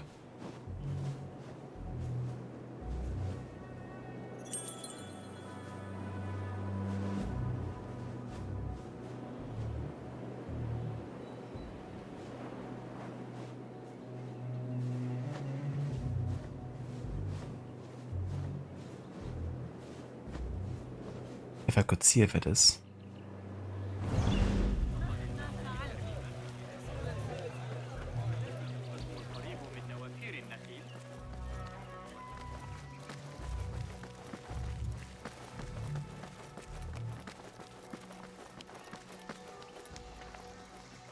I need your help, my friend.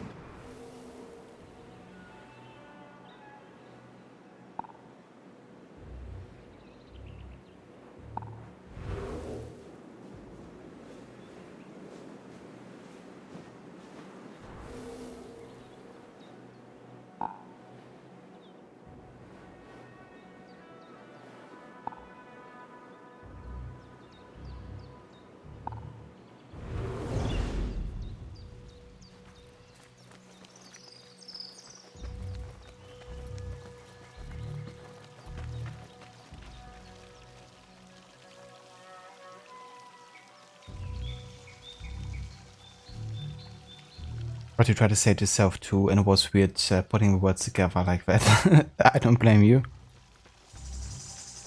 Looks clear. I can use my weapons again if needed. It's definitely a way both of them together that doesn't feel very natural. Okay, so where's this basement entrance? Like, it's supposed to be in the western...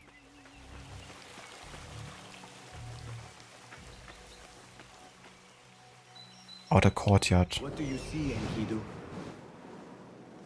I don't really see any, like, underground entrances here.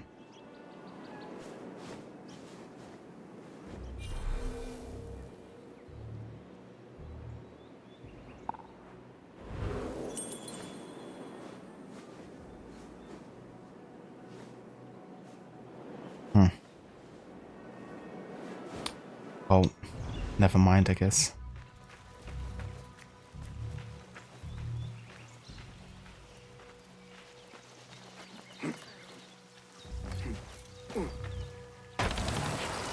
Looks clear. I can use my weapons again if needed.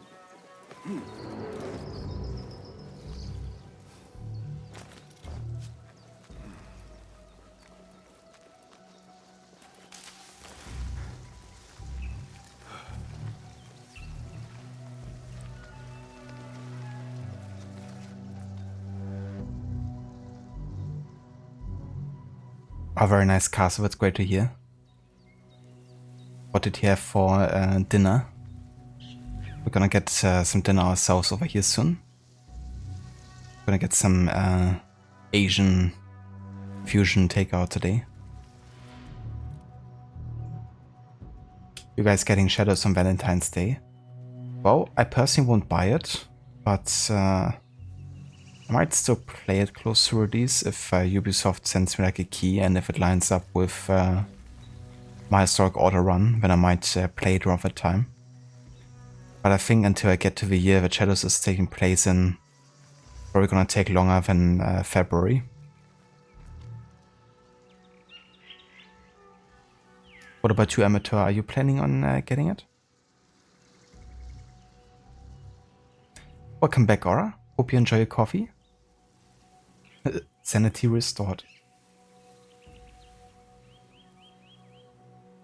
Right, Stan. It's a perfect gift for an Assassin's Creed fan, isn't it?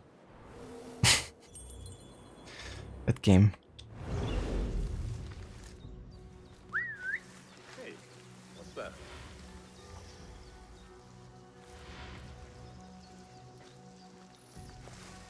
What the heck are you doing? This is some random parkour then.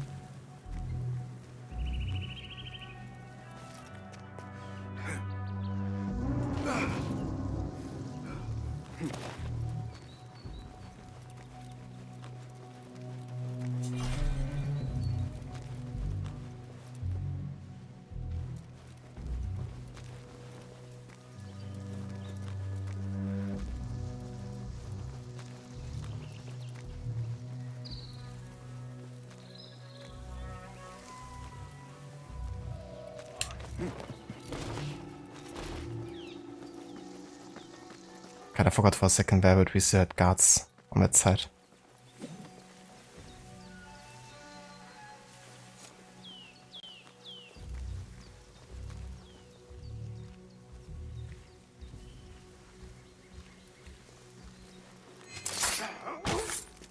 It was necessary.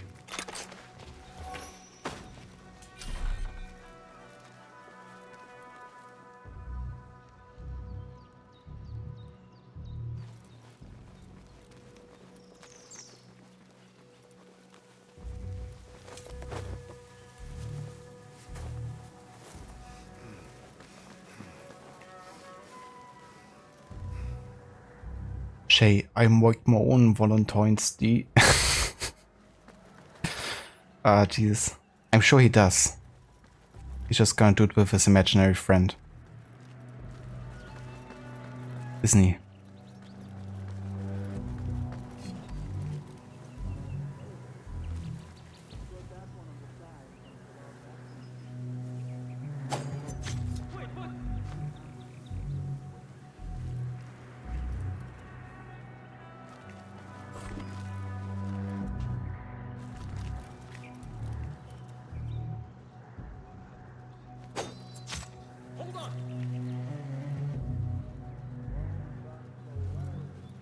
It's like one after the other goes.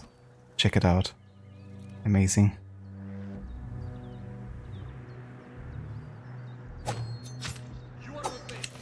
Fuck. Didn't land the headshot there. Whoops. It's fine.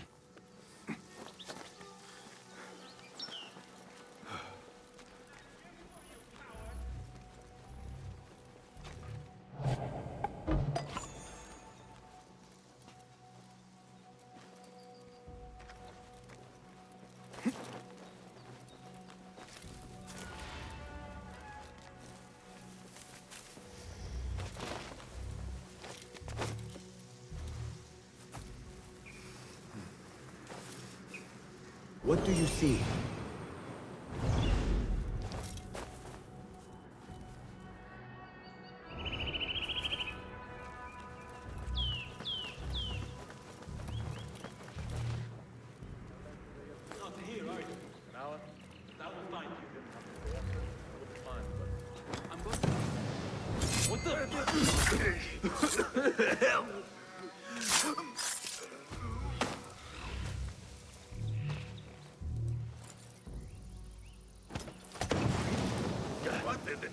Where is it?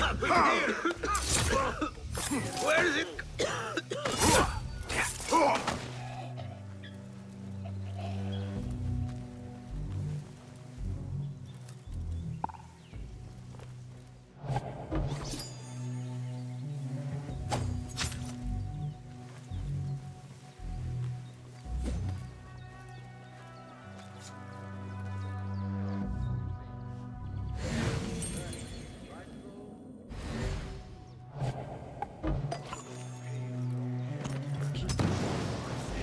going? Not here.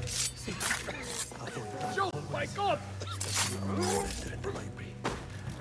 What's this place coming to? And those screams from the basement. This key could be useful.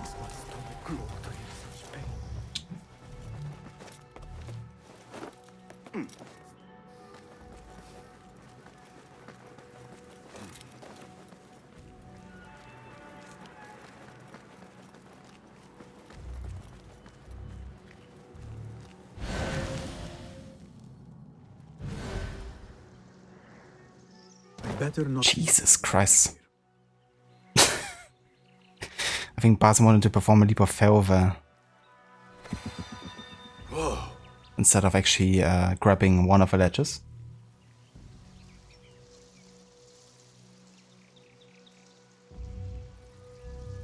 That's fair, Aura. Gotta set priorities right. Sometimes gaming is more important. Yeah, totally fair, Amateur. I think that's a good call, you know. Like, full price games are just getting even more expensive, you know. Every couple of years, it seems. And some of them don't really seem, you know, worth that much money at all. And they're also, you know, especially Ubisoft games tend to get a discount very quickly. So there really isn't that much of a rush to get them. Looks clear. I can use my weapons again if needed. Nobody's gonna notice me here. Like, literally the only person up here with him.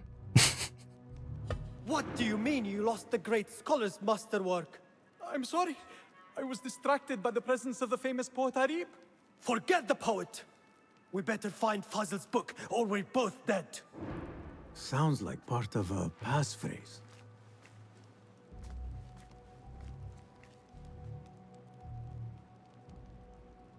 He makes everything his own, even his own clothes. He's overacting. It was just a fly that grazed his head. Exactly. Just a fly.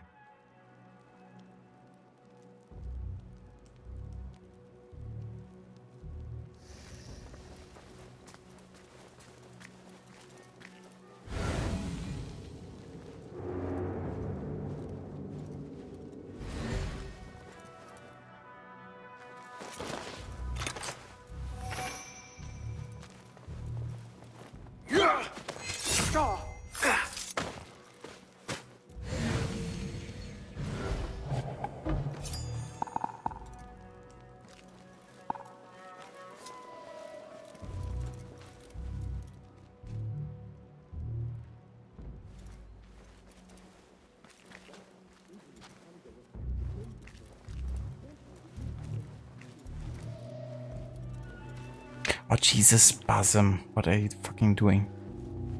Can you just hide behind there? It's like an awkward wall. So Basim's kind of like behaving between it. Maybe that's better.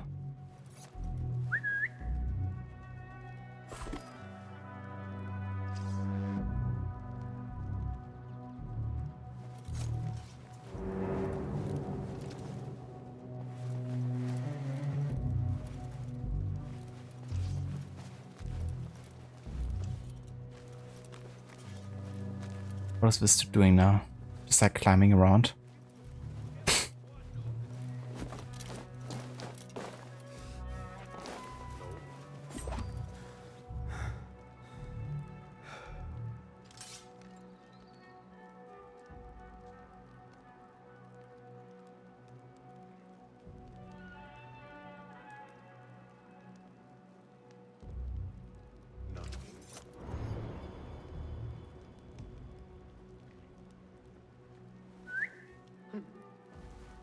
Something going on. What the?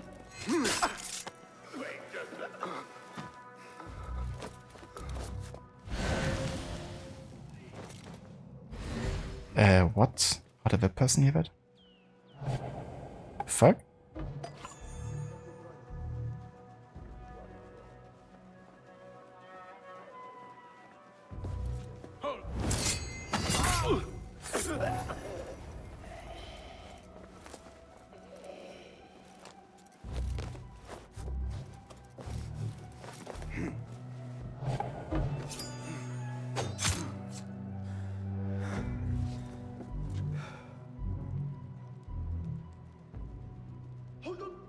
This is something else.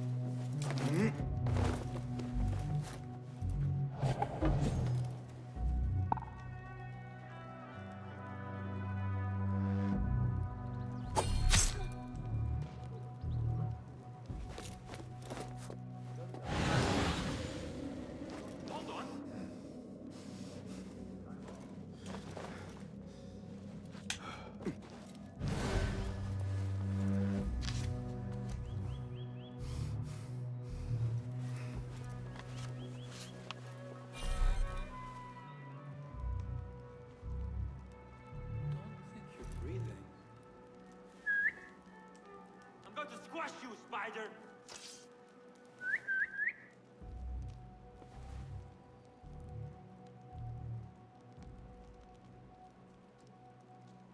Not here.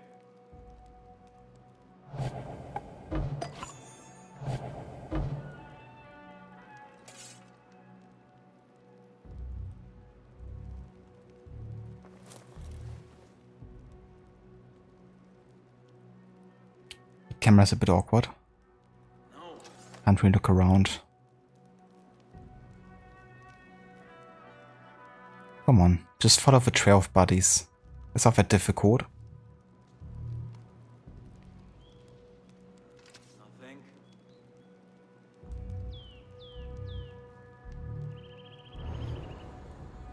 Okay, it just carries on.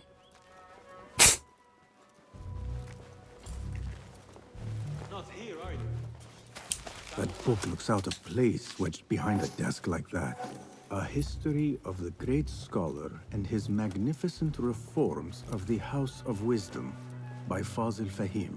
Not sure if this is the correct volume.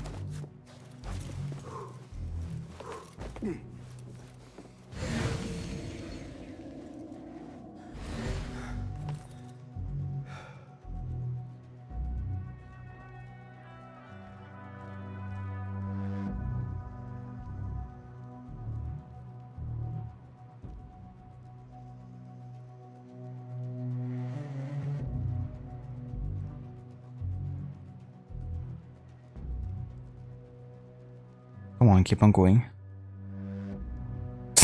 Or not.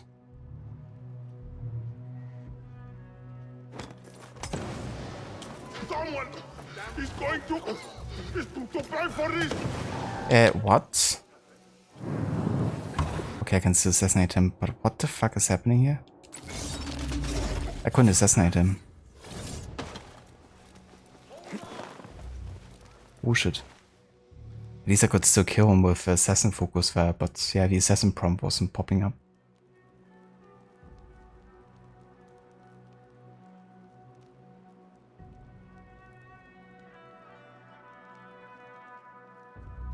That's really weird sometimes when the assassination prompt pops up when it doesn't. Like he was clearly stunned by the smoke bomb. What?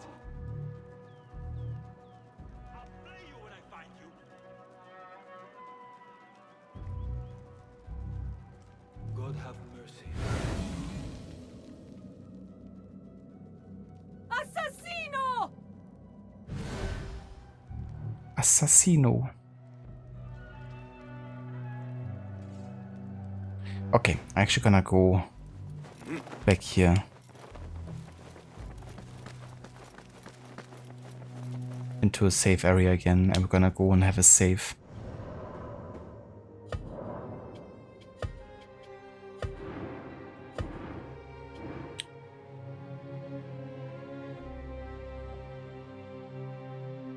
Sounds like a passphrase. Did it? How did he catch that?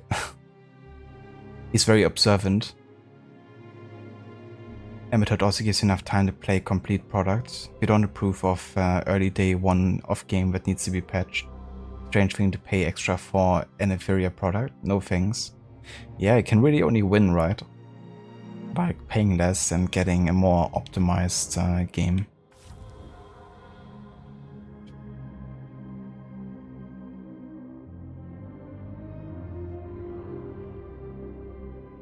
Nothing going on, just come over here for a second. I always loved how the newer AC games try and encourage you to hide the bodies, but we never do. Probably because it takes 10 minutes for them to lift the corpse. Yeah, it's one of those things I'm glad that Valhalla gave you a skill for, to be able to assassinate into like carrying, because it really speeds up the process if you know, care about hiding them.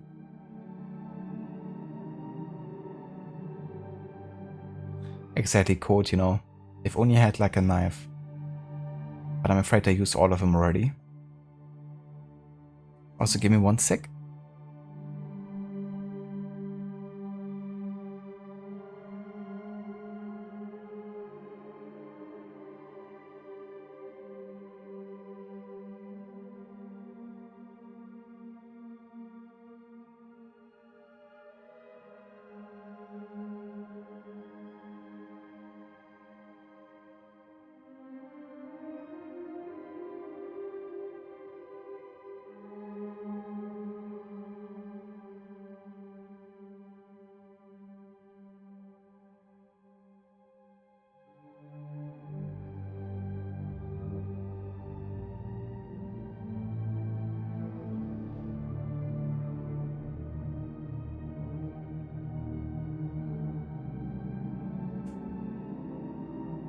Alright, I'm back. Will I be getting MGS3 remake? The Alligator's Head in that game is right up my alley. That's true. Yeah, it's one of the reasons I'm looking forward to play the original eventually. With the stove alligator head. It's a pretty cool idea to have in the game, I think. But yeah, I won't be getting the remake anytime soon, I don't think, when it comes out. Because I still only ever played MGS1. I still haven't played any other of the Metal Gear Solid games. So I reckon I would like to play through the other games before I go to any remake. But yeah, maybe one of those days. It looks pretty cool. I like the look of it. Also like that it feels a bit like the old school games, you know. It doesn't really try to be like a super modern games in that regard. It still treats it quite similar.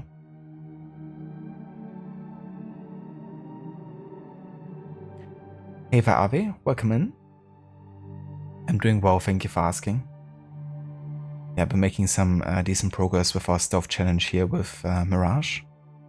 We're now very close to assassinating the second target here. But I won't be doing that today anymore because I kind of have to call it here for the day, I'm afraid. But the good thing is we can still save during the assassination mission, so we can just carry on there next time.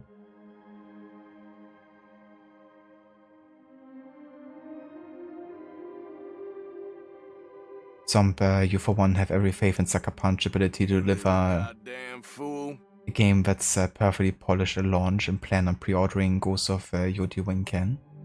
That's totally fair too. I mean, you know, everyone has to make their own decisions. Which developer they might wanna support. You know, for instance, I've been always buying the Assassin's Creed games on day one for the past couple of years, you know.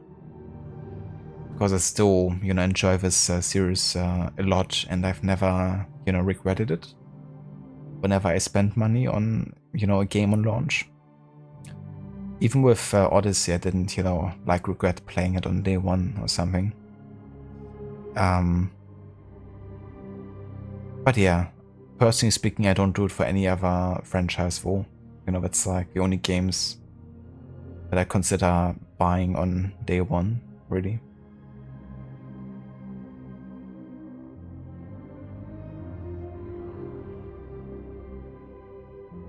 No worries for the stream, Aura. Thank you for being here. And I hope you have a good rest of your morning and that you enjoy the coffee. Thanks for the insult, Seraph. I've got one for you as well. Hey, if you're looking for your balls, they're back in Blackwater. And another one. Metrocoitus. Metrocoitus. Which means motherfucker in Greek. Though the actual pronunciation would be Money, sir. I'm poor and sick and hungry. Metrokitis. No worries for the stream, Rod Iva. Thank you again for the raid as well earlier. Really appreciate it.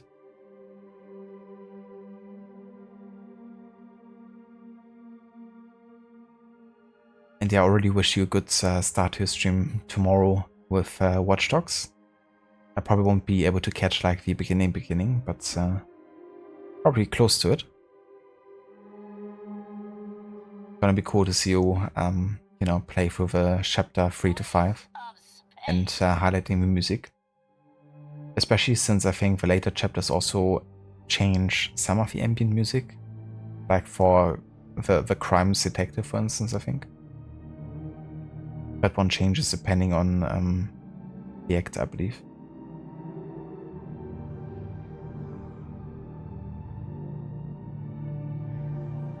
But also the chase criminal track in those types of missions.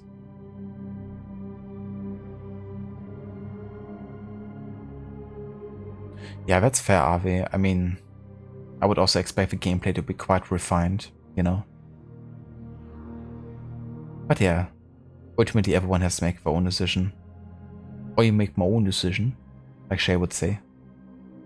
What they, you know, value in a developer in the games they produce. And, you know, how much money one might want to spend on it. Totally fair either way. No worries, Shida. Thank you also for being here. I hope you also have a good rest of the evening. Are you gonna be doing anything on Twitch today, Shida?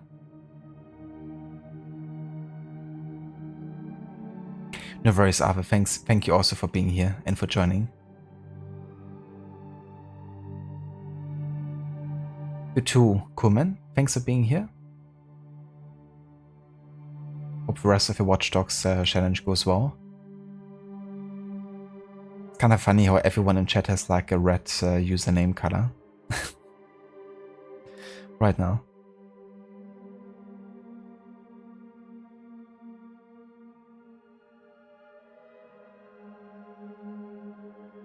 You too, Zomb. Take care. Have a good one. Watch Dogs are most action-packed dog care game. Yeah, I really wish I would have focused a bit more on like the dog sitting and dog petting aspect, you know. It really is an unpolished aspect. Maybe they should have delayed the game similar to AC Shadows to give it more time to focus on actual dogs.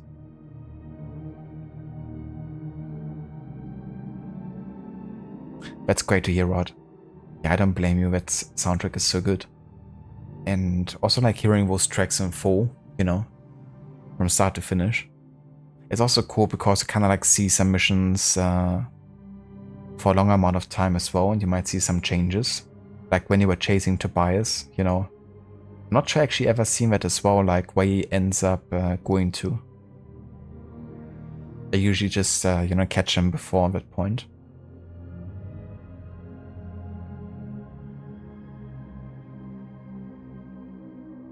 Yeah, the gameplay is really refined in Ghost of Tsushima for sure. Both the combat and the stealth. What I would love to see is like maybe a bit of a stronger focus on movement, you know.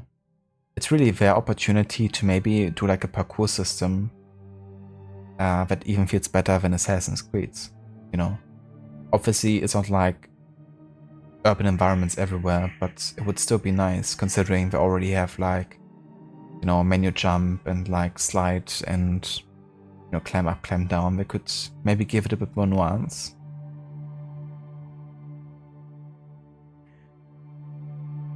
But yeah, I don't think I will be playing it close to release because I don't have a PlayStation 5. So I probably have to wait until it comes out for PC, or if I ever get a PlayStation 5 in the future.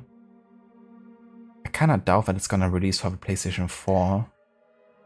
And even if it does, I'm not sure how good it would be as an experience on it. I'm gonna just assume it's gonna be like a, you know, next-gen title only. So I probably have to wait patiently until it comes out for PC.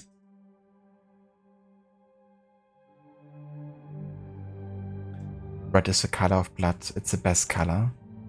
Blood for the blood god. Is that it?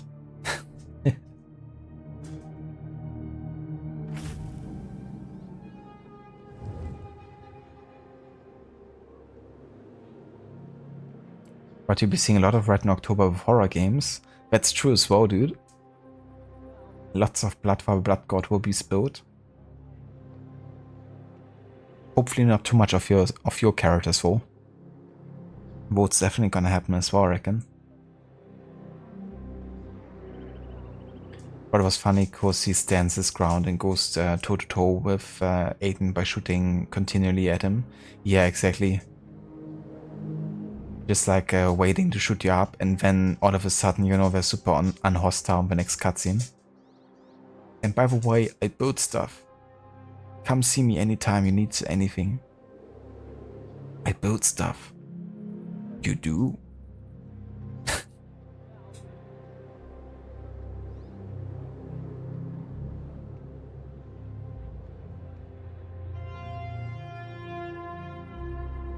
Yeah, it would be a nice competition for Ubisoft, you know, to have like a game that's not only set in the same like setting as Shadows pretty much, or at least very close to it, but also have like a better parkour system. That would really make Ubisoft maybe reconsider, you know, having like a better focus on traversal and parkour. One can hope. I don't think it's gonna be much of a focus, but at least I hope it's gonna be able to rival AZ Shadows parkour.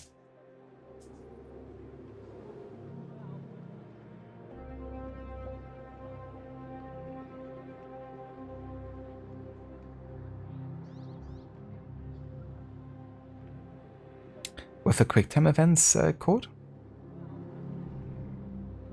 What do you mean with Ghost?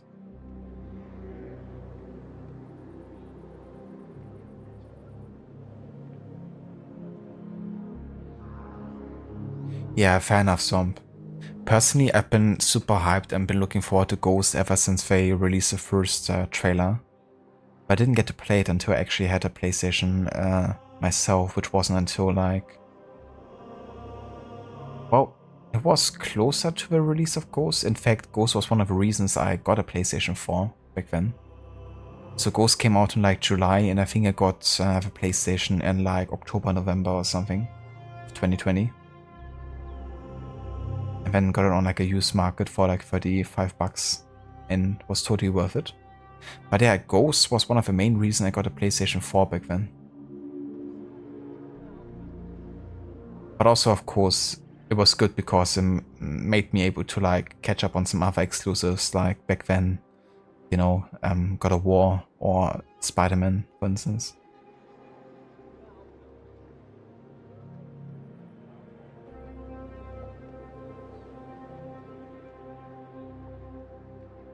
Cheers, Rod. Yeah, Aiden and Tobias.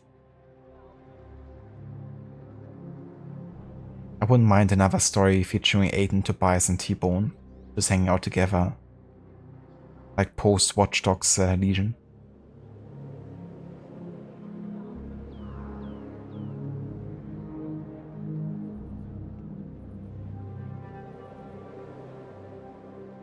Yeah, I don't expect parkour to have much of a focus either. We're definitely gonna focus a lot more on combat again, I reckon. And, you know, stealth mechanics, I would imagine. Parkour probably more like in the first game that they make it more like functional, you know, like you can manually jump, which is crazy, of course, coming from Assassin's Creed. But that already makes it better than most of the parkour systems nowadays in AC.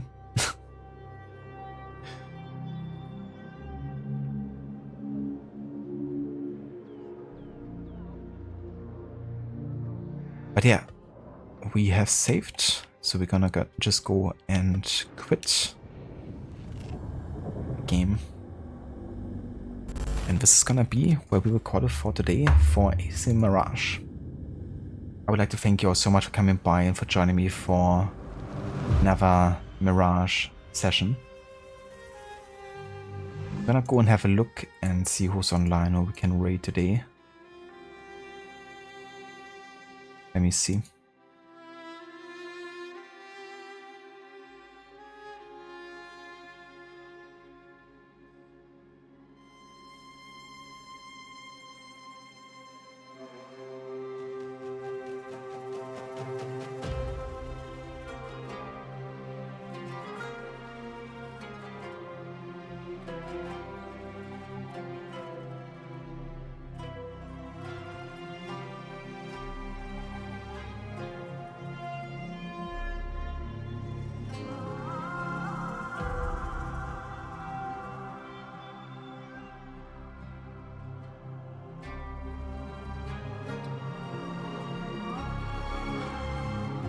Ah, gotcha, Zomb. But that would have been a great game to have as a launch title for PlayStation 4, you know, Black Flag. I remember playing Black Flag back in 2013, having such a great time with it. Had a blast just like exploring. Well, I played all of the easy games on PC up until Mirage. Mirage was the first game I actually played on and still play on console. On the Series X, because we have the Series X, and I kind of figured that my PC might actually struggle a little bit with this game in 60 FPS, being like so urban focused and like much denser.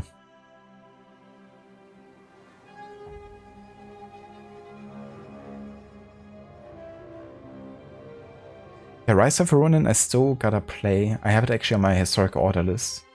I heard dividing things about it. But everyone seems to like it quite as much. Cheers, Zomb. You too?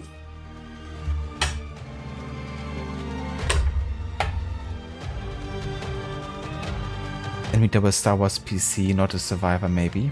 I was thinking Amita or Gizlag. I rated Amita quite often these past couple of days, so I think we're gonna go and raid out the Gizlag today and see how Black Myth Wukong is going.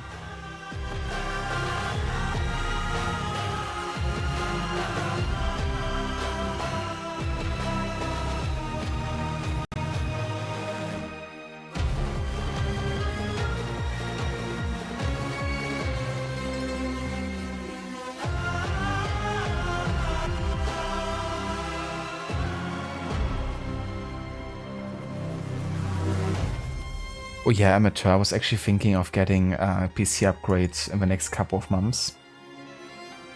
I'm kind of looking into a 4060 Ti with 16 gigabytes. It's not like the best one, but if you can find it at a good price, then certainly a good upgrade to my 1060. The reason I want to have a 40 series card is because it has some advantages for streaming too, that the older ones don't have. So that's one I'm looking personally into getting in the next couple of months, if I can find it at a good price for this. And cheers, Arthur. Thank you for the nice words. I really appreciate it, dude. I'm glad you're enjoying it. And yeah, it's been great to do that challenge. But yeah, we're about to raid out, guys. Thank you all so much again for being here. I really appreciate it. I hope you all have a great rest of your day, night or morning, whatever the case may be. And I will catch you in the next one. Until then, take care.